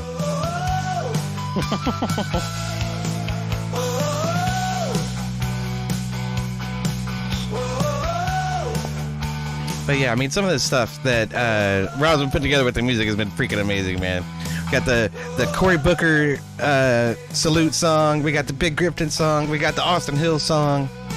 Y'all gotta tune in over here to get all the best tunage, man. I'm telling you. And we cover all kinds of genres over here. It ain't all just the same butt rock metal shit. We got good southern rock. We got some country. We got some pop. We got some rap. There's a rap about Rob being fat. You gotta love that one. We want the crack Amico Portnoy disc. Well, what the hell is that? I don't even know what that is. Oh, y'all done fucked up now. There's been a single super chat. Now Rob's gonna fire me. Shit. It's all y'all's fault. Oh my goodness. Well, what can I You done did it now, chat. You're in trouble. I think these guitar licks I wrote were pretty good. That's pretty good. Everyone's like, save us from EOD. I know what I'll do. I know how to grift. There we go. I'm trying. I'm learning from the masters right now. I need to study Ranger Wilson and Rob. Ain't me.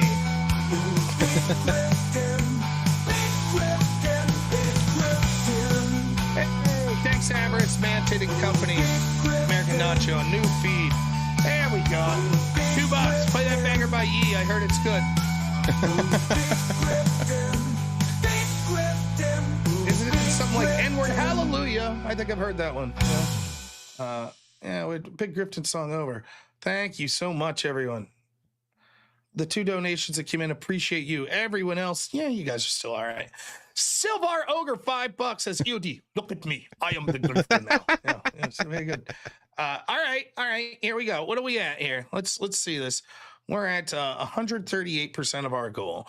What we're going to do is, until we get to 175% of the goal, we probably won't get there that fast, so I'll probably quit and give up. But you deserve to be punished. So, ladies and gentlemen, prepare to be offended.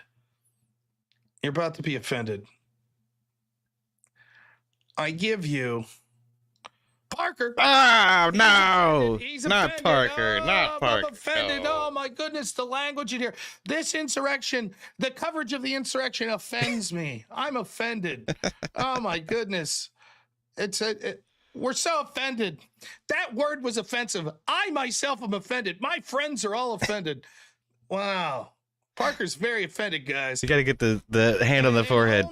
Yeah.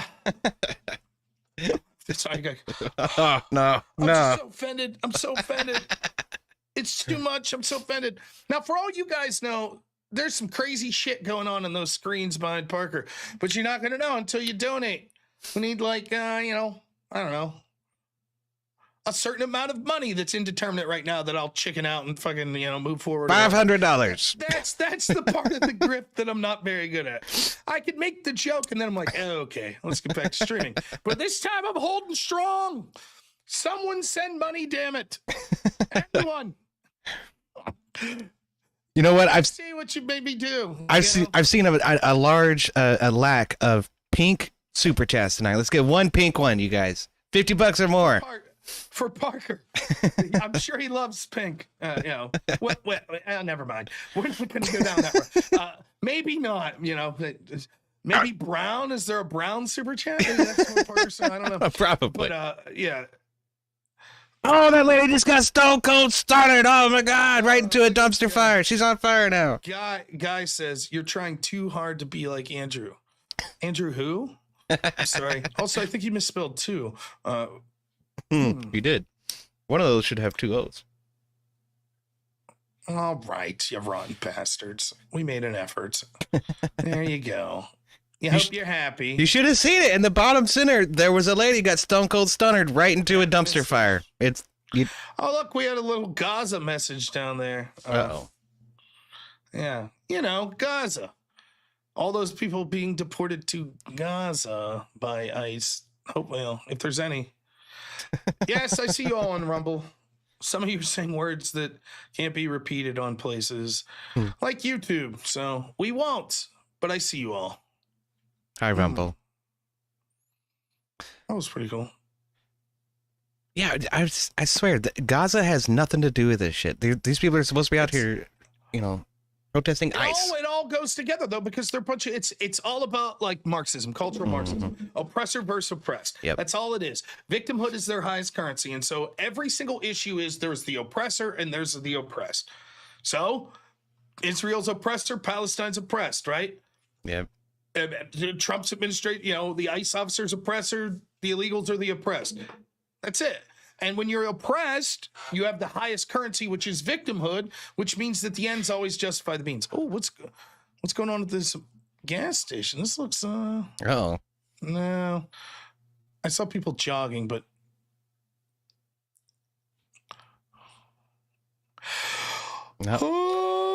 Nobody, all of these lefty Democrat mayors do not want Trump to come in and save the day. They don't want the Trump administration to have a win. So they're finally letting their police actually enforce the freaking law. What do you know?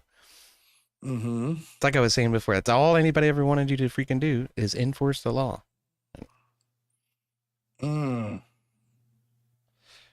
It's like lost. Oh, I saw this one, man. We'll show it again, though.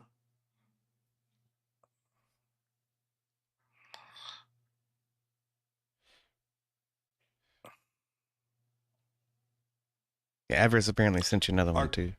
Our good friend Manted sends us this. Here we go. From earlier today. That's good. Look at this guy. Look at this bravado. What do you think he's saying? Oh, I don't get. Boom. 316, motherfucker. You just hit me. I just got hit with the left football.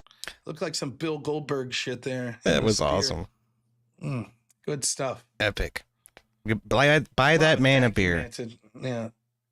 Love it. It's just, you know, you love to see good things happen to good people, you know. It's great. Good stuff. Play it again. We'll just put it on repeat. I will make something with that, I assure you. The slow motion version's even more hilarious. Let's see. I'll see if I can find it. Yeah, that one you played earlier was great. You sent that to me, didn't you, ENT? I don't think so. I think it was somebody else. I might have got it from somebody else. No, I didn't send it. Oh.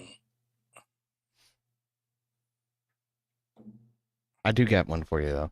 The Babylon Bee video. It's about 2 minutes long. It's pretty hilarious. How to avoid getting deported. It's like the old Chris Rock, like, you know, how to talk to police if you're black. And he's just like, "Hi, officer. Here's my ID."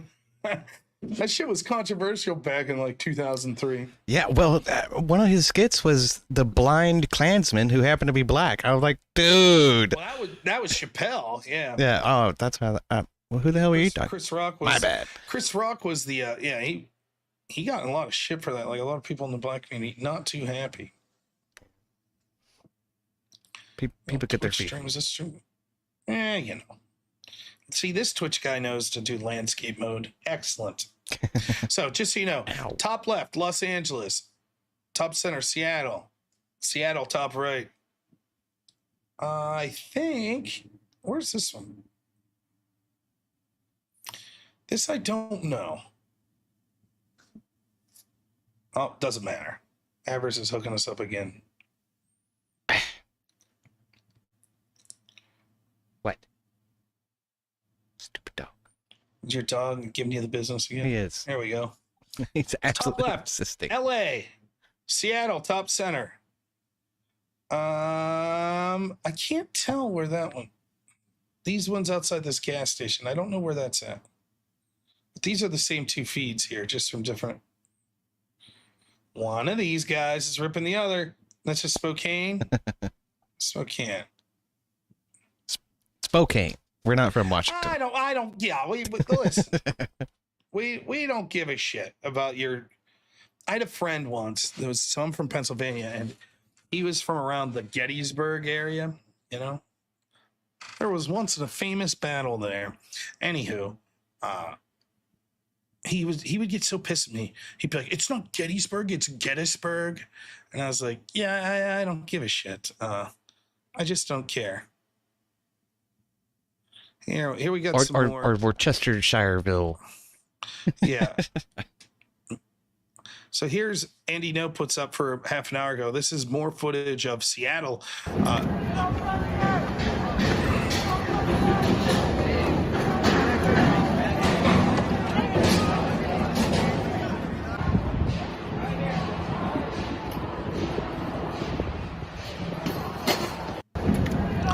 They were doing this last night as well. What they're setting up for is they're trying to barricade people in and then start fires and shit. And they're trying to create like this sort of autonomous zone.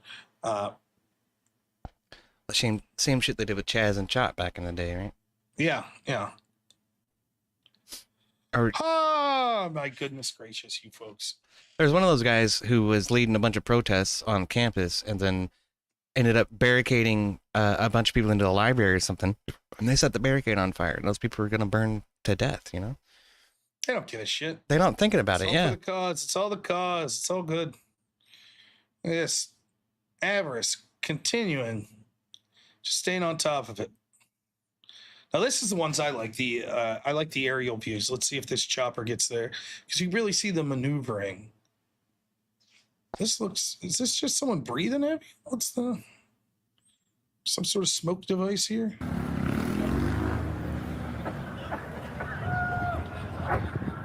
Sounds like they're gassing themselves. Well, yeah, I definitely want to get a real camera, but you know, this is what I got.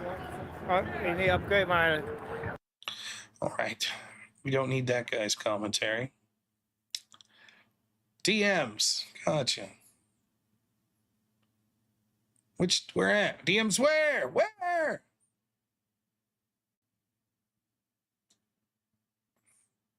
There's too many DMs. We can't keep track of them all.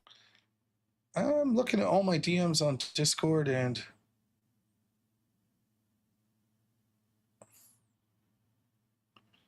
okay.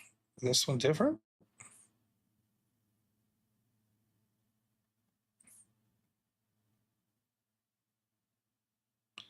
What's the difference? Same thing. Same thing.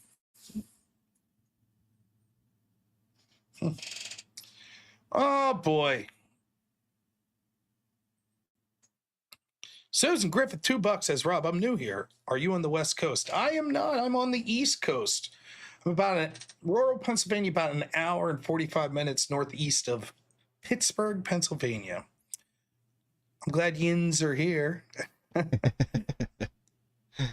Yeah. I never knew it. I never knew I had an accent until I started debating in college. So you'd travel around because I never fucking went anywhere. I didn't care. I like where I live. I would have never left. You know, when I was doing debates, so you're traveling around and people would be like, you from Pittsburgh? And I was like, yeah. How'd you know? Because I say words like slippy and yins. I'm like, oh. How about fuck you? Is that a word that Pittsburghers say? Like, I think everybody says that. Yeah, okay. But, you know, so. I never thought I had much of an accent either, but I started traveling around a little bit. It becomes a little more obvious. People down in Mississippi got an accent now, I'm going to tell you what. Yeah. I don't know. I love a Southern accent. I think it's pretty cool. If I get around some rednecks and some hillbillies, I start talking like that. I spent like a week in Canada once and came back saying A all the time. It was the worst. Oh, Silver Ogre's from Lancaster. No shit. Isn't that where Biden fought Corn Pop back in the day? Lancaster's sort of famous for having a lot of Amish people. I live near a lot of Amish people as well here in my little community. And I used to have a huge beard. And like I would pull out of my house, you'd always see the Amish people. They'd give me the nod. I was like, damn right. Yeah. Oh, I hear you, Susan. Well, prayers out for you and your dad there. For sure. I'm sorry, Scranton. You're right. Lancaster, is that... Lancaster's still Amish country. Yeah, it was Scranton. That's where he got cancer from all the oil slicks, right? Oh, yeah. To clean the oil slick off his leg hair. Ah. The kids really liked his leg hair, you know. Yeah, man, I've lived in the same 20-mile radius my entire life, and I'm happy. That's what. Do you ever have these talks? Like if you're married or you got a girlfriend or something, you have these talks like, what would we do if we made a bunch of money? And so we were just like driving today, and my wife's like, where would you want to go? Like if we ever got rich enough that you had like a vacation house, where would it be? And I was like thinking, yeah, you know, our friend Joe that lives like a quarter mile up the road, his neighbor's house, like that'd be our vacation house. There's a pond. It'd be great. We'd go there for vacation and then, you know, come back to our house half a mile up the road. Great. Yeah, my grandparents, when I was a kid, had a lake house. That was always fun. It's like it was a trailer on Lake McNeely Lake, you know. We'd go down there in the summer and have a good time. Amish are pretty cool. There's a lot of like people around here that have a negative stereotype of Amish. Right? They'll be like, they're I don't know what the word, like miserly, I guess would be the word to use. But it is true that a lot of Amish people around here have a lot of money. They actually do a lot of business with sort of the rest of us folks. So they'll like all over the place. There's like Amish furniture. If you need a new roof on your house, you call the Amish dudes. They'll come do it, and they do pretty damn good work from what I've seen. And what are they really spending money on, And so when you think about it, it's like, they probably have some money saved up, but I've never had anything but positive interactions. They've always been cool as shit to me. So, For the most part. Yeah, They don't seem to recognize property laws very well. So like at one point, my uncle had some land down in Mumfordville, which is out in the middle of the fucking boonies in Kentucky. Some Amish guy built a house like right at the entrance to his land, and his lease was like off the road a little ways, but this house was right on the road. And there was like, they called the state and everything, and there wasn't anything they could do about it as long as the road wasn't blocked. But I mean, they didn't bother saying anything to us before they started building the damn thing. Within 3 or 4 days, the damn house is already up. Yeah. Mr. Fist of $5 says, "Do you think it's going to pop off this weekend or just more disappointment?" I think it'll get hairier. I don't know. If it gets really hairy, I think that it'll be in a city that we're not really expecting. Like New York might get bad, LA might get bad, but I wouldn't be surprised if you see somewhere, like Philadelphia or Cincinnati or like Atlanta. I think it's going to be something like that. That's where you're going to see some crazy shit. But I don't know. I would put the chances up at roughly 60% of getting real crazy this weekend. And then the other 40%, because you have to understand, none of this is fucking organic. Yes, there are these street level commies out here that are commies gonna commie. That's true. But it's all institutional backing for it, right? The money that's going into it, the fact that they know that their buddies are going to get them off the hook if shit hits the fan and they end up getting arrested, right?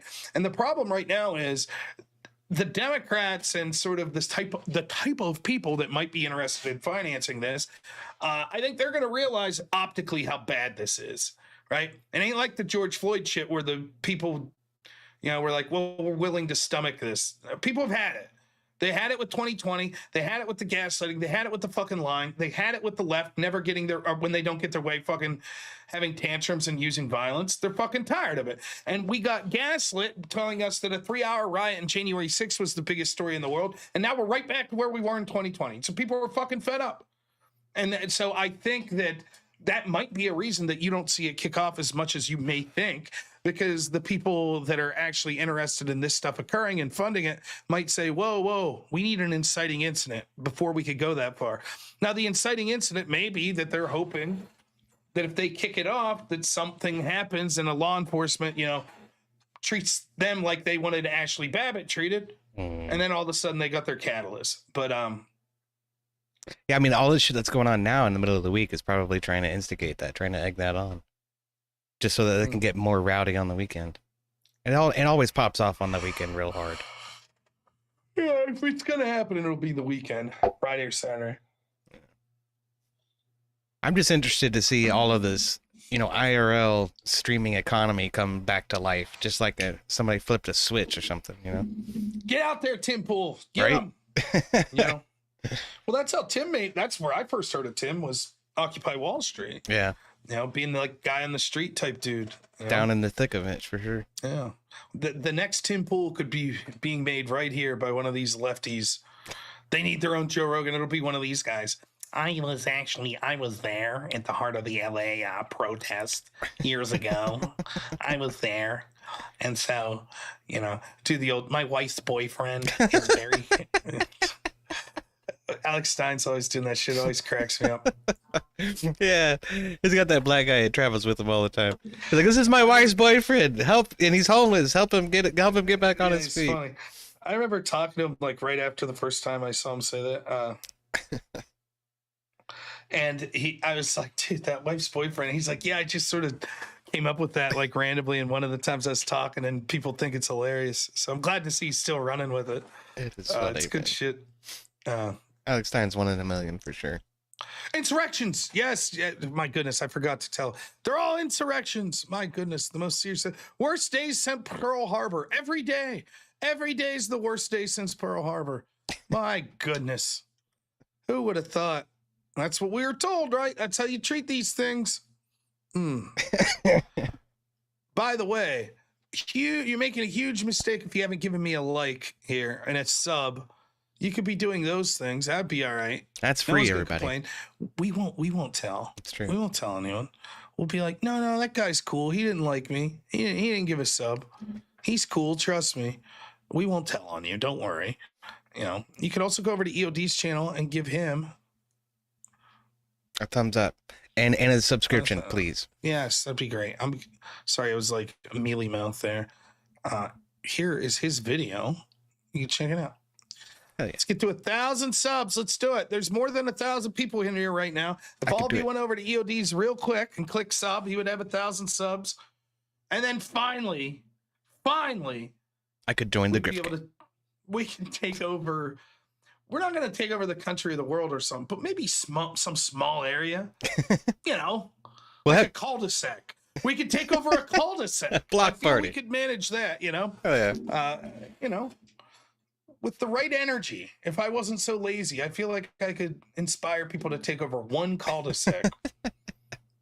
That's a goal. I'm here for it, man. We'll barbecue, have some beers. That'll be a good time. Yeah. It wouldn't even have to, not violence or anything, just talking to all the neighbors. Hey, we're having a party.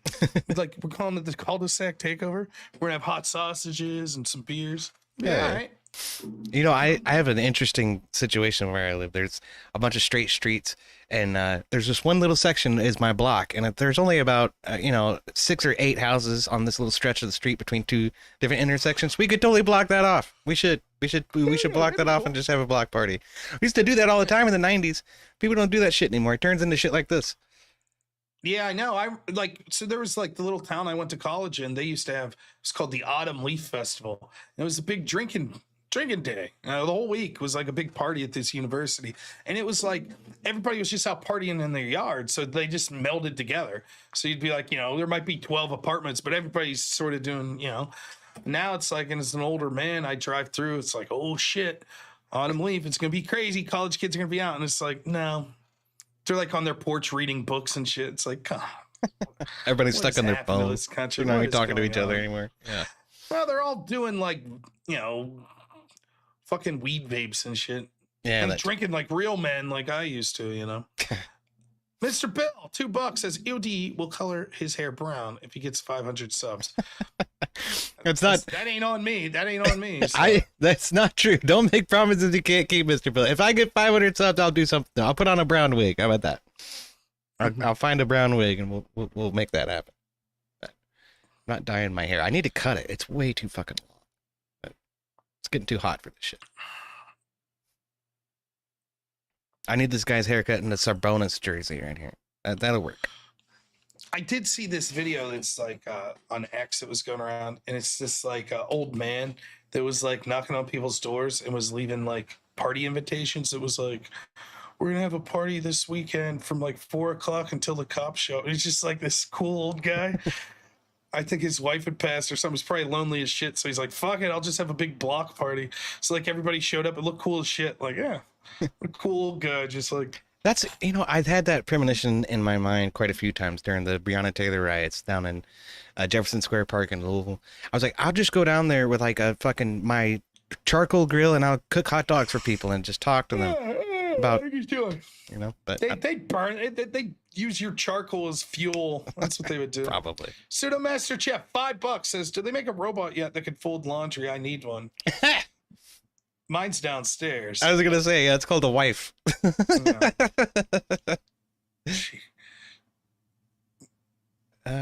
looks like something's trying to catch on fire in the bottom right. I don't know.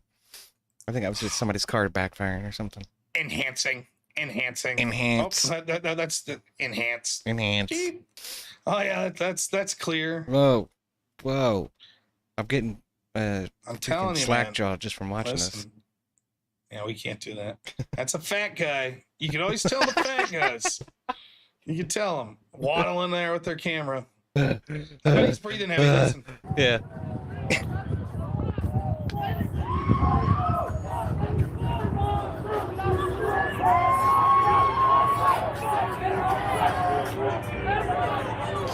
Sounds like they're excited about something. That's Las Vegas. It says. No shit. Well, another insurrection. Wow. Yet another. Woo! Insurrections. We did it. All of this is just an ideal, though, Rob. None of this is real. None of it's tangible. Of course, it's just of an course, ideal. of course. It's just an idea. Of course, we all know. 280 people watching on Rumble. Whoop whoop. Rumble crew. It's 1379 on YouTube. Thank you so much. Now listen, I'm just saying to you, Rumble folks, you gonna leave the YouTube people out donate you? Just throwing that out there. Throwing that out there. YouTube can't stand you, and their crew's gonna outvote you or outspend you here tonight. Yeah, I got Murdercom over on Kick telling me, nah, let's just give California back to Mexico. That, I love, that's my favorite argument. Back in the 1830s, it's Mexico to say, okay, fair enough then. Right? If that's going to be the argument that actually it's about fucking taking land back, well, then there's an answer for that. You go ahead, tell Trump that. We'll see what happens. If that's the argument, if the argument's going to be, nope, might makes right. Okie dokie. That's on you. Yeah, them Camp Pendleton Marines might see some action yet. Yes. Well, it seems to be the rhetoric coming out of the Mexican government.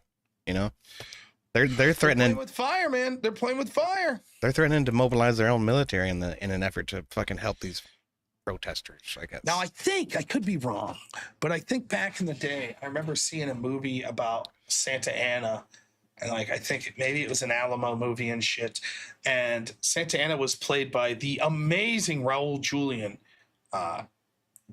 who you might know as Gomez Adams or M. Bison in the Street Fighter movie. Oh, yeah.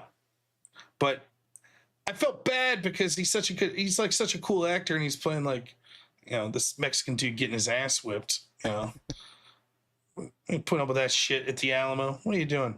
Didn't they make an Alamo movie with Billy Bob Thornton? Yeah, I think so. I've seen that in theaters. It's all right. Yeah, Billy Bob's a good man. He's a good actor, I think. Yeah. I like the way you talk. French fried potatoes. Call Sling Blade. Who is it? That kid ended up growing up to star in Tokyo Drift, ironically. No kidding. I'm on it. Yeah. Well, I'll be. Mr. Fista, $2 says, didn't the Texian-Mexican War last 18 minutes? Yeah. I saw someone put it this way. Did you know the land they're saying used to belong to Mexico there, right? Mexico owned that land a decade less than The Simpsons has been on TV. I was like, that's a good way to put it. Okay. The Simpsons has more of a claim to fucking Texas than you assholes. Yeah. That's hilarious. Pretty good. Oh, yeah.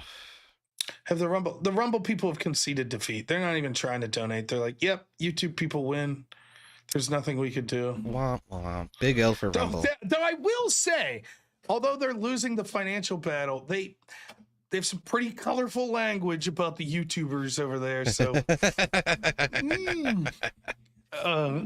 we won't repeat any of it here, but jeez Louise, these people are playing for keeps. It's like, there'll be no money, but on your deathbed, we will we will sling various slurs at you. So we got that going for us, which is nice,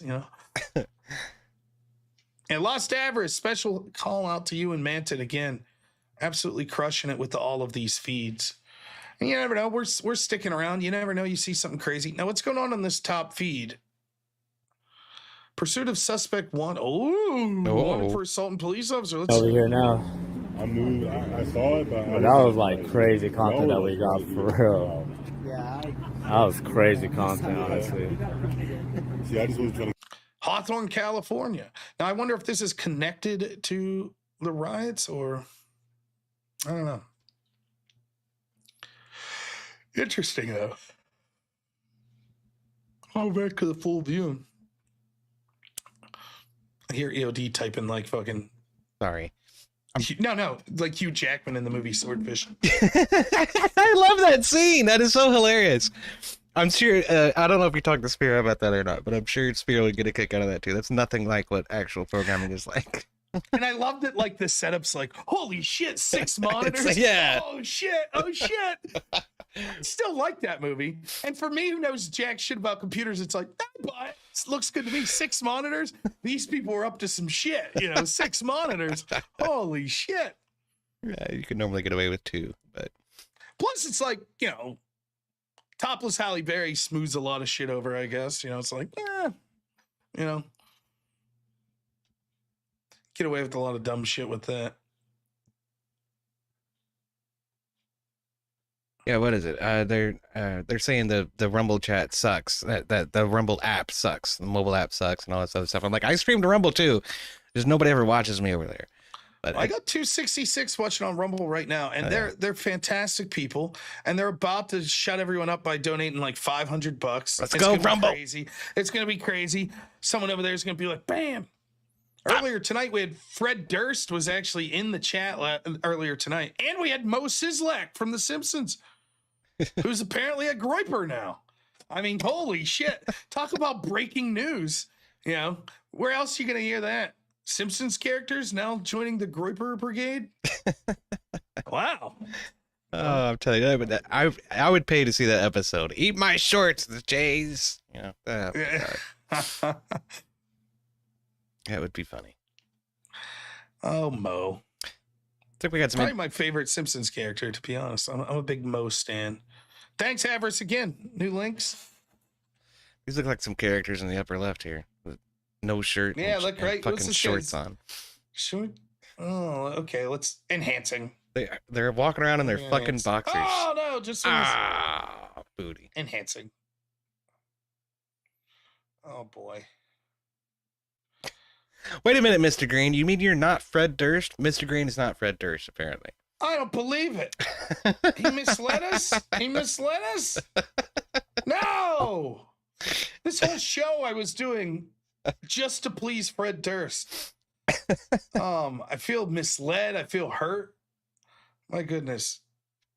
Uterus Thief gives $1, says, Rob, do you monitor Rumble? Sometimes. I'm trying. It's hard to bring up multiple points. It's hard to keep track of all of them. Uterus Thief really gives $1. Rumble currently winning with the most recent chat.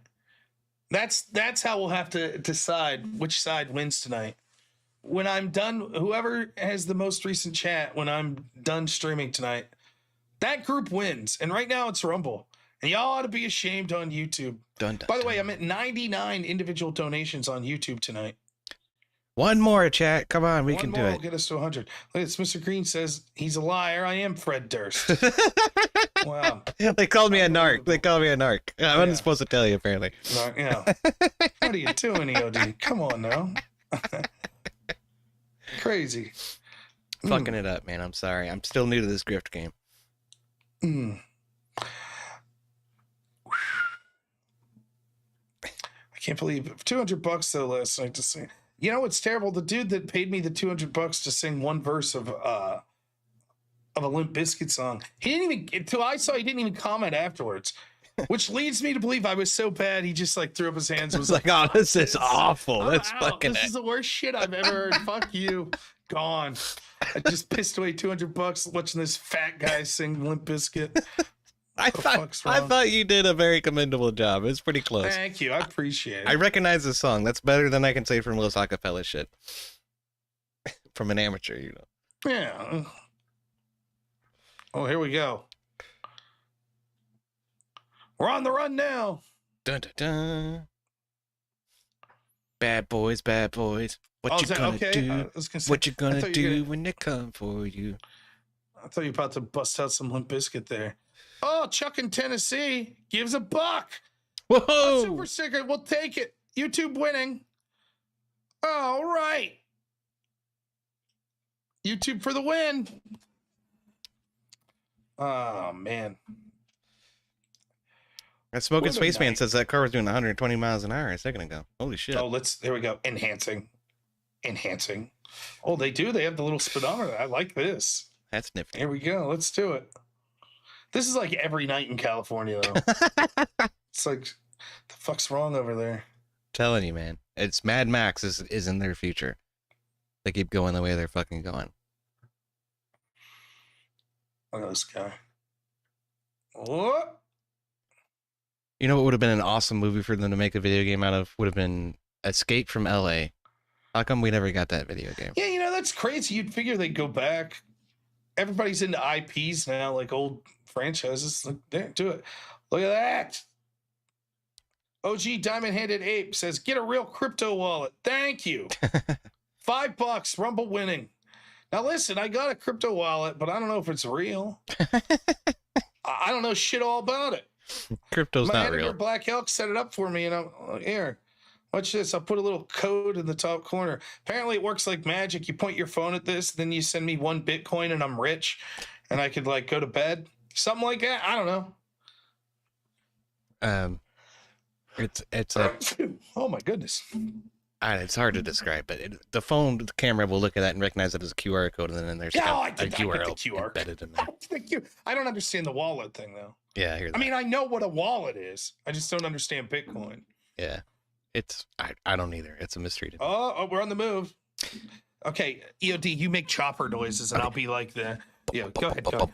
Anyway, on the I-95 going right here, and it looks like he's coming up. So then it gets a little dangerous coming up here. There's passes that car. Now, I've seen these a lot of times. It's not going to end well. Here he's coming up there. Okay, you outlasted me. That's good. That's good. We did it. Oh, I thought he wasn't going to come out of that underpass. There he goes. Oh my goodness, they're at Crenshaw Boulevard. You gotta like this like little AI thing they have that tells you right which street they're on. Yeah, that's cool. Like I was saying, police departments generally only have 1 or 2 helicopters, so if there's a news chopper that sees somebody breaking the law or fleeing the police, they're obligated to track them. So. Uh-oh. Are they losing? Oh, okay, he's back. Zooming in. Enhancing. Just showing you where the cops are. Yeah. Enhancing. That's like a little fucking 98 Civic, man. Looks primer gray too. That's his custom car, man. He's gonna be Fast and the Furious one day. Let's see if he Tokyo drifts here.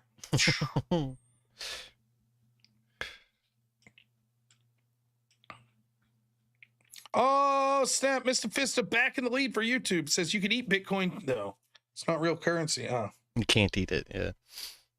I can eat dollars if I want to get AIDS, you know. I found that to be interesting. One of our bacteriological studies was to actually cultivate like coinage. It's nasty, man. There's all kinds of disgusting shit on there. Yeah. Uterus Thief, $1 says, you know what you should try sometime that I think would be entertainment. I'd like to see someone else you interact with the AIs, Gemini, Grok, Perplexity, and demonstrate how frustratingly biased they are.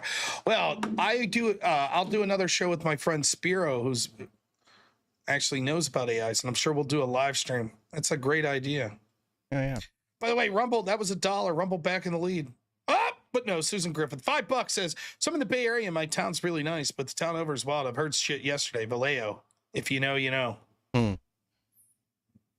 I don't know, but I can imagine. I've heard of Rumble, you're losing again. Uterus Thief back in the lead with the buck says, I really want someone else to suffer while struggling to overcome the AI's blatantly political correct biased rationality block. They can be so frustrating, man. There you go. Rumble back in the lead. Yeah, AI definitely has a tilt to it. Let's take a bet. Well, okay, I better not. That's on Rumble. Okay. Let's say $1. What do you think the guy's crime is? Why is he running? He's got weed in the car, some sort of drugs. I'd put $5 down on that. It's because he assaulted a police officer and ran. You think? You think it's from the riot? I think so. Oh, that's interesting. He's that guy who threw that fucking soda, and then he got speared. He got speared. He's like, sons of bitches. Yeah. By the way, Rumble back in the lead. The YouTubers far outnumbering the Rumblers, but losing. Oh man, stay off of Crenshaw Boulevard. There's a lunatic on the road. How many super chats did you get on YouTube tonight? We hit 100? 102 now. Nice. Yeah, we did it. We're doing real good. And that 144% of our goal. Fucking A. You know what we should do? We should fucking like block this feed until someone gives 200%. So if you guys don't get to 200%, you're not going to get to see the crash. And you know there's going to be a crash. You know there's going to be. At this point, you're hooked, right? You got to donate money to see the crash that's coming. You know, that's why you're watching at this point. That's why everybody watches NASCAR too. Of course.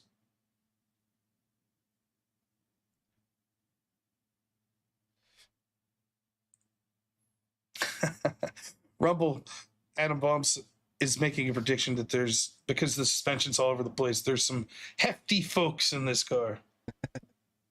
I'm lagging out. Is anyone else seeing that? Uh-oh. I hope not. You're all smooth on mine. Oh. All right, here we go. Oh, I feel it. It's going. That Charger, the cop in the Charger, wants to pit him. He wants it. He was trying a second ago. Just kind of, gotta wait until you get a straightaway where. Oh, he's gonna turn. He's gonna turn. Get up in there. I'd be up in his quarter panel right now, dude. Oh, damn. Cop's slowing down. Yeah. Well, this looks residential here. Yeah, that's probably why. They don't do crazy shit when there's neighborhoods about. Oh, he gets back on the highway here. Yeah. Oh, the drunken debater comes in with $10. Says, do you ever wonder what the plan of these car chases are? Because I'm pretty sure this guy's gone in a circle. I mean, I don't even know. I guess the plan's like to feel like you get some daylight from them and then flee on foot and hope that they can't find you. Oh, only Mr. Bill gives a buck. Rumble back in the lead. I think Rumble's going to win it. Oh, but he gives a buck here. Wow. Wow. He's, man, playing the game. Mr. Bill playing the game. What, Mr. Bill? What a crazy bastard. Donating on both sides. You two back in the lead. All right.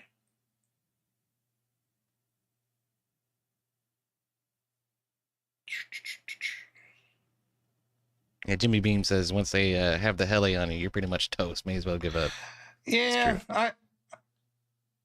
but at this point, I mean, sure, you might harm yourself or others, but what are you going to do? Like, instead of the 20 years we're about to give you, we'll give you 19. You know, I don't know. Yeah, Max says no leg. I believe him. Uh-oh. Is he going to hit that person? Nope. All right. Good. Gorpsink, I don't know if I saw your coverage of Seattle, but we were watching coverage of Seattle. Oh, no. Who said that?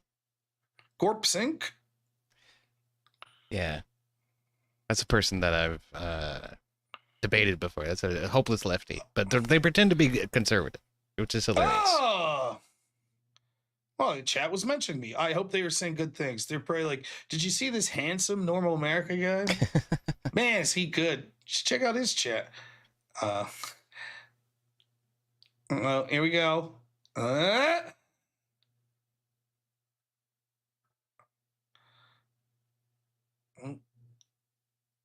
that a bunch of cones on the left of the road there? Yeah, this is all the demonstration area, I'm pretty sure. But it's curfew and all. So. Inglewood, California. The only reason I even know that town exists is because of Pulp Fiction. Well, I'm sure some rappers have mentioned it in a song. Probably. Those rapsters, you know? You know about those rapsters. Oh, University, thanks for $1. Says, just saw some brain dead leftist TDS patient post the fake Trump in the plane AI images again. Every time we see stuff like that, I think, dude, we're going to become idiocracy. Yeah. Maggie, for $1 on Rumble, says, we are proud of what we are like. We are proud of who we are. Thank you so much, Avarice. We're gonna get through this chase. We're holding it out. There's no way they're going. I was gonna say that had them going 180 mile an hour. It's like, no way. This thing doesn't know what it's saying right now. It's too far away. It's maxing out at 200. Oh, they're getting up close to his side. Get him! Pit maneuver! Let's go! Here we go! Wreck the car! Now,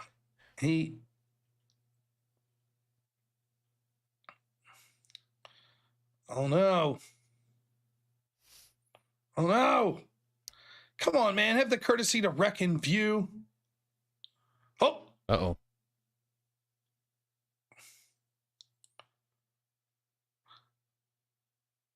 Oh boy.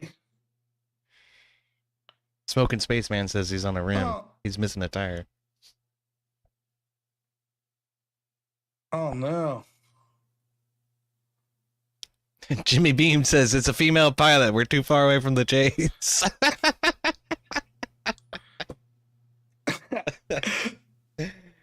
That's probably true. No. Oh wait. You see him coming back? Well, that must be him there, right? Unless the cops are confused as well. All right. But they're stopping. Did they get him? Ladies and gentlemen, we they're got on him. foot. They're on foot. That's what's going on. The guy fled. He's on foot. Ditch the car. Get the FLIR out. Get the infrared. Well, that cop's running 50 mile an hour. Damn right. That cop was doing 200 for a second. Look out now. Fucking Terminator 2 going on right here. I don't know. We might be disappointed here. I don't think we're going to see a conclusion. Come on, news chopper, get in there. Where are we going now? Oh, we're just following the other chopper. Yeah, that's the police chopper, I think. Well, man. It's because y'all didn't donate enough money to Rob. That's why the chopper didn't get there. Yeah. That's what it is. Now this criminal escaped. You guys happy? It's probably an illegal.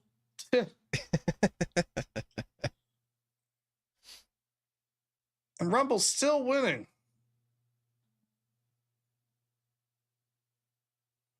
All right. I hate to do it to y'all, but let's bring up a feed. See what else is going on. Well, surely somebody's getting arrested tonight. Question of whether or not we can find it. Shit, I could have took a camera down to the local bar. I'm sure I could have found someone getting arrested. This guy claimed that this other guy screwed his wife and they got in a fight and suddenly he's going to jail. That might be what's going on down here. This guy. Oh, this isn't a live feed. This is... Yeah, it looks like that's ended already. Ancient Black Ops. PC load letter. See what I can find here. This guy, this Chasing Reality guy, he was up all night last night. This one's definitely not live. No, it's out too. Because it's light out. This guy, though, what's this guy up to? Let's hear. Let's listen. There's sound here. Got the shaky cam going. Ugh. Oh, nice. All right, I can't do this. I know.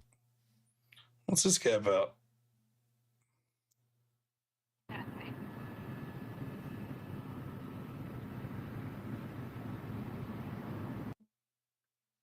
Yeah.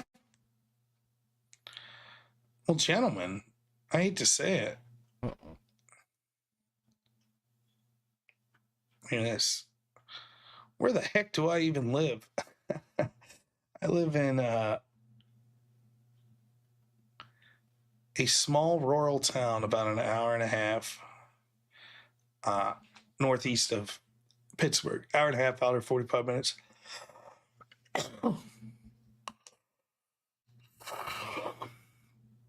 Let's see if I see any. I found some coverage. It looks like it's from earlier today in LA, but I'll send that to you. Yeah, everything's old at this point. Yeah. Don't worry, I still got my eyes on this chopper. Subscribe so you never miss another crash, it says. Oh, it says Chase. My mistake. These news choppers are bloodthirsty, man. I'm saying.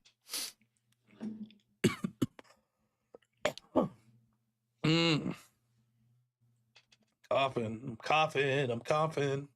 You see, you done gave Rob the coof, chat, because you didn't donate enough. It's all your fault. White Iverson. Need that money.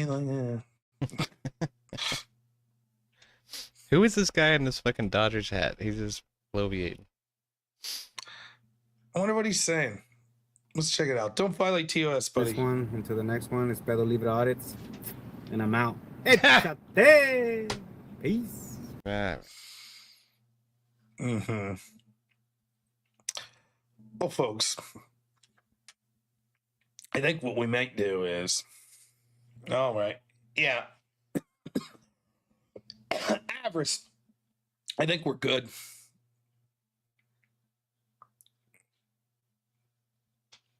We're going to do this. We're going to stop sharing. Mm-hmm. Well, now you get to see my beautiful face. How y'all doing? Mm-hmm. Wow. Can't stop coughing.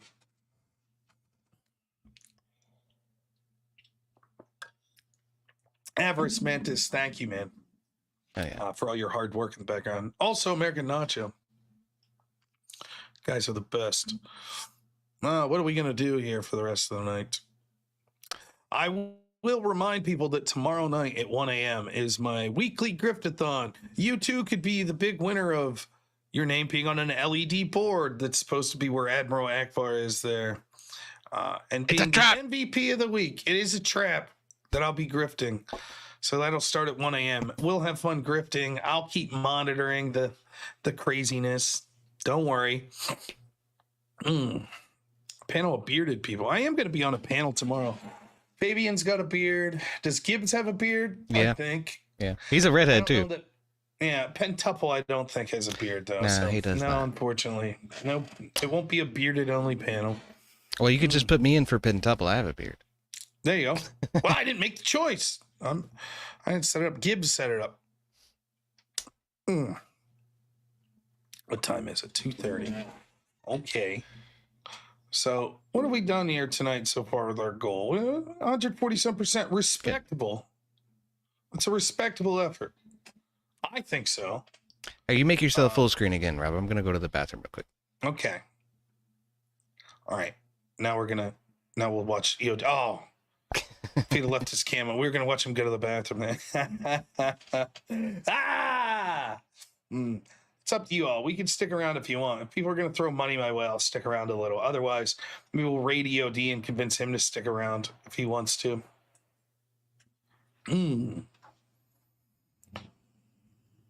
But it's up to you all. Ha! I will not do a backflip. It's not that I can't do a backflip. It's that I refuse to backflip. Maybe someone sent me a Bitcoin on my wallet here that I'll never be able to figure out. No, doesn't look like anyone sent me millions of dollars in Bitcoin. Let's go ahead and take this off.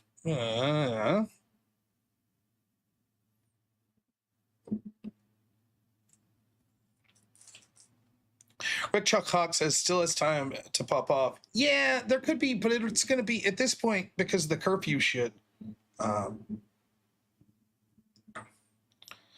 No, the panel's not on Sarah's channel. It's just on Admiral Gibbs' channel. Oh shit! I was supposed to message Sarah today. My bad. I had some shit come up today. We got some things in the works. Could be some exciting news coming up here. Maybe as early as this weekend. So, not my news to break though. Just some people I work with that may have some news. So it'll be interesting to see if that comes to fruition. Can you hear me? I can. Hi, EOD. Yeah, I'm back. I was going to say, Spoken Spaceman says, looks to be all over. And I'm telling you, it's because the Democrat mayors don't want to give Trump the win to come in and save the day. So they're letting their police do their fucking job. Yeah, that's what I'm saying. Now, again, this weekend it might. Yeah. But they know. Yeah, I know people are saying they don't care about curfews and stuff, but understand this, right? The shit to get really crazy, you would need people to be out right now. That doesn't mean that there can't be 2 or 3 people that like do something crazy. But as far as like big movements, they're not going to like be in bed and then come out at 3 a.m. In my opinion. So you would already see people out, I believe. More than likely. I would think, but you know, I go, what do I know? Well, we have seen all of this play out before, you know, in 2020. Yeah. So, tomorrow night, like I said, got the Griftathon show. Should be fun. Vista coming in again, $2. Says Democrat mayors has given him the win regardless. Yeah. TC thinks Saturday's the night. I think you're right. Probably. I like. Who knows? All right. It's up to you all. I say we raid out to EOD here and leave him take the show on his own. Now listen. If you go, we're going to raid out the EOD. Just go there and hit sub and then go to bed if that's what you're going to do. If you're not going to listen to EOD, right? Just hit sub real fucking quick, please. Right? There's enough people watching that I think it will really help out. Definitely. And you might be like, I hate Rob and EOD. I've never seen two uglier bastards on my screen. Why won't they just go away? Fine. But still give a sub. You know, that's fair, right? That's fair. Just give a sub. Subs are free, everybody. Come on. Subs are free. And then once we're all monetized or our channels all starts to grow, rising tide lifts all boats. We want to choke out these lefties. That's right. Right? We want the algorithm at 4 a.m. when EOD's chain smoking to say, hey, everybody, come watch EOD instead of some loser lefty that's up streaming at 4 a.m. Right? That's right. So the only way we could get there is through people subbing to the channel. That's it. It's simple. Click sub, and I promise, like, by the way, when you click sub to EOD, he's got some algorithm set up. He'll send you spam junk mail every fucking day. It's gonna inundate your inbox. You'll love it. It's great. Somehow he'll find your post office, and you're gonna get real junk mail. Real junk mail is gonna come to your house. All you gotta do is click sub on EOD. Oh wait, I'm sorry. No, none of that will happen. Me and Groupon have a deal. That's what it is. Yes, right. Yeah. So I'm sorry. Goodness. None of that shit will happen. None of it. And if you're watching on Rumble, go sub to EOD's Rumble channel. Are you streaming to Rumble right now? I am. What the fuck do you raid someone on Rumble? I don't know, man. I gotta look this up tomorrow. That's okay. There you go. There's the link. Everybody on Rumble, you see the link? Go click that. Hell yeah. So anything else anyone in the chat has for me? I refuse to answer for any amount of money less than $1,000. For $1,000, we'll accept a question. No, I'm just messing with you guys. So it's been fun tonight, EOD. Thank you so much for coming on. EOD, in addition to streaming with me here from time to time, also my head mod. It's always a pleasure to talk to you. I can't thank you enough. Thankless work. You know how people are. Everybody gets pissy with the mods. It's like the referees. No one's ever like, wow, what a great modded show today. No one ever says that. But that's what keeps us, people like me, from getting our channels banned, because we actually have mods that give a shit. So thank you so much for that. Yeah, who is it? Are we not men? Achilles 701 in chat, and then your brother Gorams and Courtney Noerr's a mod in here as well. Salute I would not trust her. I'm just saying, I would not trust her. No, we really appreciate it. So, special thanks tonight also to Avarice and to Mantid and to American Nacho for keeping us with all the badass feeds that were coming in. So sorry that it wasn't the most entertained, but also glad that it wasn't. I mean, fuck these lefties. Don't get me wrong. Fuck the insurrectionists. But I'm glad that no one got seriously hurt, at least in the feeds that we were watching. So I think the worst is yet to come. I hope I'm wrong. I really do. But it feels like summer of love, baby. I'm sure we'll be streaming this shit damn near every night from here on out. Probably. So hopefully I can chum some lefties in to debate me while it's going on. And I could do two things at once. I could fucking watch the riots and be like, quickly dispense of these worthless lefties. It should be, should be fun. So, all right, guys, I'm heading out. The raid's going to go over to EOD stream. He's going to keep streaming at least for an amount of time. Please, just go over for the raid and sub. And then if you got to leave if you have to. But at least do that sub first. It's free. But you should stick around. I'm sure EOD will have something to say, even if it's just him chain smoking. It'll be fun. So thank you. But I got to get some sleep. So thank you so much, EOD. Thank you, everyone. We'll talk to you all soon. Tomorrow, 8:30, I'll be here streaming a panel. We'll see you all. As always, have a good one. Oh, I forgot to set my outro video. Now I look like an idiot. Oh, man. What am I doing? StreamYards makes it so easy, too. And I screwed it up, yeah.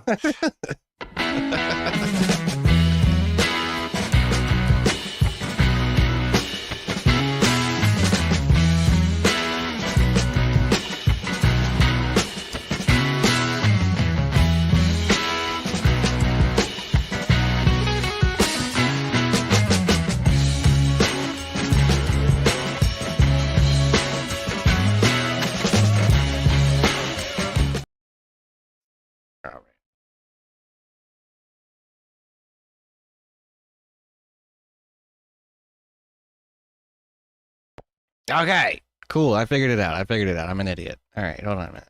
Let's switch this over to that. There we go. I fixed it.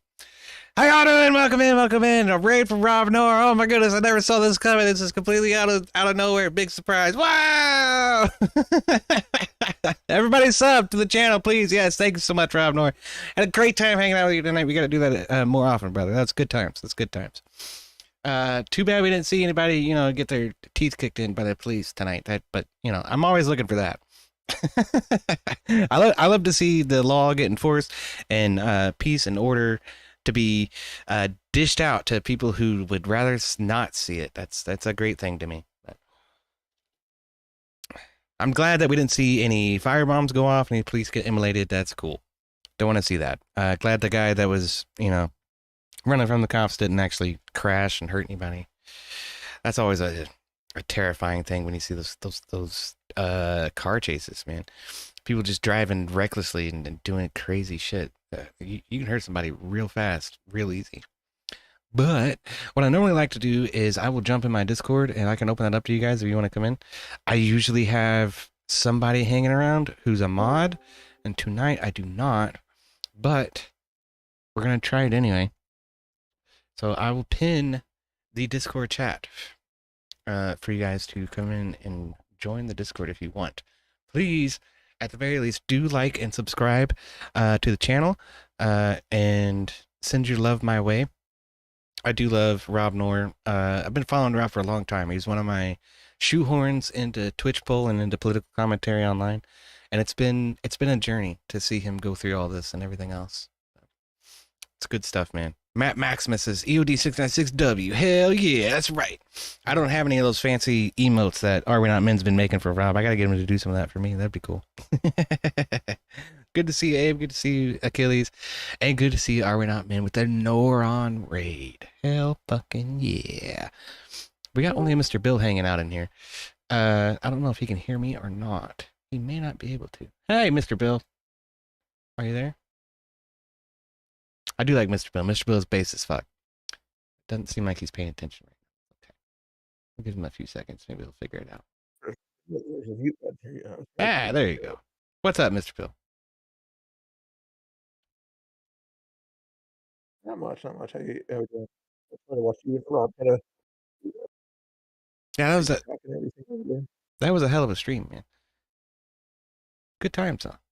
I always enjoy hanging out with Rob Noerr. Seattle was always popping off. I was like to copy other places for some reason in Seattle. Oh, Los Angeles is going off. Well, we better go off too. Yeah, it's like 4 years ago when Minnesota went off. Seattle was like the next one to go off.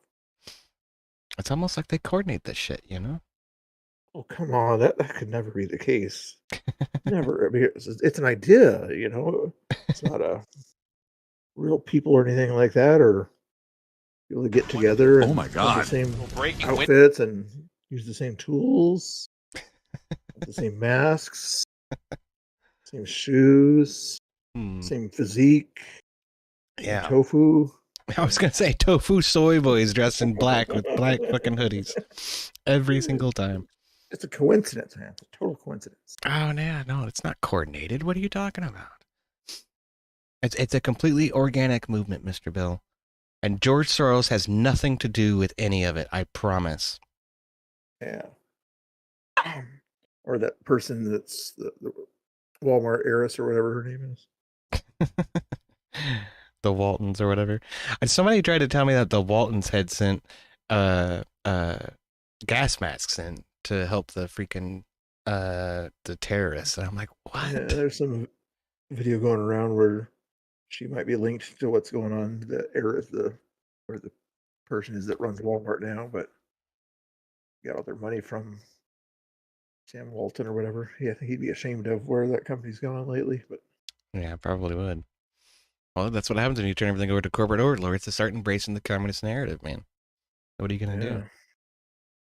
Problem though, when you have kids that are bad, I'm not sure if his kids were bad. I'm getting good at this shit. Turn your company over to. Look what happens, you know. Like you were saying, Soros or whatever his kid, whatever his name is, doesn't seem he's any more rational than George was. Yeah. What's his name? Alex Soros, I think. Yeah. It's carrying on the family business. Gotta keep the commies, money flowing. But they're not communist. Come on. Here's one getting belted in the face for touching an officer's weapon. That's hilarious. It could be a little bit fascist, maybe, just because George came from Germany, and he's was with the Germans or whatever, kind of took their side or whatever, instead of choosing to go with the rest of his people. But anyway, we won't get into George Soros history. Oh, I'm gonna have to get my tinfoil hat if we do.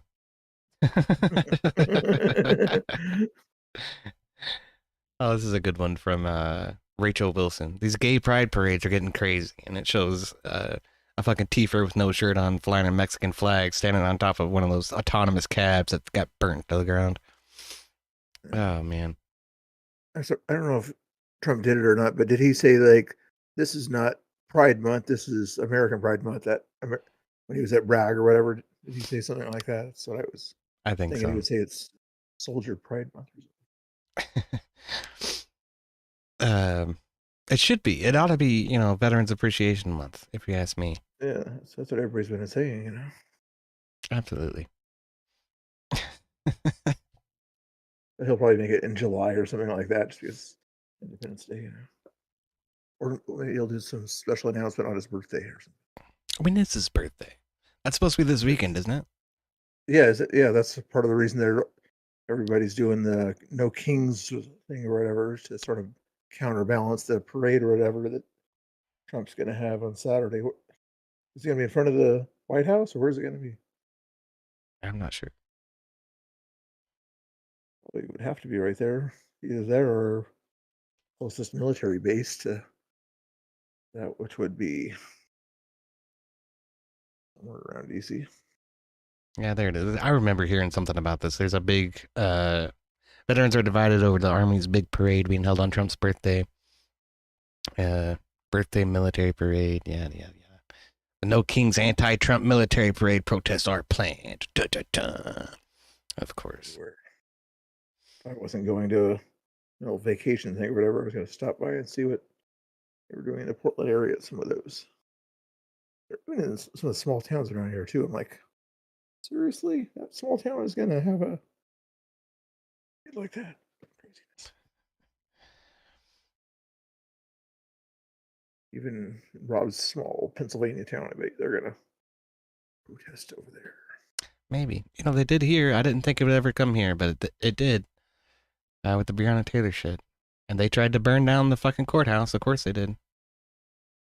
So. Shut up.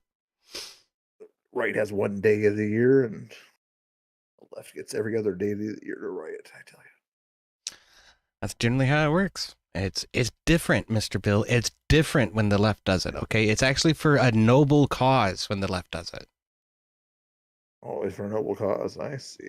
Give me a fucking break. Crazy when they do that. But if you have one of these hats on or whatever, and you go to a courthouse or something like that, you're a bad guy. Bad guy if you have something like that. You're a terrorist. You're a fascist. Terrorist. Dude, no lie. So I live near U of L's campus. And if you don't know, U of L's colors are red and black. So I have an old U of L baseball cap that's actually red. It's just a red cap. It's got U of L Cardinals logo on the front of it. I was wearing that walking down the street one day, right outside campus, and some guy on a bicycle rides by and says, "How could you just run over people with your car like that?" I'm like, "I'm walking. I don't even have a car. What are you talking about?" The hatred some people will just spew in your direction simply because of the color of a fucking hat is unreal. I keep wanting to get a hat that says, "Why does this piss you off?" It's red, and the people will see what it says, like, "You're a fascist." And then it's, "Why does this piss you? Oh, you're." That's an old school one. You've had that for a while. That's sun faded, man. yeah, it's been around the block. Oh, I keep saying that I got in a fight with some thiefers, but it was just. That's cool though. Shows you're a true OG, Mr. Bill. Exactly. Plus, I have such a large head with such a big brain or whatever, so I have to use the golf caps, you know. That way your head, the big brain can fit through there. They don't fit. What's up, Jess White? We don't have much of a topic. We're just hanging out. I see you got a little panel going over there. I might jump over and join that here in a little bit. Since no one seems to be interested in joining my Discord, you bunch of commie losers. Hey, Jess White, if you're still in the chat there, can we invite that wonderful guy that you had over there? I saw him talking the other day. It's like EB23 or whatever that said that he knew a lot more than Andrew or something like that, or he scared Andrew off. You're going to invite him back? It was so funny the other day. Not happy about that guy. Will 23 says, you missed the car chase. No, we saw it, Will. It just ended before Rob finished up. I was looking at it just a second ago. But let's see what we get out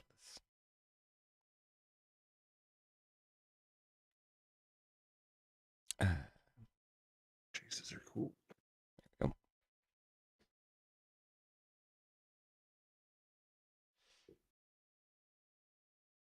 Yeah, I had assumed it would still be kicking off in Los Angeles, honestly. Even though it's, 4 o'clock in the morning right here. This is the guy who was covering the car chase. He is no longer covering that. There's still stuff going on in Seattle, but nobody's streaming there yet. Just kind of little tiny forest fires in the middle of the road here and there. And the police aren't very happy in Seattle, though. I'll give them that. But it looks like they can't do what they really want to do. Is they're just like beating up rioters because they can't arrest them. Yeah, that's always the case. The mayor's always going to have them on a leash to one extent or another. But like I say, it seems like they're letting them do their job for the most part because we're not seeing a whole lot of actions. Yeah. This is LA right here. If you look in the lower left corner, Will 2023. I might be able to share this into the Discord. I'm not doing any audio with it anyway. Yeah. Make it bigger. Yeah, that doesn't work. Because it's freaking or the other one that's not Firefox. If I did Firefox, it probably worked. My computer hates me sometimes, man. I'm gonna tell you what. Trying to keep a Windows 7 machine running this long was a terrible mistake. I should have never done it. Oh my goodness. Windows Me or whatever it was. Yeah. 7's a little bit after that. But yeah. 7 was good. 7 was good and solid. I didn't think it needed to change, so I didn't want to upgrade. I didn't like what Windows 8 did. I didn't like the spyware that's installed in Windows 10, and I think they've continued that through Windows 11, so I'm happy with 7, honestly. If I can get it to fucking cooperate. That's a challenge. When the chat remembers Windows 3.1. Anybody in the chat remember Windows 3.1? I'm the only old fart that remembers that stuff. I remember Windows 3.1. Okay, you're old. I am. I'm an old timer.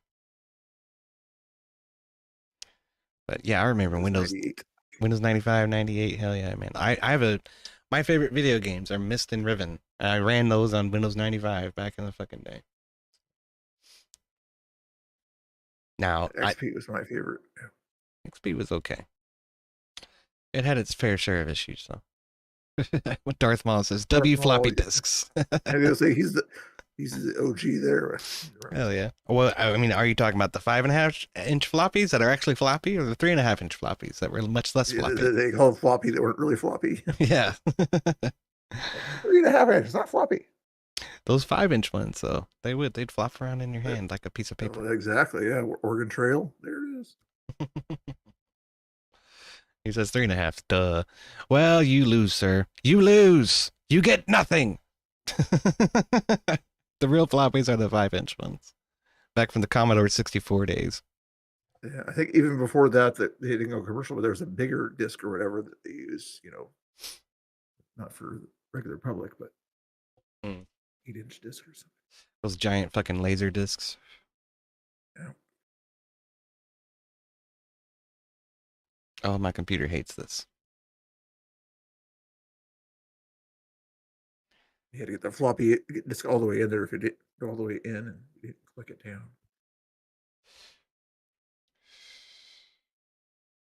I'm gonna have to get on that whole holodecks fucking grift, man. That thing comes in handy. You just pull up a wall of different streams. There's fucking 15 of them. That's good stuff. I know it's Portland Indy does something like that. I keep thinking about doing something like that. Like, can I get 1 or 2 screens going? Like, Oh yeah. SLI system crashes or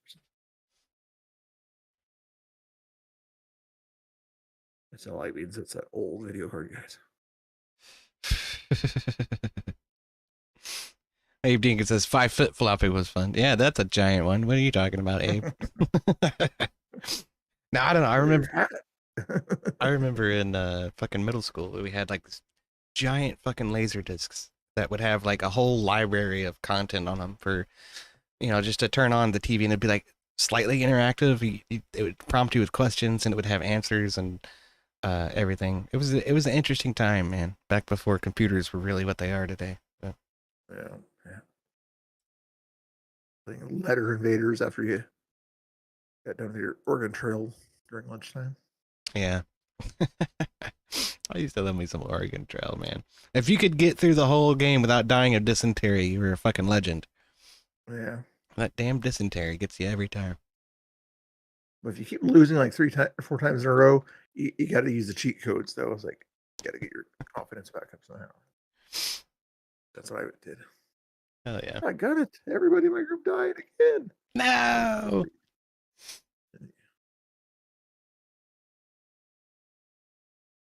I'm going to stop telling everybody to subscribe if you guys can tell me what the cheat code was for Oregon Trail. I don't remember. It's been a long time. That was like middle school. I know. Checking people's memories, the idea of what it was. All I remember is one little thing about it. But you remember the cheat code for Oregon Trail. You guys have to subscribe unless somebody tells me the cheat code. That's true. Subscribe. Get those subs up, everybody. Hit the subscribe. Come on now. Seriously, I'm sitting right at 150 and I still can't fucking rate anybody yet. I find that so frustrating that YouTube won't let you rate until you hit a certain point. Oh, can't rate even? No, I can't. It's a terrible thing. I don't make the rules, man. I'm just stuck living by them. Yeah. Okay. In a sense, you're sort of bending them, but not really. But yeah. I can tell you all to go somewhere, but that's about all I can do. We are still live on Rumble and on Kick. I'm EOD696 on Kick and EOD696 on Rumble as well. So if you're more interested in hanging out over there, we could totally do that. Yes, Abe Dinkus, sub. We need the subs and the watch hours. That's absolutely right. We're up to 991 views on this video. It's going to be my best performing video ever. So thank you to Rob Noerr for that. That's fucking awesome. I won't dance for you either, so I want to make it even better. Oh, we got somebody called Communist Cringe in the chat. He says, I like the second Oregon Trail with the live action sequences where you could chat with the members of your wagon. Like, it was awesome. Hey, I got a chatbot command for you that you're probably going to like. Communism is cringe. If the stupid chatbot will survive. Sometimes Botrix is here and sometimes it's not. So I don't know. I should probably switch back to Stream Elements for the bot. In case anybody's curious, it was /-999999, or however much money you wanted, and it would put that much money into your account. Oh, nice. But it had to be negative. I think it was a negative or positive, man. I'm about to grok that just to find out. Google would be better. I think Google would probably know that one better. Yeah, maybe so. That's cool. Was I just remember up, down, left, right, A, B.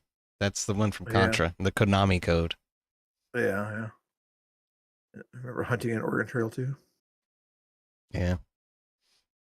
That was important. That and fresh water. If you could secure food and fresh water, you're doing pretty good. But it looks like for the most part they're staying on the sidewalk in LA tonight. Go figure. They finally figured out how to, protest and abide the law at the same time. Suddenly when the Marine Corps is standing on your doorstep, it changes everybody's attitude.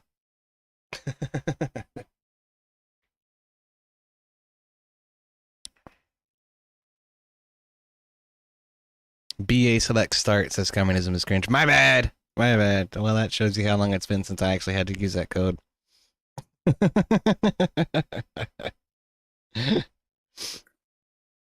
Shit, man. I was trying to look up the Oregon Trail cheat code, and it gave you the Konami cheat code you're talking about: up, up, down, down, left, right, B, A, start. That's the classic one, man. Like, if I could put that in as my password for my bank account, I probably would. Somebody put Superman as the cheat code in. There is a National Superman cheat code in there also. Whoever that was, good job. Didn't know about that one. Abe Dinkin says, imagine being good just because some Marines are around, right? Oh, shit. I'd be scared shitless. I was telling Abe Dinkus I wouldn't want to be on the business end of a Marine platoon or even a fire team, man. That would be scary. You know, the Japanese called them devil dogs for a reason. They could be exceptionally effective. So, what I do, I think that's what we're seeing. All the mayors are afraid to give the Trump admin a win to say that they came in and brought peace and order back to the city. So they're finally letting their police do their jobs. Love to see it. As soon as ICE leaves or whatever, they'll try to take credit. See, things slowed down as soon as ICE left or whatever. Like, you know, that was one of the big wins, I think, is Pam Bondi rounded up a bunch of freaking illegals and deported them from LA. So that's a big win for me. Yeah. But not a lot of exciting things happening tonight, it doesn't look like. Just people out in the middle of the street hollering and screaming at each other. yeah. I keep trying to find the victim too. There was some lady that was separated from her husband or whatever. I saw it. X tonight or whatever, but it wasn't really all over X, like they're normally they find that right sort of victim mentality. It's all over mainstream media, but you're not seeing those kind of things blow up like George Floyd or anything.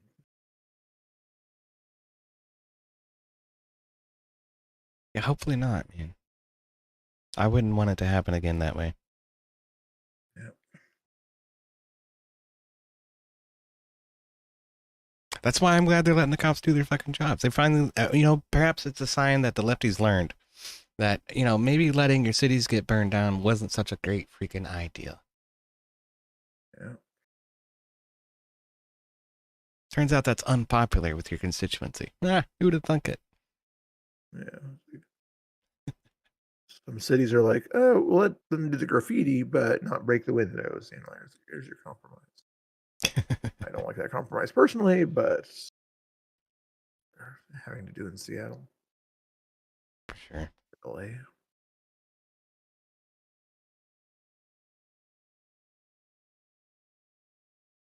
So one of the things that I've been learning lately with hanging out with Rob and going through this whole Crucible transition for him is that there are a lot of smaller streamers muddling around YouTube. And, one of those has been this one, Brainbender's Banter. She's actually a Navy veteran. She's really cool. My buddy Grumple's over there hanging out with her doing some fun games. Then we got Jess White from Australia. She's a based ass lady. She does some open panels sometimes. I was hanging out with her talking about crypto coin the other day. Big crypto scam.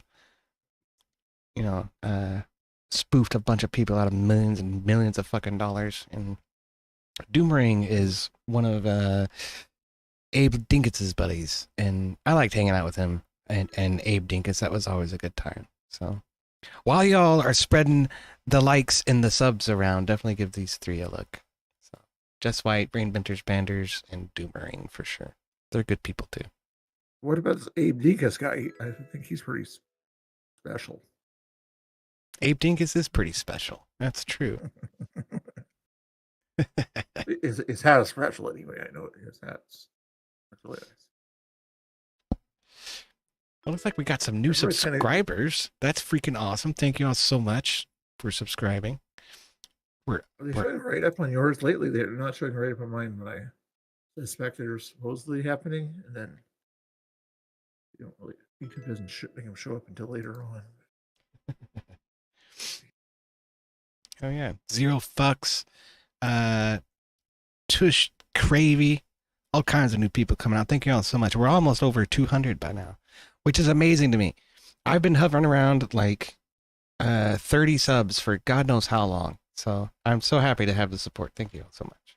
We're gonna get there eventually. I'm gonna have the numbers to contribute to the grift before long. I can feel it in my soul. So we're gonna get there. We'll tired of Twitch, aren't you? I mean, you're not working on Twitch anyway, but no. The stuff that happens over there and the behavior of the lefties over there is just what? It's atrocious, man. They'll find out they disagree with you, and they'll do everything they can. You know, coming on your stream, whipping out their freaking dick, and just making an ass of themselves in order to get you silenced. It's awful. Or do what Counterpoints did to Rob, you know? Exactly. They can't stand to have somebody who they disagree with having any semblance of success. So. Oh, but Counterpoints is on the right, or the Republican right. Yeah, thank you, Abe. Definitely get Doom Rings in there and Brainbender Banter too. If this will cooperate, it is less than cooperative sometimes.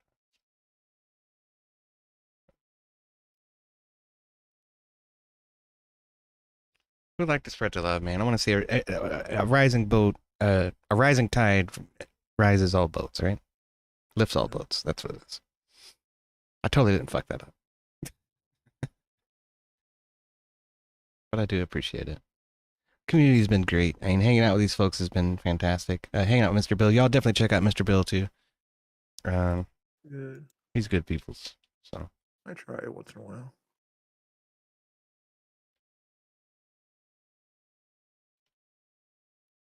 Yours is easy because it's just your username. Yeah. That's the nice thing about going over 1,000. They let you just simply use your username as your channel. My bad, Abe. Thank you, though.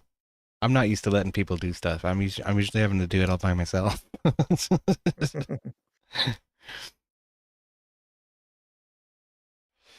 Yeah, I got the Discord link pinned up there. You're all welcome to come in and join the Discord. Get in there. Oh yeah. All right, guys. I'm going to go to sleep again here. Yeah, you're putting. Pop up here. Unless you want to go to Jess White or whatever. Yeah, I might do that. She talked to tonight anyway. I might just. She talked to me last night. It was crazy. She did have some crazy shit going on with that fucking crypto shit. The crypto shit was fucking nuts. It's always a scam, if you ask me.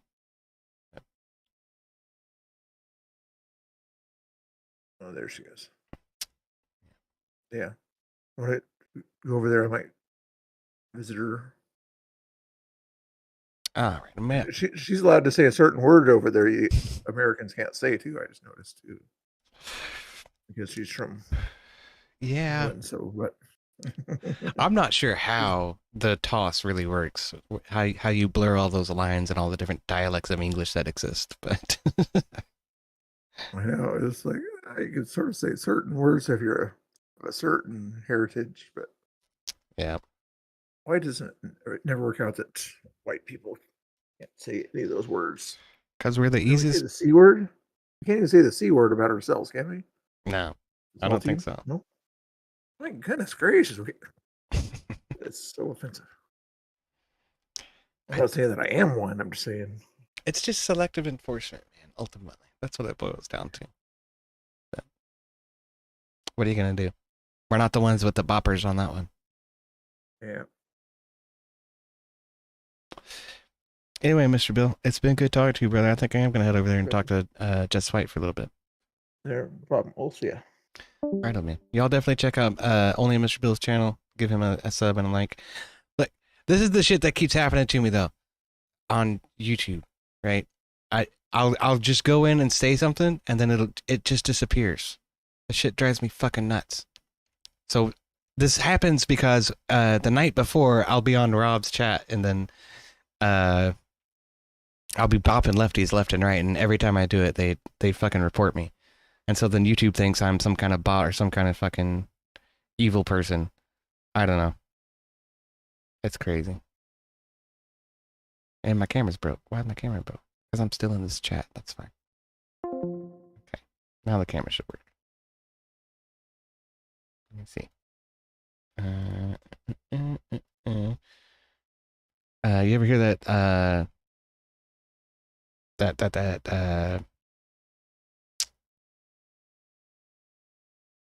freaking, there's a cartoon on Nickelodeon back when I was a kid. Duck. That was an awesome show. I just had that stuck in my head for some reason. I don't even know why. I'm crazy, y'all. You don't even want to know. All right, we're gonna head in here to Jess White and see what's going on between Australia and China. While we're over here burning down LA and Chicago and New York, China is engaged in a perpetual war against all of its neighbors, frankly. Just about every damn one of them. There we go. That works. Of course, they're going to find alternative methods to have access to that shit. That makes complete sense.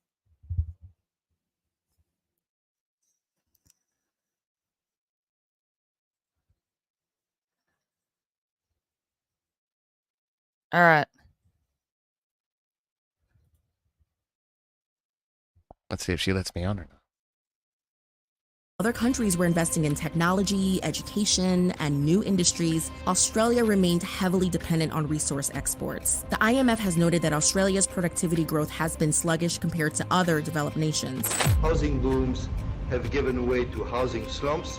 Housing investment in many countries will remain depressed for some time to come. And then came the reality check. In recent years, China's economy has been slowing down. Today, China's economic growth is half of what it was. At the same time. Hey, Hello, Jess. EOD. How you doing? I'm good. Just got off with Rob. I was hanging out with only Mr. Bill for a little bit, and I decided to come over and say hi to you. Yeah, I couldn't stay right at the end because I had to get this shit going. I had to get my kids in to have a nap and get the shit going. I hear you. What time is it over there? It's gotta be late, right? Or early? I don't know. It's 5 p.m. Early. No, late. Well, not early or late. It's coming on to nighttime. Yeah. But it's right at a rough time for me. I'm always multitasking at this time. I hear you. The kids are a trip, aren't they? Thankfully, there wasn't a whole lot going on with the LA riots tonight, so a little bit, but not much. So we're not seeing anybody get seriously injured or anything burned down to the ground. I think they're gonna finally let the cops do their jobs. So that's a good thing. It's bad for content. Did you come here to show off your Ranger hair? I did. Isn't it beautiful? Don't you just love the redness of it? It's not red. Don't you think Ranger's a better word than ginger? Right? I don't know. I'm not sure how I feel about that one. That's what we call, what you guys say gingers. In America, we call them Rangers. In Australia. I think they call them gingers in Britain, too. We probably got that from the British. Even though everyone says that Australia gets all their slang from the British, it's not fucking true. Y'all made up a whole bunch of shit that I don't even know what to do with. That's for damn sure. The thing is that it's very descriptive. So it's like there's not just one ugly person. There's many types of ugly people, and we have specific words for just specific descriptions of ugly people and shit like that. Oh, see, Australians are brutal but artistic with their slang. You could be calling me super ugly right now, and I wouldn't even know. Oh shit. Maybe. Franger? No, you would know from me, but Australians in general could do that. You might not know. Yeah. So what are you talking about over here? China is fucking Australia in the butt. Well, it's over the last 30 years, China's kind of sunk its claws into Australia a lot. And It's not so great for Australia. We're on the edge of looking at in the next couple of years becoming a second world country, which it's a real risk and possibility for Australia, and no one seems to be addressing that. I don't usually talk on politics, but this is something that's extremely serious. And it's not even just about here. It can happen in other countries as well. That's what concerns me is we've been in a trade war with China for a long time, trying to maintain some semblance of manufacturing. Then we just keep exporting because it's so much cheaper over there. They're like parasitic, like in that way, and they'll extract all their manufacturing out of Western countries just because they can do it for nothing. Well, we also made bad choices that got us in as a country, that got us into this position, and we still have a little bit of time to make decisions enough to kind of turn the tide. But the gap is closing, but before it's not going to be good. And yeah, this kind of collapse can happen anywhere in the world, not just here. That's very true, especially if you're engaged in a civil war over immigration enforcement like we are right now. We're not there with that yet, but we do have a lot of resentment kind of building up between the people and the government with other issues that will get to the point where it ends up getting to a tipping point. Like, mind you, we've also had pretty good growth in Australia for years and years and years, where everything's just been up and up and up and up. And this is the first kind of point where we're going downhill. So where most countries have a up and down thing, we haven't had that. Yeah. So our ability to prepare or deal with that is not as good as other countries because we've just never had it. Interesting. Yeah, Mr. Fista says Australia hasn't had a recession in 30 years. That's crazy to me. Yes. Yeah. So we've just had growth. No up and down shit like the rest of the countries have. Interesting. Yeah, but that also it sounds great, but it comes with negative consequences as well, because 30 years is a big period of time where people get comfortable, people get lazy, and people lose they become ill-informed as well. And that combination of shit creates even more issues. For sure. So, comfortability is not a great thing. Our greatest achievements come from struggle, not from comfort. Yeah, you get lazy, you get lackadaisical, aloof about You investment. become blind too. Yeah. Yeah. Easily influenced. For sure. Yeah, it's not good. That's when you become like, your brain half switches off and you become very susceptible to friggin' getting brainwashed. Yeah. And then, you got Big Daddy China coming in and promising you the world. Everybody's probably willing to listen. China's been trying to play this bullshit with every country in the world. They just want access to our fucking resources. That's what it is. And everybody wants access to our resources. That's why we're able to make such good deals with every country. Like, we've got good deals with Britain, with the UK, with America, with China. It's getting to the point also, though, that with the stuff going on between the US and China, and Australia has ties with both, that's coming to a bit of a head as well, where we're going to have to make some really full-on decisions there soon. It's not going to be able to last the way it is for much longer. Well, I hope things start heading in the right direction for sure. Well, it'll take a combination of different things. It's going to take the people mostly standing up to that, and it's going to take a lot of policy changes, law changes, and all of those kinds of things to be able to actually sway this in a positive direction, because it's been bad choice after bad choice after bad choice that's gotten us here. Right. It's not just one thing. It's accumulation of things over a period of time. And this is what being comfortable does. For sure. Yeah, I've seen them do it with all over Africa. They'll engage in these contracts with smaller African nations, and then they'll build out some infrastructure. They'll make some roads here and there, and then like China has rights to all of your mineral resources for the next 100 years or something. That's the deal.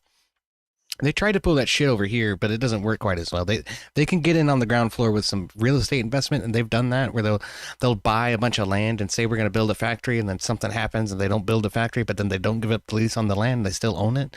It's like right next to it just so happens to be right next to a military base, shit like that. Some of that's a little bit concerning to me. So Australia's a kind of interesting place because it's not as easy as what some may assume for you to take over Australia by brute force. It's very, very difficult to do that. Extremely difficult. I can even show you guys. I can bring something up where I can that can explain why it's so difficult to do that here. But if you wanted to take over here, the best way would do it from the inside out. And it's not just happening here. It's happening in America. It's happening in the UK. It's happening over in fucking Ireland. It's happening in Scotland. It's happening in lots of countries where it's going from the inside out. And that is the only way that Australia can really be invaded or taken over is from the inside, because by brutal force, it's impossible to do. And that's got nothing to do with us having any good military or any of that shit. We've got actual protection from nature itself as well. Yeah. Like to get here without being seen or without us knowing about it, or even just the fact the oceans around us are so brutal, the fact we're a country and a continent and an island, all of these things, plus the fact that we got all these deserts and fucking harsh environments, we got poisonous plants and animals that most people in the world don't understand. So there's all these natural advantages that make it really, really difficult. Yeah. Yeah, but it's the harshness of the pure landscape, all the deserts and all this kind of shit. To be able to take that over, all those things combined, to be able to take it's very, very, very hard. Very hard. You would have to get very lucky to be able to do that. But to do it from the inside, to weaken it from the inside and to control it from the inside out, that's another thing altogether. And I think the worst thing they did to the West was to infiltrate our institutions in America, and then they start leveraging their power, their institutional power, through our NGOs to go out after folks like Australia and the UK and Ireland and whatnot, where we had USAID, investing in shit like a transgender, opera in Ireland and shit like that. And Democrats want to say, oh, this is all about soft power. This is a good thing for America. But at the end of the day, whose will are we really serving? Are we serving the will of the West, or are we serving the will of the Chinese Communist Party? It's hard to see sometimes. Yeah. Well, this is another thing that makes a lot of Australians have a lot of resentment, is the fact that it's our resources, a lot of our resources and our trade with China that has propelled them into the fucking power position they're in. Right. And a lot of Australians are not happy with that. What is it? Will 2023 says Australia has them by the balls if they wanted. China's heavily reliant on Australian coal. Sounds like y'all just need to put a tariff on them. Just tariff. Oh, they're relying on us for lots of different resources. Lots. Yeah. But also that goes the other way around too, because we export a lot of resources to China. So our big part of our economy comes from that. So if they go, nah, we don't want to do that anymore, that will affect us short term. So it's like, there's lots of factors involved. That's why I don't know if you guys have noticed Australia's turning more towards America in the last couple of years. Yeah, there's a lot of based Aussies that I've met on the internet lately, for sure. Yeah, Australia, the government systems have been working together a lot more. Australia's trying to swing it towards more America than China, because we don't want to empower China. Thank goodness for that. It was a good thing at the start. It was a good thing at the start because it benefited us a lot. But the way it's gotten now it's like, no, it's too fucking out of control. And most even our government knows that. They've got their ties in fucking everything here. I had always imagined it would be a big tug of war between Australia and China and over in the South Pacific, man. But you don't see it publicized very often, Yeah, for reasons. They'd be too. They they know they can't take us by brutal force. With how close we are to them, don't you think they would have tried already if they thought they could? Yeah, they would have. Yeah. Especially with how close we are, the fact that we're also isolated from other countries. So, but we have defense from America and the UK as well. We're part of that. Oh, what's it called? NATO. Um, Or no.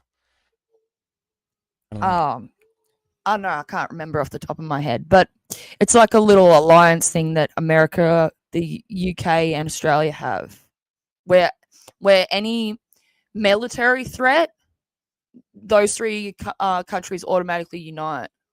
Right. Yeah. Well, I know we have a huge presence in Japan. We have a huge presence in Guam. We have a huge presence in the Philippines. So if China tries any shit, we're already there. Well, in Australia, it's kind of fucking split because a lot of our economies, trades and stuff are with China, but a lot of our defense stuff is with America. Yeah. So if it comes to a point of choosing, or a point where the problems get so tense between America and China, I don't know what the fuck Australia's gonna do there. That kind of worries me a little bit, because if they turn towards China, that's not gonna fucking end well for us. Yeah, apparently the alliance is called AUKUS, between the Australia, the UK, and the United States. But interesting. I didn't know that. I didn't even know about that one. That's not one we normally complain about. I guess because you guys are real friendly with us. We also send a high percentage of our population into these kinds of scenarios as well. Yeah. All right, I'll press play and then we can talk some more. Right up. By the way, guys, I might be slightly incorrect with some of this shit because I'm not very kept up when it comes to politics. So if you hear something that I'm saying that's not correct, please forgive me. I'm doing the best I can to be correct with what I got. But you know. No, Jess, you're always right. The streamer is always right. Chat is always wrong. I'm always right, and I encourage you guys to do your own digging to fact check that shit. But I try my best to get the facts right. I do. I try my best with it. Right, that's all we can do. All right, let's press play. And I think that'll be a major risk for the global economy. It's a signal that the government recognizes the problem and they are willing to take actions. Their steel production peaked, their construction boom cooled, and suddenly they didn't need as much iron ore and coal. In China, and now exports of iron ore from Australia and Brazil in particular, which were up about 50% during the month of June versus May, it's really picked up steam and showing some encouraging signs for the freight market overall. According to the Australian government trade data, resource export values have become more volatile, highlighting the risk of economic dependence on commodity cycles. But wait, it gets even more complex geopolitically. Australia's largest trading partner is China, accounting for 30% of their total trade according to DFAT statistics. But their closest security ally is the United States. With ongoing US-China tensions and potential trade policy changes, Australia finds itself in a difficult position trying to balance these relationships. The Chinese people are having more and more favorable attitudes towards Australia, and equally towards Australian products. We recognize the complexities in managing this relationship. And here's where the story gets really concerning. While Australia was focused on mining, other countries were diversifying their resource production. Argentina ramped up lithium production. Vietnam increased rare earth processing. Countries across Africa and South America expanded their mining operations. According to industry reports, Australia's market share in several key commodities has been declining as competition increased. But did Australia policymakers pivot quickly to innovation and value-added manufacturing? The data suggests that they were slow to adapt. Recent Australian Bureau of Statistics figures show that productivity growth has been disappointing. The Productivity Commission has highlighted that labor productivity growth has been well below historical averages. This means workers are working hard, but not necessarily creating more economic value per hour worked. Good morning. Almost 3 million. But inflation will do that to you. Rise from next month, with the Fair Work Commission handing down its decision on minimum wages. Could be that the cost of our snitty at $28 is not right at 28. It needs to be 30 or 32. The industry does need a pay rise. A lot of people don't realise security officers wherever we are, we're on the ward. That's our base. That's not sustainable long term. Recent inflation data from the ABS shows cost of living pressures are real. It looks like every week I come here, it feels like there's more and more people here, which is a bit distressing. 1 million Australians have reached their credit limit and opened a secondary account. We're dealing with numbers that used to be close to about 10,000 a year, and now we're looking up towards the 13,000s. So there is no slowing down. The RBA's monetary policy decisions reflect concerns about both inflation and economic growth. And young Australians? The Department of Home Affairs data shows increasing number of skilled workers are looking overseas for opportunities. This brain drain creates a concerning cycle. Chronic, and it's getting worse every day. Australia is just running out of people. We'll spend an entire shift running around. We won't have a chance to go on a break because there's something that's urgent happening. Less talent means less innovation. Less innovation means fewer high-value jobs. And fewer opportunities mean more young people consider leaving. Here's what really concerns economists about this story. This was largely preventable. Australia had significant advantages: abundant natural resources, stable institutions, an educated population, and proximity to the fastest growing economic region in the world. But according to various economic analyses, the country didn't adequately diversify its economic base during the boom years. Instead of using mining revenues to substantially boost education funding, research and development, and infrastructure for new industries, much of that windfall was distributed through tax cuts and spending programs. Yeah, our government was too busy giving fucking handouts and sucking up people's ass. True, I told you that's all our government does is suck ass. It's just the way you put it. It's too busy giving people money and sucking ass. Stop sucking ass, you stupid government. Oh, shit. Most people hate it. Fuck Centrelink. Mr. Fista says, for the last decade, we have imported I think he's Australian. We have imported low-quality human capital from South Asia to offset birth rate collapse. A 75 IQ Indian delivering McDonald's does not an economy make. That's very true. So, what was that? He's saying y'all have been exporting your smart people and importing stupid people from places like India, and an Indian delivering McDonald's. That's not true. That is not true. To be a citizen here, you can't even have a bad credit rating. I was going to say, I think y'all have much more strict immigration policies in the United States too. We do. We have very strict fucking rules to be able to be a citizen here. But we also have, you guys have green cards. We have visas. Yeah. So well, we have visas too. And this is where Australia has fucked up with this, is that yes, to be a citizen here is very difficult. Very difficult. There's certain shit you got to do to be able to qualify that. And even if you even have a bad credit rating, you can't come fucking be a citizen here. But makes sense to me. With the visas, we used to have a big, massive tourist thing here where people would come here, and tourism was huge in Australia, huge, because we have beautiful beaches, we have very diverse, very diverse fucking landscapes and shit.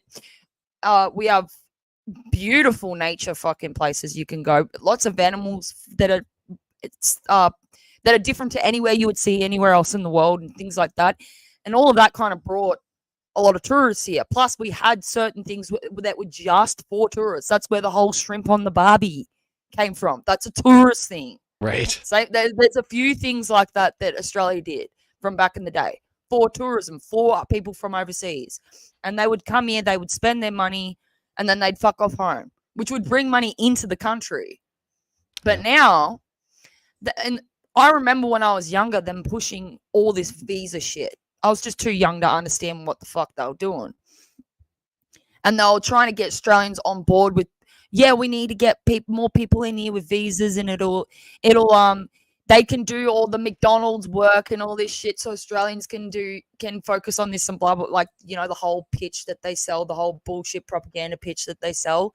Yeah. And it took them years to kind of sell it to Australians, because we didn't accept it at first. It took years. I remember this going on for like 10 years, them doing this shit. And then all of a sudden we have people coming here, staying here for 2 years. They can be here for up to 2 years making all this money in our country and sending it home. back to sending it home and then fucking off back home. We get the And same that shit. is where they fucked up. That's a big fucking problem here. They're extracting wealth out of the economy. It is. Yeah, I agree. Yes, and it's become a massive problem, like huge problem. At first, it was a little problem, but there's not enough regulation around it, so it just became out of control. It's the same with buying property here. They opened the market for foreigners to be able to buy property. Now every cunt in China owns friggin' Australian land. Fuck those guys. Mr. Bill was just saying something about that. Like, there's a C word you guys can say that we can't say. I'm like, how do they enforce that on YouTube? Cunts. I don't know. I don't care. I'll say it. I know. And Most if you Australians can't fucking speak English, fuck off back where you came from. It's fucking rude as fuck. It is, Don't isn't it? come here speaking your fucking gibberish. What is it? Mr. Fista says, rubbish. We have the easiest working visa system possible. I think you addressed some of that. It is about the working visa system. He was saying people come in, they don't even have to have an Australian degree. Some fucking diploma mill out of Well, the thing is, it depends. do it. To be a citizen, it's real rough. To be able to come here and work, they used to make it where you had to have certain qualifications, and they've kind of lowered the bar and lowered the bar and lowered the bar, so that you could be some fucking half retard that can't do shit and come here and just claim to work and fuck off home. I'm telling you, that's because of the cultural Marxism that's pervading, the United States and a lot of Western countries because of fucking China's influence. In the You know why Indians get a bad rap here? Indians get a bad rap here because they come here and put their fucking rubbish everywhere. Like, just because your country looks like a dump, don't come here and make my fucking country a dump. Oh god, I saw the worst video on an Indian train. This guy is like, there's a garbage can overflowing in the space between two cars, and he just picks it up and tosses it off the side of the fucking train. I'm like, what in the fuck? This is how you guys get rid of trash? That's ridiculous. And he's like an older Indian guy. He's like somebody who should probably be trying to do the right thing here, and then he just dumps it on the side of the freaking railroad. It's terrible. Oh. Well, if it does kick off in Australia where there's riots or fucking like civil war, I'll have to get my camera out so you guys can see all these Australians going, "Fuck you, you fucking cunt," and punching each other in the head. Wait, it'll be fists and shit flying everywhere, blood everywhere. Oh my gosh, it's not. Oh shit, I can imagine it. Australians do that stuff for fun, let alone when they're pissed off.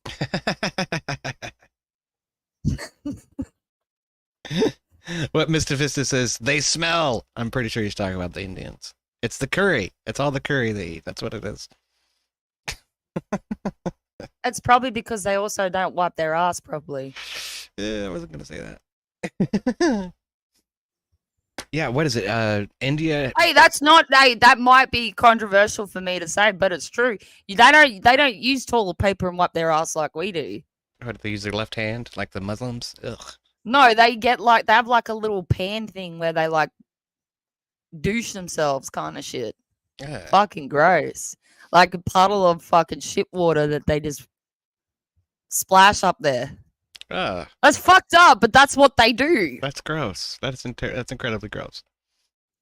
Well, that's what they do. I agree with you. It's fucking disgusting. I heard somewhere that per capita, there's more public defecation in India than any other country in the world. Well, that might explain it. Everyone's walking around with a skiddy ass. It's fucking wrong. That's so wrong on so many levels. It's not funny. Anyway, I don't care where you come from as long as you come in and you respect the place. I couldn't give a shit what color you are or where you're from. Just don't be a fuckwit. Otherwise, go home. I hear that. I kind of feel the same way. You know, there's been proposals in the United States to have road signs in Spanish and in English. I'm like, fuck that. No. And so, because we couldn't get that passed, now the Department of Transportation has required truckers in the United States to be able to speak English. So that's one of the tests you get when you come across the border and you go through customs. Do you understand the road signs? No, that's the type of issues we're starting to fucking deal with this shit. It's getting ridiculous. Nah, I confront them. You know, when they start talking, you like trying to talk to them, and there's some issue, and then they're like in their own fucking language. I'm like, talk my fucking language, cunt. Don't talk about me like I'm not here. I'm not fucking stupid. And they just look at me like, ooh. You know what, Jess? I'm gonna name you the honorary Shiloh Hendrix of Australia.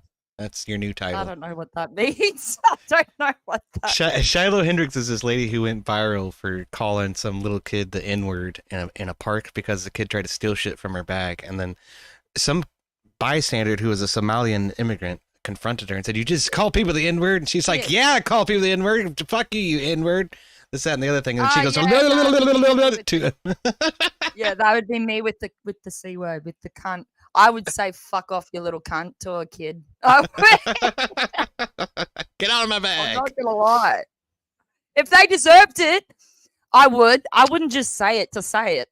But if they were being a little fuckwit, I would call them a little cunt.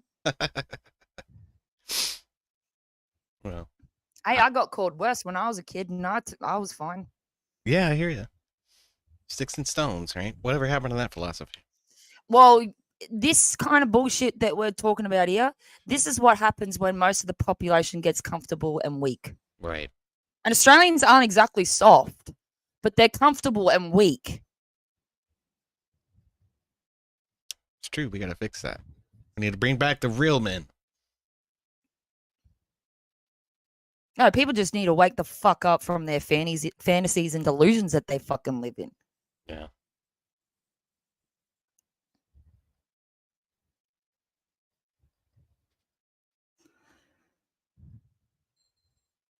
Oh, are we not? Yeah, Let's play. Yeah, let's play. Let's play. I can turn your audio up here. Just give me a sec. Oh. Thanks, Are We Not Men, for letting me know that, because I can't exactly tell how it is for you guys. Right. Do you want to do a test? Sure. I'll say Dingleberry, Fidgefucker, Snowman, and Santa Claus. There you go. Is that better? Yeah. I don't know. Maybe when I said fantasies, it sounded like fannies to use. I don't know. I can't help my accent. Fuck yous. I love your accent, Jess. I think it's adorable. I don't mind. I make fun of everyone else's accent, so you guys can make fun of mine. I don't give a shit. I was born in the north of the southeast, so I end up with a rather neutral one. But if I get around some fucking rednecks, and my boom hire starts coming out.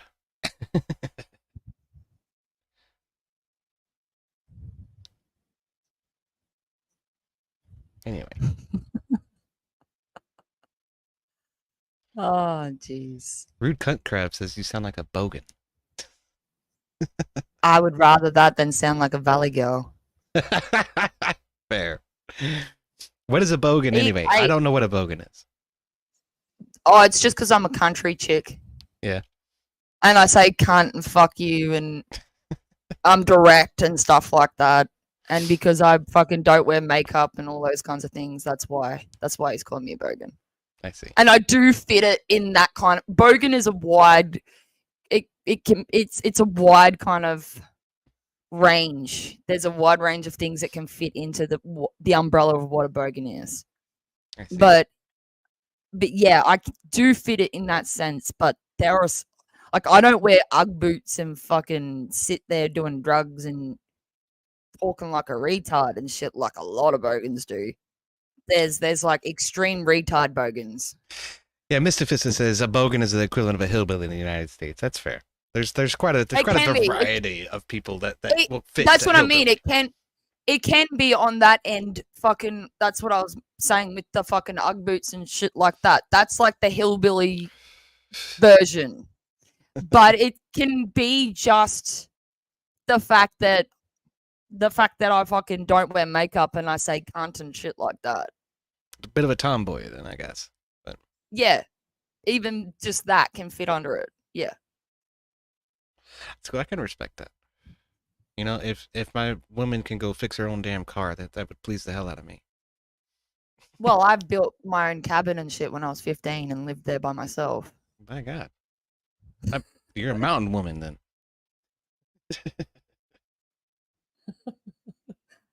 I do not recommend. I don't think. I don't think like 99% of women could do that, even as a Probably not. young adult. But it was cool. I cooked on a fire every day. It was a cunt walking to the fucking into buy grocery every 2 days. I would walk 6 hours. Yikes. To get groceries every 2 days. And because I didn't have a fridge, so I would walk there every 2 days, get groceries, walk back, and then I'd cook everything on a fire. I'd hand wash all my clothes, and fuck yeah. I even had power set up. I hooked power up from the fucking on an inverter on an old car battery. Yeah. Up, and then I had lights and shit at night.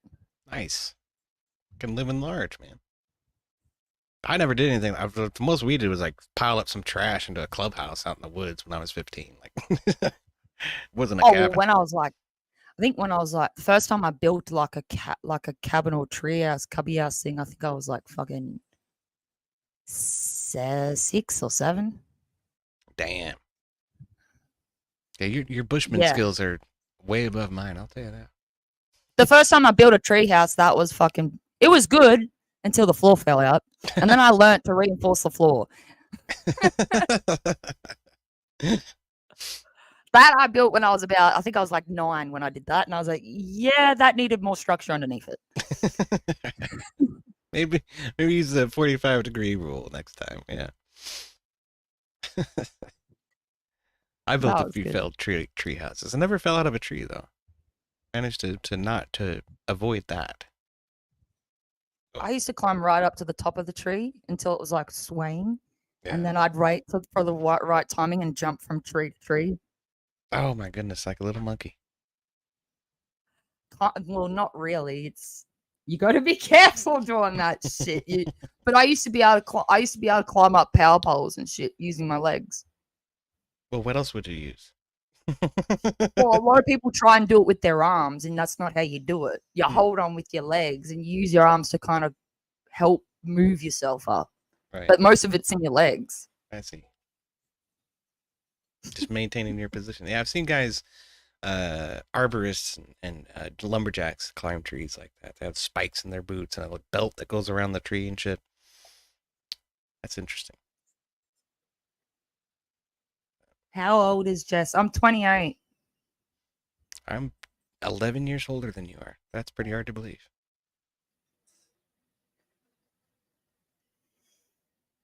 Yeah, I'm 28. Mr. Vista wants to know what state you're in Australia. What percentage Aboriginal are you, Jess? I'm not telling you that. I do have some Aboriginal in me. I'm not telling you that, Rick. What the fuck? Oh, why are you asking me that? It's a point of pride in the United States to have some amount of Native American blood, and you ask Elizabeth Warren, Pocahontas. Oh yeah, it's a point of privilege in Australia. It's a point of privilege. I don't go around saying I'm black because that would be fucking dumb. Yeah, so I just don't. I can tell. Yeah, see, he can tell, but people can pick it out of me.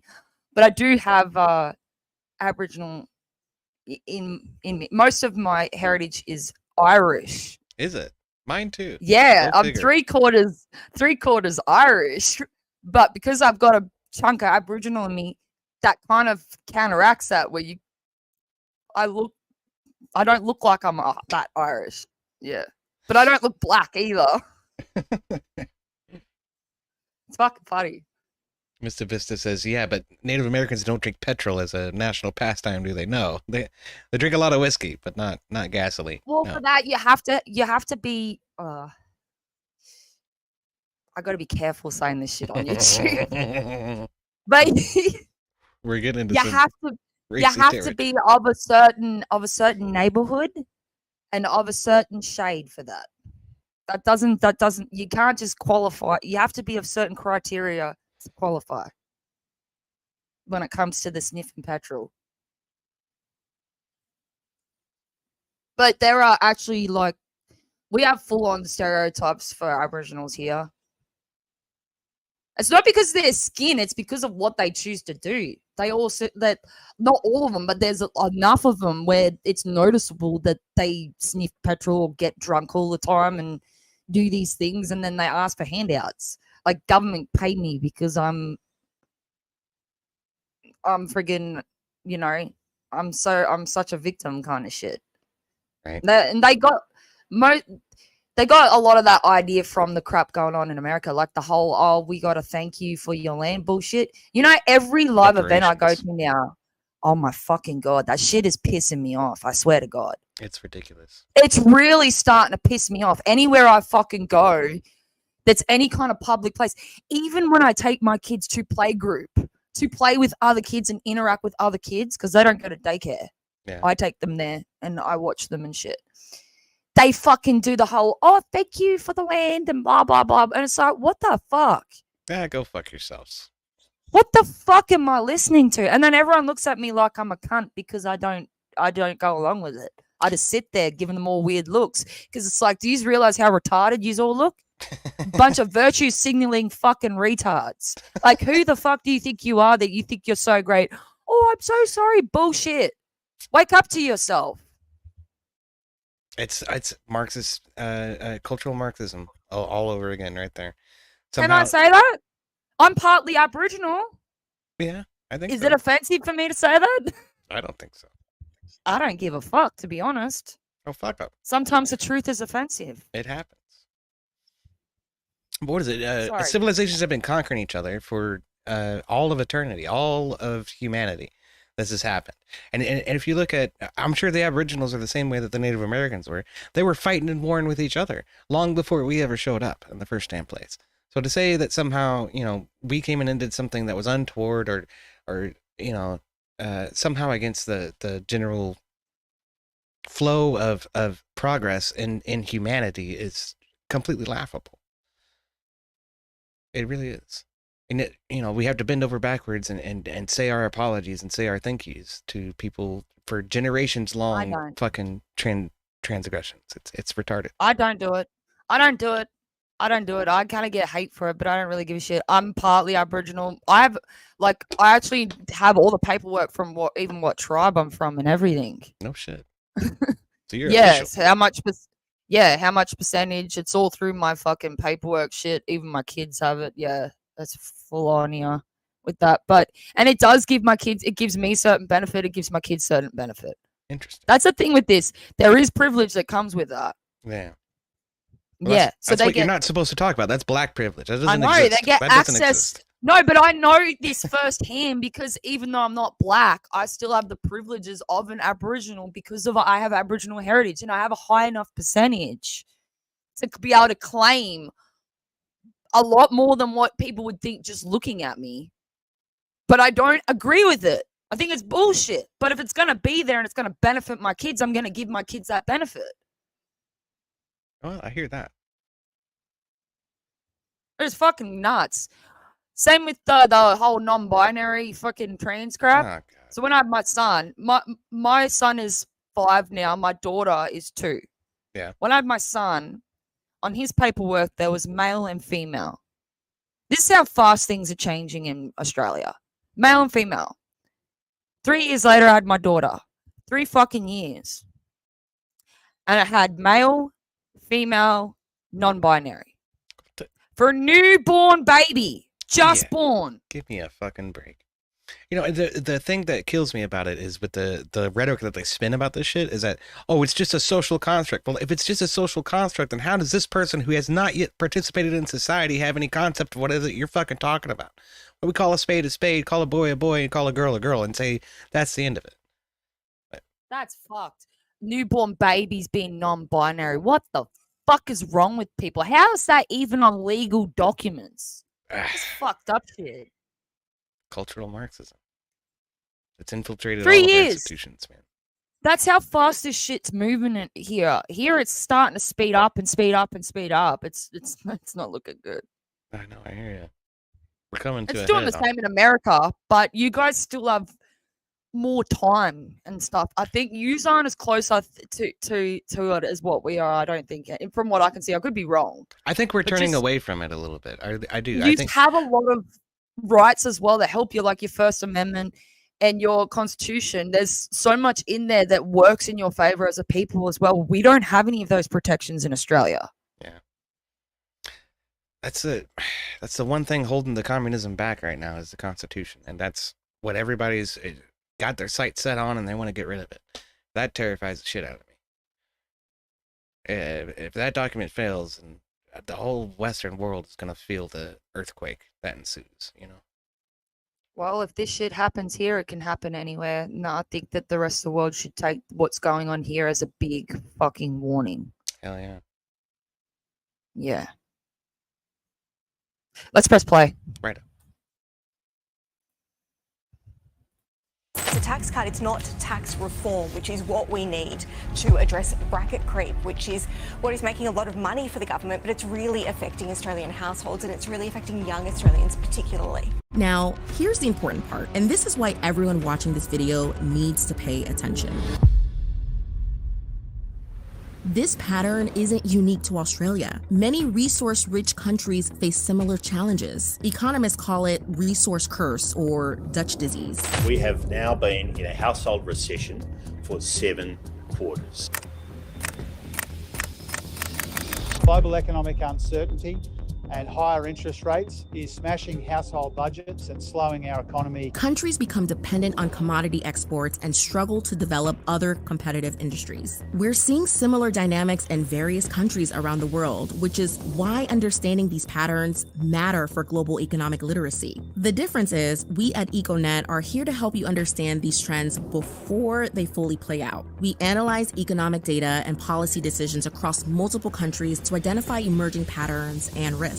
But here's some perspective. Economies isn't destiny. If policymakers understand what's happening, they can make course corrections. Australia has significant advantages and could address these challenges, but it would require some substantial policy changes. They'd need to boost investment in education and research. They'd need to create incentives for innovation and new industry development. They'd need to address housing affordability through supply-side reforms. Whether they'll implement these changes remains to be seen. Economic policy is complex and often move slowly. And that's why it's crucial for you to understand these global economic trends. Because while policymakers debate, individuals need to make informed decisions about their careers, investments, and life choices. So, what do you think about Australia's economic challenges? Do you see similar patterns in other countries you know about? And what do you think are the most important economic indicators for regular people to monitor? Drop your thoughts in the comments below. If this video helps you understand global economic trends better, give it a thumbs up. And if you have Mr. Fista is fucking cracking me up. I said, y'all are more than welcome over here. He said, I wish I had a constitution with ours. I said, y'all are more than welcome over here. If I could trade a bunch of Antifa commies for bases, fuck Aussies, I'd do it in a second. He said, I'd love to. I just have to wait till the Democrats steal another election and get some shoe polish and a flight to Mexico. He's not lying. The Democrats are in power. They're going to open the border as wide as they fucking can. And if you got dark skin, they're going to let you through. That's for damn sure. Which is ironic because a lot of Mexicans are actually light-skinned people. That's hilarious to me. They're of Spanish descent. They look like we do have a Europeans, but- constitution. You do. We do have a constitution, but we don't have a First Amendment. Right, the Bill of Rights. That's a big kicker. That didn't happen until later. Most people don't realize it, but most of the amendments to the Constitution weren't ratified until like the 1800s, 25, 30 years later. Yeah, so we have a constitution which gives us some protection, some. That's why it's better here than in some places like the UK and shit like that, because we do have a constitution, but we don't have an amendment. And the amendment's what kind of solidifies a lot of that kind of stuff. The first 10, yeah, that's the Bill of Rights. That's what Yeah. codifies a lot of it. There's the Mhm. amendments get hairy though. There's something upwards of 50 of them by now. And some of them are like, Congress shall give itself a pay raise every single time it passes a budget, shit like that. I'm like, who decided that was okay? We need to bring that one back to the drawing board. I want money. Everything's about fucking money. It is. Everything. It is. That's the reason why women even vote today is because of fucking money. You're not lying. I did see something interesting though. I think there was a Ford Ranchero in one of the shots in that video, and I'm like, that's a Ute, isn't it? That's a Ute. That's what you guys mean when you say a Ute. I'm learning. What do we mean when we say ute? Yeah, it's like a truck. It's a car truck. It's a car truck. We don't call it a truck. A truck's a truck. A ute's a ute. Well, there you go. We call it a truck. It's a What the car fuck truck. is that? It's a car truck. The Ranchero and the El Camino. Ford Ranchero and the Chevy El Camino. The fuck? All right. I can sit here and talk about car shit all day. I'm sure you're not very interested in that. I'm just surprised you don't know what a ute is. That's not a word in our lexicon or our dialect. I had to learn that one. But This is a ute. Holden's nameplate for it is a Ute, right? That's a ute. Oh, well, fuck. That's just a little truck. Nah, that's a ute. I'll show you what we would call a truck. Why do you call it a truck? It's not a truck. It's got a truck bed. That's why.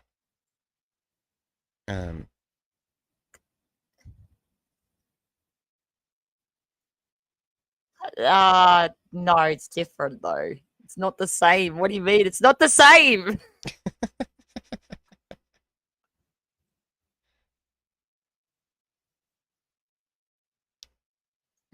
It's not. It's not the same. Oops. Same with you guys say like pickup truck, and we don't fucking give a shit about any of that. Well, most people don't say pickup truck. That's kind of more formal than regular colloquialism. We don't say any of that shit. I bet your newscasters probably would.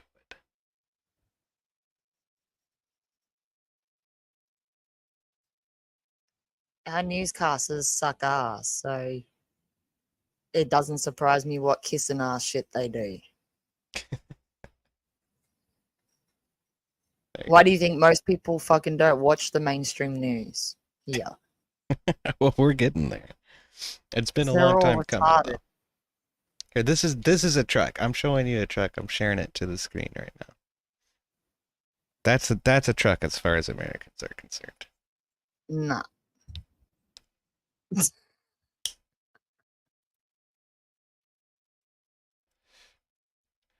Yeah, that's a ute. That's not a truck. It's 8 feet tall at its This is a fucking truck. ceiling. No. This is a truck. This is a truck. That's a truck. Oh. You don't call those lorries? No, what the fuck? We call them semi-trucks. Lorries. What the fuck?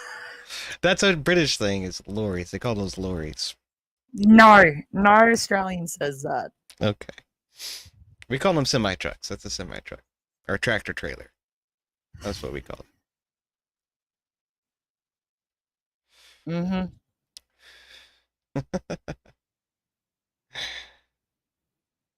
Fucking lorry. What the fuck? That's retarded. It's a British thing. It's retarded. I figured you would know more British people than I do. I don't know why.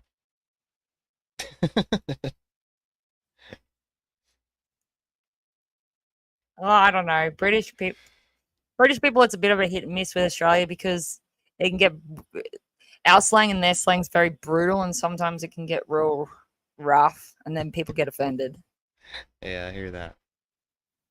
I'm pretty sure they're a lot more loosey goosey with the C slur than we are too. Yeah, and it can escalate and shit. Because also some of our words, we have the same slang, but they'll mean different things too. Yeah. So.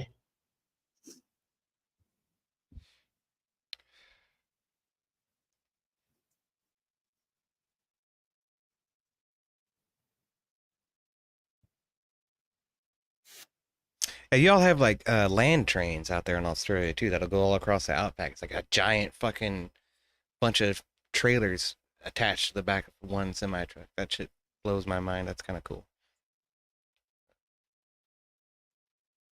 Yeah, there's some big fucking machines and shit here. For sure. If you go out into the outback and shit, there's some huge ass machines. Yeah. I've seen some good off-road competitions. I'm into motorsport a little bit. I've seen some good off-road competitions out of Australia too. Some interesting looking rock crawlers and shit like that. That's always cool. Not if you buy them from China. I'm sorry, but like you got to think. You think about it. We have very harsh landscapes and shit like that.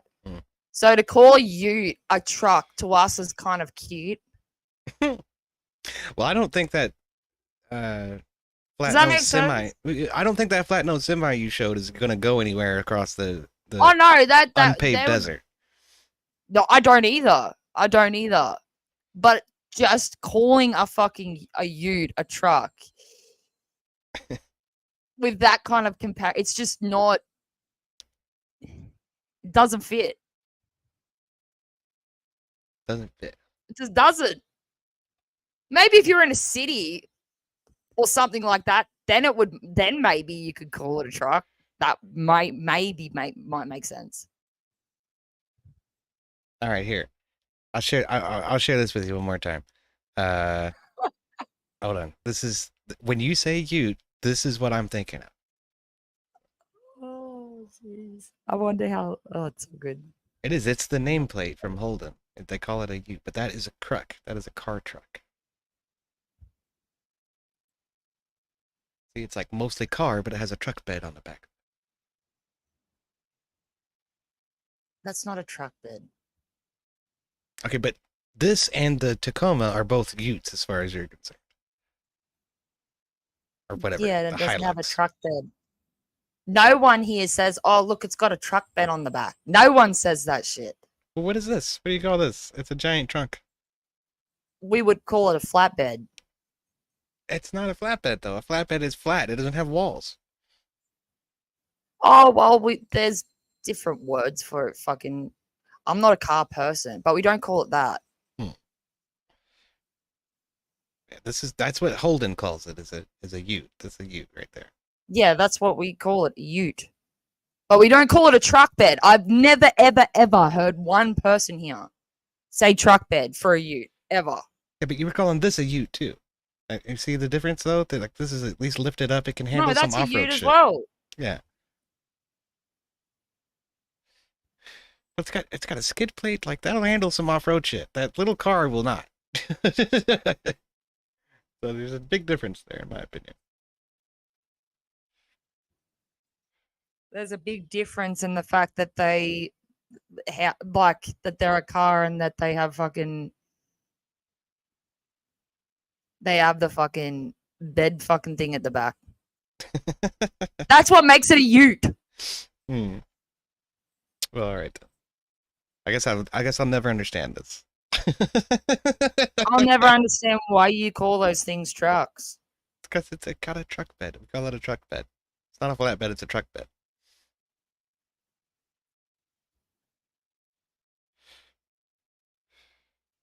American slang is very simple. Why would you call it a truck super bed? simple. Why would you call it a truck bed? Because it goes on the back of a pickup truck. It's what separates a pickup truck from a car. It's a truck bed. Yeah. No, what we call a truck and what we would call a truck bed is not that. Truck bed would be like a truck that you use to like tow cars and shit. Like, you know, the ones with the fucking flat kind of. Oh, I gotta show you a picture and shit because I'm not good with these kind. I'm not a car person, so I can't describe this kind of shit good to you. It's okay. But my kid's dad is a fucking extreme car nut, so I'm sure some of that rubs off on you. I know some little bits and pieces from listening to his car prattle all the time over the years, but yeah, I'm not a car person. That's okay. Roman King has a nice transitional topic for us. He says, Ron DeSantis, just the governor of Florida, just passed a new law that allows you to mow down pedestrians protesting when they surround your car threatening. Thoughts? I think it's great. If you're threatening me and I'm in a car, you just fucked up. It should have always been that way, in my opinion. I've seen too many examples of people being assaulted and having their property destroyed when they drive into these protests, and the protesters don't want to let them through. So it gets hairy, especially when there's heavy equipment involved.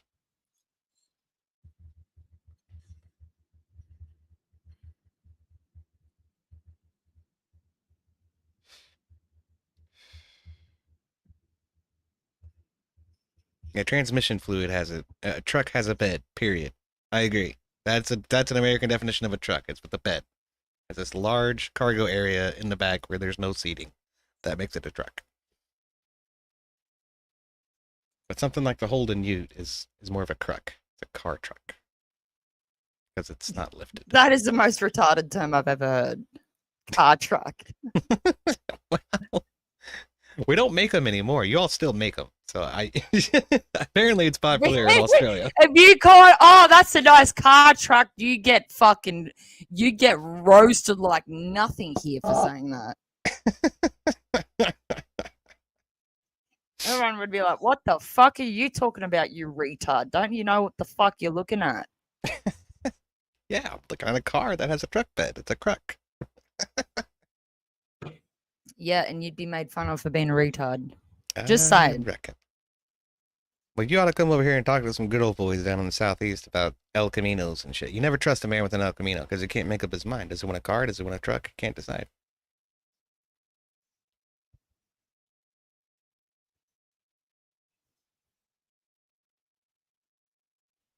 There's an old classic one.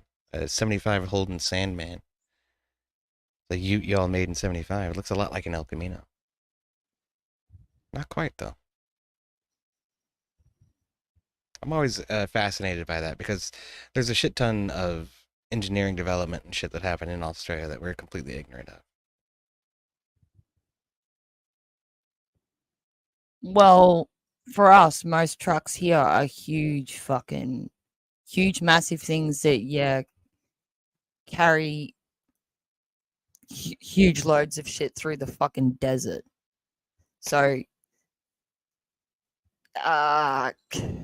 comparing that kind of shit to a ute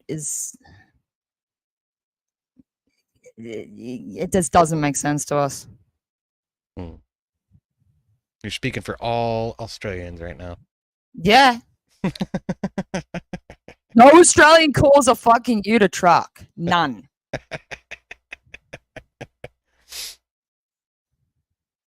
Well, transmission fluid in my chat says, I'm pretty sure the El Camino is registered as a truck. It may be. We do have different registrations for... WRX STI, that's a Subaru, yeah. That's it's an Impreza. You probably get along well with my my kid's dad then, because that's his thing. He's got a Subaru WRX and his goes he can get his to go like over like 200 Ks. Well, what's that in freedom units? I'm not allowed in the car. I'm not even allowed in the car with him when he drives it. They can be boss little bastards. They have boxer He's engine in them. rebuilt the whole fucking thing. He's very, very skilled person, and obviously none of that skill has rubbed off on me because I'm half retarded when it comes to car topics. Sorry about that, but it's all good. But yeah, WRX, holy shit, he's rebuilt quite a few of them. Yeah. His new project that he's working on at the moment is a Tirana. Toronado? Tirana. What is that? I don't know what that is. A Tirana is a like Australian muscle car kind of thing. That's cool. Mm. You know who Peter Brock is? No. I know who Colin McRae is, though. He used to drive a WRX in World Rallycross. Well, Peter Brock was the one that fucking made like Tiranas pretty famous. That's cool. Who makes them? Is that the manufacturer? No, hang on, I'll show you. All right. I might have seen him before. Fucking talking about cars and trucks. Mr. Vista says it's a Holden two-door sports car. It came out with a 402 big block, but it didn't weigh much. 402 is a giant engine, so that's cool. Like, I thought the Chevy 327 was really good.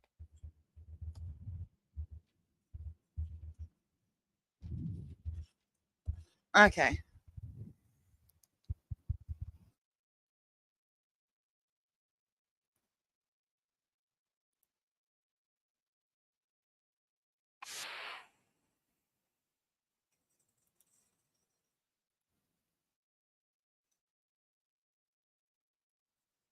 I'm trying to find it for yous. All right, here we are.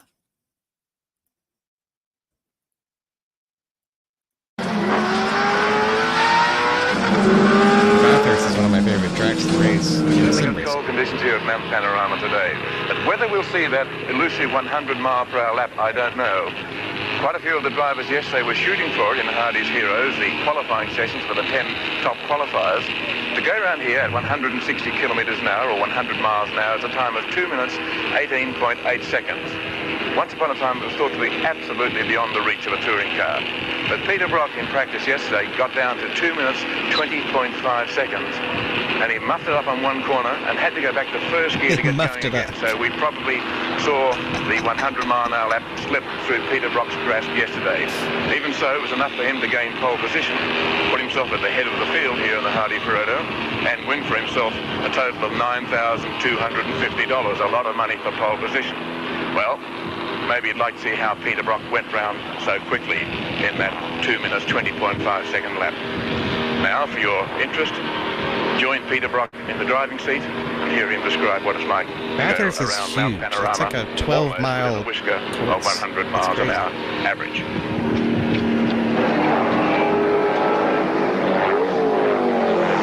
Oh, you gotta love the Marvel sponsorship. Well, I think I got that little corner not too badly. Actually, I got out of there in second gear. As I approached the flagmaster's point there now, she's really screaming, and I've just hit third gear. Now, for this lap only, I've held third gear right up over the crest and down, and you can hear it absolutely screaming at about 7,000. Back to second, and I got this corner right this time. I can't believe they fit a V8 in that little thing. That's crazy. Really come out of there nicely. At about 6,000 revs in second, using all the road I can. And here's where I've made a giant mistake.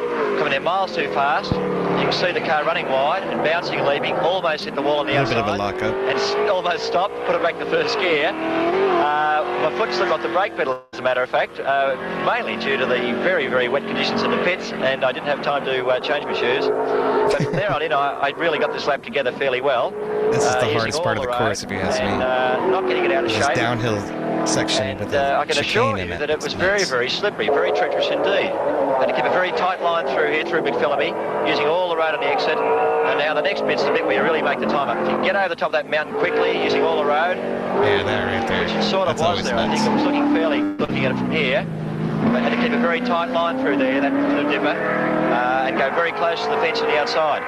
But again, screaming it up in second gear. And you'll notice on the exit of this corner in Forest Elbow, I again ran very wide in the mud and slush, which is very hard to see, and almost hit that edge into the concrete barrier. Up to 7,000 revs down here at second. It sounds awesome. I won't use those revs. I'm still blown away they could fit a V8 in dust flying up from the back of the car there as I'm going very close to the edge. I always go very close to the left-hand side of the circuit down there to try to stop the wind affecting the car, to try to get maximum revs. In fact, I got about 6,500 revs in top, mainly due to the crosswind upsetting me. And here I braked at around about 350 yards, really stood on the brakes, hauled it back to third, back to second, and threw it into the corner. You can see the inside front wheel just popping a bit of smoke in the air, and coming out a little bit under the cam, but not too bad at all. And, well, it wasn't a bad lap, but I'd say it was about between 1 and 1.5 seconds, perhaps slower than if the track was in good condition. The Mount Panorama circuit in many ways is like America's Indianapolis Motor Speedway. They're both the country's oldest racing circuit, and they both had very humble beginnings. I'm told that Mount Panorama was a dirt road. The Indianapolis Speedway was a dirt track in 1909 when it first opened, and they both have grown in stature and size. But unlike the Indianapolis Speedway, which has a fence all the way around it, the Mount Panorama circuit is a public road, and that makes for great difficulties in organizing a motor competition. And looking around here, I see the logistics of getting a Hardy Florida 1000 Indianapolis started out as a must be test tremendous. track, too. I've asked That was a lot Ivan different. Stibbert, the organizer of the race, the promoter, to come over and answer a few questions. Ivan, first of all, congratulations on a magnificent job of organization. Okay, When do you okay, start rude cunt putting this crab. thing together I every have to year? address Usually this. one day after the one's finished, so you get no time at all to rest. Look, there's nothing faster in the world of motorsport than an IndyCar going around Indianapolis. And was Okay? delivering hot 250 miles an pies to your hour. workers. I got a kick out of that. And you said there were 30 dozen pies a day up through Saturday. But you didn't tell me what you give on Sunday to your workers. They just have sandwiches and fruit. And how many workers are there on Sunday? About 700 altogether. And where do you find these workers? Usually volunteers from Sydney, car clubs, our members. People have been doing it for years. So it's difficult to get the final few hundred, but we get quite a number that are regulars. It's a great cooperative effort. Now, what about safety? I see there's new guardrails up, new fences on the back. There's a lot of physical safety. What about the safety attendants? How many doctors, ambulances, and people of that nature have you on the ground? We have 5 ambulances on the ground today. We have our normal 2 course doctors, and we have, of course, an ambulance room up the top. We have our medical room down below. So we've got the facilities are quite good for where we are when you consider that we're so far away and it's only used once a year. And what about the possibility of fire? How would you combat a fire on the track? Well, we have fire equipment at every flag point and at every sector point. There's fire equipment. We have 5 fire tenders situated all around the circle. We have 2 standby ones. So we can't say, it's impossible to say you've got sufficient. You've never got sufficient or got enough. But we believe that we've got as much as we can have and cover every point. Ivan Stibbert, do you have any time during the day to watch the race? After it starts at 10 o'clock, I might just go down and sit, have a cup of coffee and watch the first hour, and then I'll be up again wandering around just to see how things are going. Well, Ivan Stibbert, the man who makes it all happen here, a busy man. Thanks for taking the time off a busy day to come and chat with us. Thank you, Chris. Okay, the cars are getting ready to come on the line, and it should be really an interesting Hardy Florida 1000 this year, my first visit, and I'm excited about it. We're not going to watch the entire Bathurst 1000, are we? Okay. That is a fantastic race though. Every year they're still doing it today. The supercars go out there these days, which is fun to watch because they're a lot like NASCAR. I like that. All right, now address the comment. Duet. You wanted to address the comment on the screen? Oh, right, yeah. So it says Aussie Racing, W, American Racing, let's go around a circle, what a fucking joke. Okay, so there's no car in the world that's any faster than an Indy car at Indianapolis. They'll do 250 miles an hour. Those are the fastest cars in motorsport, okay? But also at the same time, IndyCar will go to street circuits like Long Beach, and they'll race around, on street circuits. They'll go to road courses like Road America, race around on road courses. There's no more diverse of a racing series than IndyCar, and they're the fastest cars in the world. So you can sit there and knock it all you like, but nobody reaches the level of speed that America reaches, and nobody has the level of safety equipment that America has. Because when we send people around a track at 200 miles an hour, we want them to be able to survive the crash. We've done a lot of development for open wheel racing as well as touring car racing in order to make sure that if something goes awry, that driver can walk away from it. So you have us to thank for that. Sit there and knock on it all you like just because they're turning left, but there's more to it than just turning left. The cars aren't on rails. There's a lot of drafting, a lot of strategy. You got to know when to come to the pits. You got to know how much fuel to take, yada, yada, yada. Everyone likes to downplay it. But I'll tell you what, the funniest thing I've ever seen is a bunch of professional supercar drivers from Australia trying to drive NASCARs around Daytona 500 in iRacing. And they couldn't get through 2 laps without fucking wrecking. So tell me how easy it is again. I found that hilarious.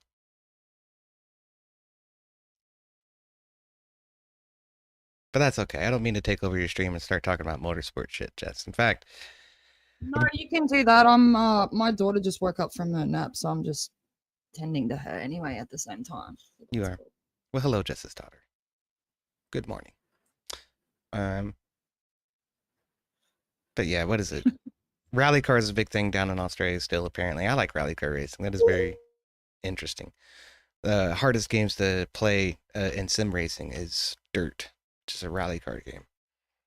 And it's because you can't predict the track. in most racing games, you can do a couple of laps and figure the track out, and know what turn is coming and how to prepare for it.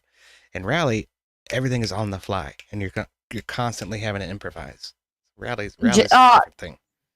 Australians just like being able to rip it sideways and shit, and yeah. the feeling of the curves and the turns and shit. And arguably it is a higher skill to be able to do that, and adapt to the environment of the track, which is what Australians tend to like more. Yeah. And also it fits more with our environment as well. Yeah. Running through dirt trails and shit for sure. Well, also a lot of our roads go with our environment rather than straight through it. Yeah. As well. So we naturally throughout our whole country have very windy, twisty, up and down fucking roads as it is. And Australians like that. They will look for, if they want to go have a good time in a car, they'll go look for a place where there's not much traffic, but there's some nice turns and shit. Yeah. Where they can rip it sideways a bit and go and that kind of pulling but floating feeling as you go around the corners and shit. That's what they kind of live more for when it comes to racing. That kind of thrill. And that's a different type of thrill than let's just go as fast as possible. Yeah, for sure. Well, we do appreciate a little bit of that in the U.S. too, but a lot of it ends up being in illegal street racing. So there's this road in North Carolina called the Tail of the Dragon. That one attracts a lot of people for exactly what you're talking about. It's a paved road, but it's very twisty. It's very conforming to the terrain of the Appalachia, which is up in the mountains. So that gets a little crazy. Another one's Pikes Peak out west. But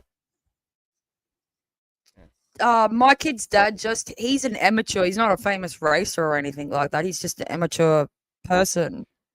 And he'll go 200 plus Ks on tracks like that. Yeah. Like ripping it sideways and shit like that. He won't have me in the car, but yeah, he can do it. And it's like there's a lot of Australians that are like that. It's just and that's more what they enjoy, both personally and when it comes to rally racing and shit. Hell yeah. So we had a lot of that single track things that you guys do over there, but it didn't take off here. It wasn't like we didn't find it appealing enough here as a culture because it didn't fit as much. Where people could actually feel the other side of it. So when you're watching all these dudes go through friggin' all these twists and turns and up and down hills and all that kind of crap, you can kind of relate more to that than going round and round on a track too. So it depends. Racing was like a culture here. It was like a part of the people and the professionals doing it. It's a part of the culture here too, a big part of it. And it depends on which region of the United States you're talking about as to how it manifests, how NASCAR even manifests. Because down south we have short little circular dirt tracks that will take sprint cars around and super modifieds around. I've heard that. Up north, it's a completely different story. They pave all the tracks. I have heard that. And then they'll take regular modifieds around. It's a completely different car. It's a completely different setup built for the different environments that we're racing in. So racing is a big part of culture no matter where you go, I reckon. Yeah, I have heard that it's different in different areas there. But here, that part of it didn't even take off at all. And they did try and push it, but it just didn't take off. You guys got some short tracks out there, but yeah, you're right. It's not nearly as big as supercars or rally for sure. We weren't interested in it. Australians were like, this is boring. I don't know why, but it's just a cultural difference. Like, sure. Yeah, I don't know. It has to do with what your people are willing to tolerate too. In terms, like one of the biggest controversies that one of our famous tracks goes through every year just about is Laguna Seca. Laguna Seca is an ancient track. It's been there since like the 30s or the 40s or some shit. And some highfalutin rich motherfuckers decided to build their, multi-million-dollar neighborhood right on the edge of the track. And so every time IMSA will go there or IndyCar will go there, they complain about the fucking noise. I'm like, you assholes, the track was here first. Go find somewhere else to build your $1 million homes, But the people with the $1 million homes have the money, and the ear of the mayor and all of that kind of stuff. So that's one reason why we don't have like 12-mile long circuits here like Bathurst or Nordschleife in Germany. It's because our real estate developers wouldn't fucking tolerate that shit.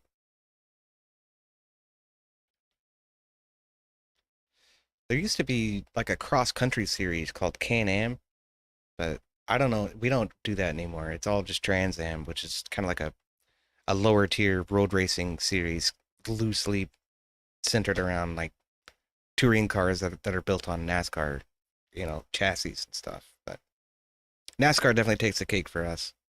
That was the largest spectator sport in the world for a while, back in the 90s.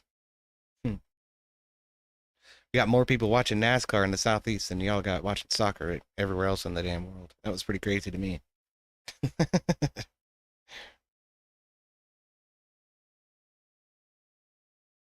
But it's because of the risk. For us, it's risk, risk versus reward. A lot of times people didn't walk away from crashes back in the 80s and 90s.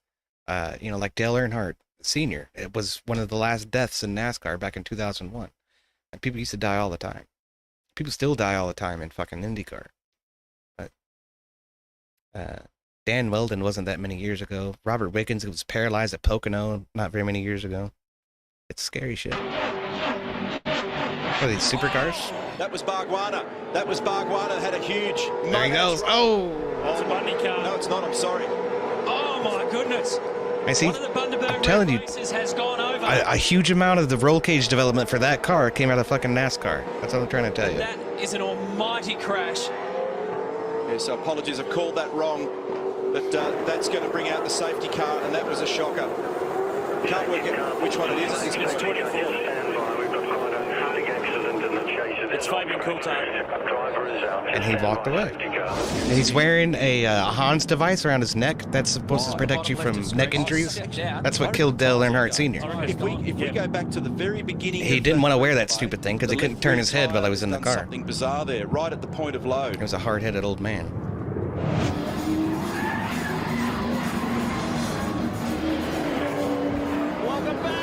Those look like regular touring cars. Ooh. Telling you, that is a rough section of that track right there. The Shell 17 Ford's been damaged. John Fortner is in that too. Well, it is just wreckage. This is as much as we can see. Now look, there was contact there. Was that the Ericsson Trust Bank car? Looks like there was a bit of a collision. Australia's always had their own shit going on when it comes to racing stuff. Yeah. And actually, it was kind of like a competitional thing with between America and Australia, where America has helped us with certain things, but we've also helped you guys out with certain things, especially when it comes to certain parts. And certain engineering ideas and stuff like that. Yeah. Oh, whoa, that's not cool. That's not cool.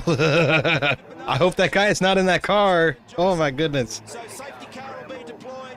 We've got 120 litres. They've just gone through the driver change. So it's David Bernard in the car. Out goes the Pettis safety Damn, that looks like a wreck on pit road. That's nuts. Oh, it turned two, huh? So the Pettis safety car goes out on the circuit, and the Brains Trust at Jim Beam Racing look on. Malcolm Swetnam on the left-hand side, the new team manager. Oh, a very high speed approach, 260 kilometres an hour into turn 2. Now watch this. This will ignite any time soon. There's a lot of fuel on the road there. The whole rear of the Yeah, they got to get that cleaned up. And once it starts, it turns into a fireball very quickly. That's scary as hell, man. That's a good way to die right there. I mean, an easy way to die, I should say.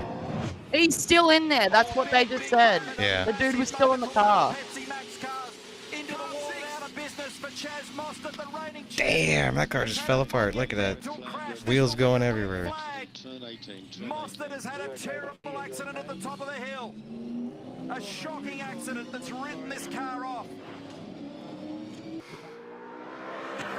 Oh no, oh, damn, yeah. See, that's why I would never drive Bathurst in real life, right there. Ugh. Wall. Ow. Neil Crompton sold us the prospect of making it to 137 to get home. Those fucking supercars are quick though. They'll get up close to 200 miles an hour on a long straight. Oh, they get faster than that. He's gonna redress. He's gonna redress. But look at this. Oh, he almost had it back. McLaughlin's off. The redressing's caused that. McLaughlin races an IndyCar these days. He actually does pretty well. But this is his heritage. He came from supercar.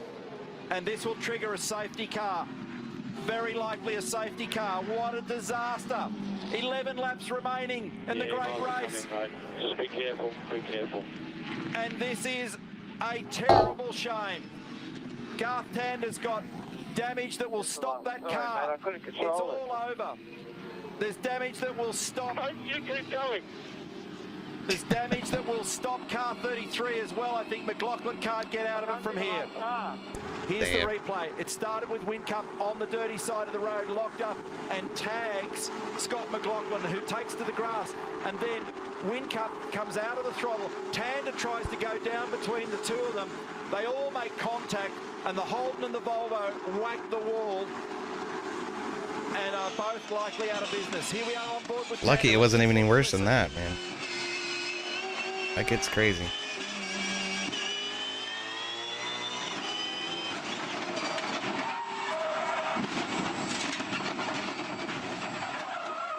Sad end to the day. Back at Mount Panorama, we've got a red flag in practice 6, and here's the reason why. Oh. Warren Luff driving Garth Tander's number 2 Holden Racing Team Commodore, unable to stop. Tell you, those guys got bigger balls than I do. I can only do it in a simulator. I can have fun in the simulator, but that's about all I'm willing to do. Holden Commodore. Remember, these guys are good friends, former teammates. Craig helped him out of the car. Good news. Now, see, if that was NASCAR, they'd be fist fighting right now. That's what I said about Australia's mateship and sacrifice for the duty of other people and shit. Yeah. Big here. Big part of our culture. And is stationary, but what happens next is just shocking. Oh, no. 21, the Team Kiwi car, Chris Pither behind the wheel, arrived on the scene there. So that's the scariest part about wrecking in one of these narrow tracks like this. There's just nowhere to go. You're doing it 100 miles an hour coming around that corner, you know? You can't exactly choose where the car is going to end up. Problem on the way into it, and that could be the reason why he doesn't have any pace, but we'll find out. Oh. Oh, big problem. A car has rolled, and that is the Cleland-Jones Falcon. It's gone over on its head. John Cleland at the wheel. And I think that was Jason Plato, wasn't it? The HRT car that he's connected with too. Well, I need to see it again in replay, but hopefully John is okay. No, that's the other car there, yeah. Neil. So he's tripped over the Plato car that was limping back to the pits at slow speed. That is John at the wheel. And he's punching the glass out the side and wriggling out, so the Scott is okay. Oh, and that is John Cleland. Thanks for hanging out, Mr. Fista. Good to see you, man. Good to see him out. Here's the replay. He's well offline. What's... Oh, he's come out behind another car. Another car. Yeah. Jason was, I mean, he was well offline. He was right around the outside. Track may be even blocked. Well, there you go. That's the word from pit lane. So they're telling Skate that the track may be blocked. No. And that's why a 4-car pilot. It is blocked. It is seriously blocked. That's completely blocked. That's a red flag shit right there. Yeah. Look at this. Scenes of yesteryear. That's what I mean. I think that's the hardest part of Bathurst right there. It's coming back down the mountain once you make it up to the top. It gets real twisty, turny, very narrow. It gets rough. Now, if they can move at least one of those cars, they'll be able to keep this field threading through it. Let's have a look at the ring line. Look at him lining up behind him now. This is car 18, so Max Wilson going in. Behind him is the Orcon Falcon. They touch there. Jason Bargwanna side by side. They spin. That's not the end of it. Crunch. Oh, boy. Bargwanna involved in 2 incidents in the space of a lap. Damn. And that second one was a nasty one. The HRT car is not quite comfortable in... Ambrose has oh my God. Ambrose has had a massive shunt. So Greg Murphy's involved. I love the terminology though. He muffed it on that turn. He's had a massive shunt. The shunt is in the muff and everybody's getting muffed right now. That's fucking hilarious. It could be game over. It could be I would tell you to look up the Dan Weldon crash in Las Vegas.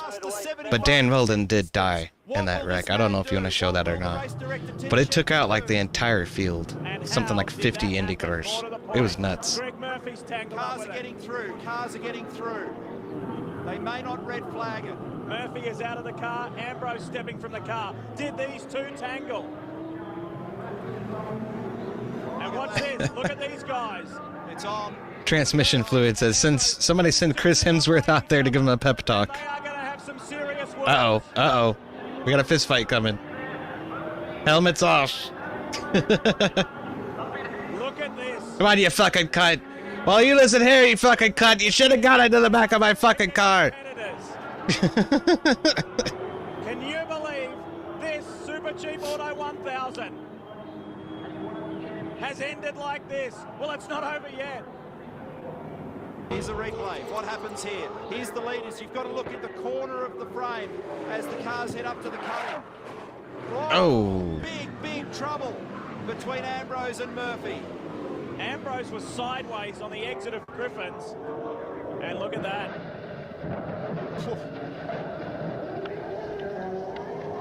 They were coming up, they were almost side by side. Ambrose perhaps... I tell you what, he went so close to climbing that wall. This is why people watch NASCAR in America, is to watch the wrecks. Goodness me. Well, with the tracks we have, we only have to watch rally races for that. Well, this is mostly super V8 cars, but yeah, but the track isn't round and round. The track has twists and turns and ups and downs. I know Bathurst is epic. I've raced it a bunch of times in simulation. I love it though. It's a cool track once you get to know it. Fortunately, there's a lot of side intrusion protection there, but that was nasty. Paul Radicic, here's the replay. Watch here. Oh, he's run out of the road. Oh no! Oh my goodness me! Right into the tire wall. That's always rough. That is big impact. He's gone around the outside of the Super Cheap Commodore and cannot pull this car up. No, it's on the edge of the sand trap there, Lee. So he can't get he just can't get the pace off the car. Yeah, that happens. But right now the fans relishing him in front. Great battle going on behind him as Greg Murphy, the HRT teammate. Oh! That's the Bottle Magic car. Trimble and Mazzira, that's the entry. Thomas Mazzira was behind the wheel. Goodness me, you could hear those tyres screaming. Where was it coming from? It was Mazzira, I think. Coming down Conrod Straight, he must have had a massive brake failure or something. That was unbelievable. He just went straight off into the sand trap. Let's have a look at the replay of that. That was over at Caltex Chase. Well, the safety mechanisms in these cars generally look after the drivers. Look at the replay. Well, you can see that massive amount of dust there. He's just carving a groove through that sand over and over and over. Thomas Mazzira at the wheel. Let's hope he's okay. But you can see the effect of that sand trap. Will have to be pretty bad to top that one. Thomas Mazzira, thank goodness he's okay. There he is sitting on the grass, but look at that car. And roll cages save lives, for sure. These, I think, are just regular touring cars. A lot of times touring cars will go around Bathurst. I think WEC used to go there, but I don't think they've been there in a long time. It's a really tight track for the prototypes. Looks like that's the end of us for today. But the car was going really well. We had a little bit of a problem from the start, but... We're getting reports just now that the car is in fact on fire. Dean is at least out of the car, which is good news, but the car's on fire. No worries. Okay. Well, it is a big worry, I think. It is a worry. Hopefully they can put it out. 5 victories overall in season 2003, and that is car 33, Nathan Pretty and Alan Simonson. And that was either just coming in or has just gone out of the pit, because I heard Pretty talking. Look at the damage of that car. Keep an eye on the temperature. Full caution. Oh dear, and there's Jason Bright and Paul Wheel's entry. The Team Brock car is a wreck. Paul Wheel at the wheel. Okay, mate, you're going to have to come in this I'm surprised that thing's even moving. Impact at the S's, obviously. And it's also involved car number 69 of Doolman and Jones. There's a heap of oil on the road there too. This is the Doolman entry. It goes on a bit of a dirt excursion, and now there's a whole heap of rubbish left on the track.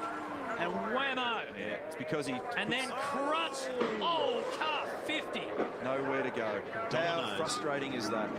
How frustrating is that? Wouldn't have seen a thing, would he? Earlier today, this is the incident involving Paul Radicic. All right, Jess. I think I'm going to head out. But I do appreciate you having me on. Hard to watch. The damage What? is so extensive that car 15 has been. I'm tired, man. It's fucking getting on 5 o'clock in the morning for me. So I had to sort out my daughter because she woke up, like I said before. That's why I played that a bit longer than I intended to. yeah. But I can get back to the other shit that I was fucking looking at about all this shit going on. The Chinese taking over Australia. Yeah. I'll tell you what, I can't raid, but I will try to send as many people as I can your way. I do appreciate you entertaining tonight. That was good stuff. I appreciate that. Yep, it's good times. Appreciate your being here, and I hope it was somewhat entertaining, even though it's a fake country that is all the way over the other side of the world. But anyway, it's a mythical legend, Australia. Hey, I did single-handedly convince Andrew that Australia is real. So, oh my God, that's something. Well, many cheers, Jess. Y'all definitely head over Jess's way. Give her a like and a follow and subscribe and all of that great shit. In fact, I think Jess has got the requisite number of subscribers to accept super chats. Are we there yet with you? Or? not quite. I'm waiting on YouTube's acceptance shit. It can take up to a month for them to get back to me. Yeah. I didn't even realize that, but that kind of sucks. But y'all definitely show Jess some love. She's good people. Base as fuck Aussie. Definitely check her out. Thank you again, Jess. It's been good times. So. No worries. You're welcome here anytime. Yep. Cheers. All the best with your channel too. I really hope that can pick up for you, and you can.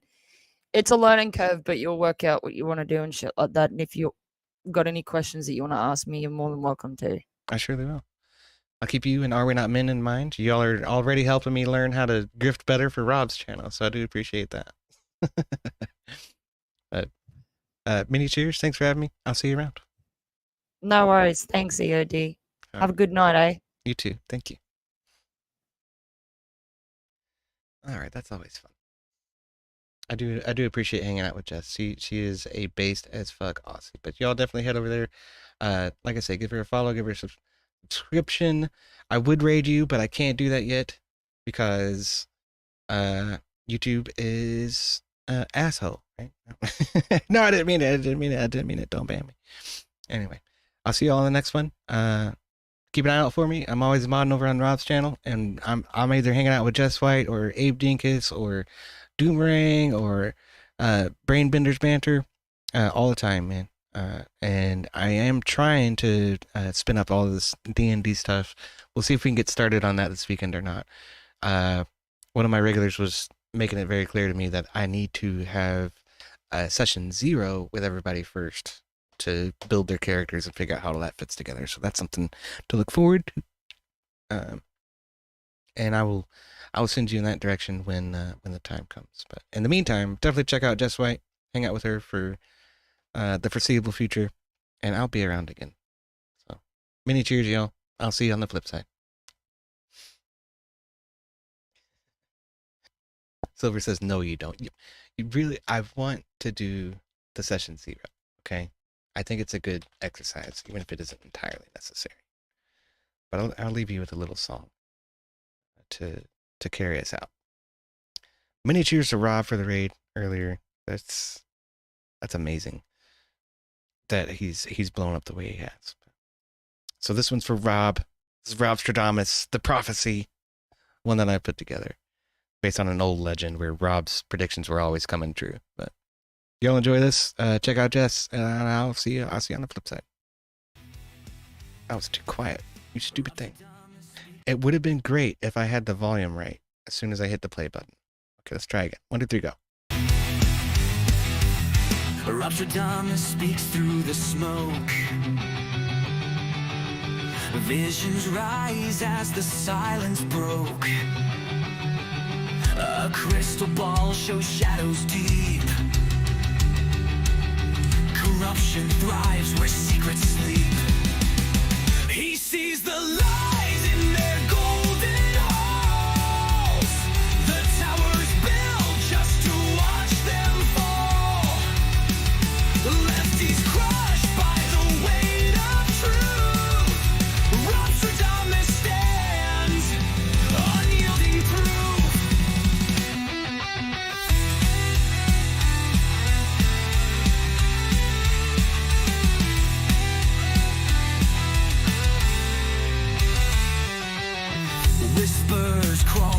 midnight air.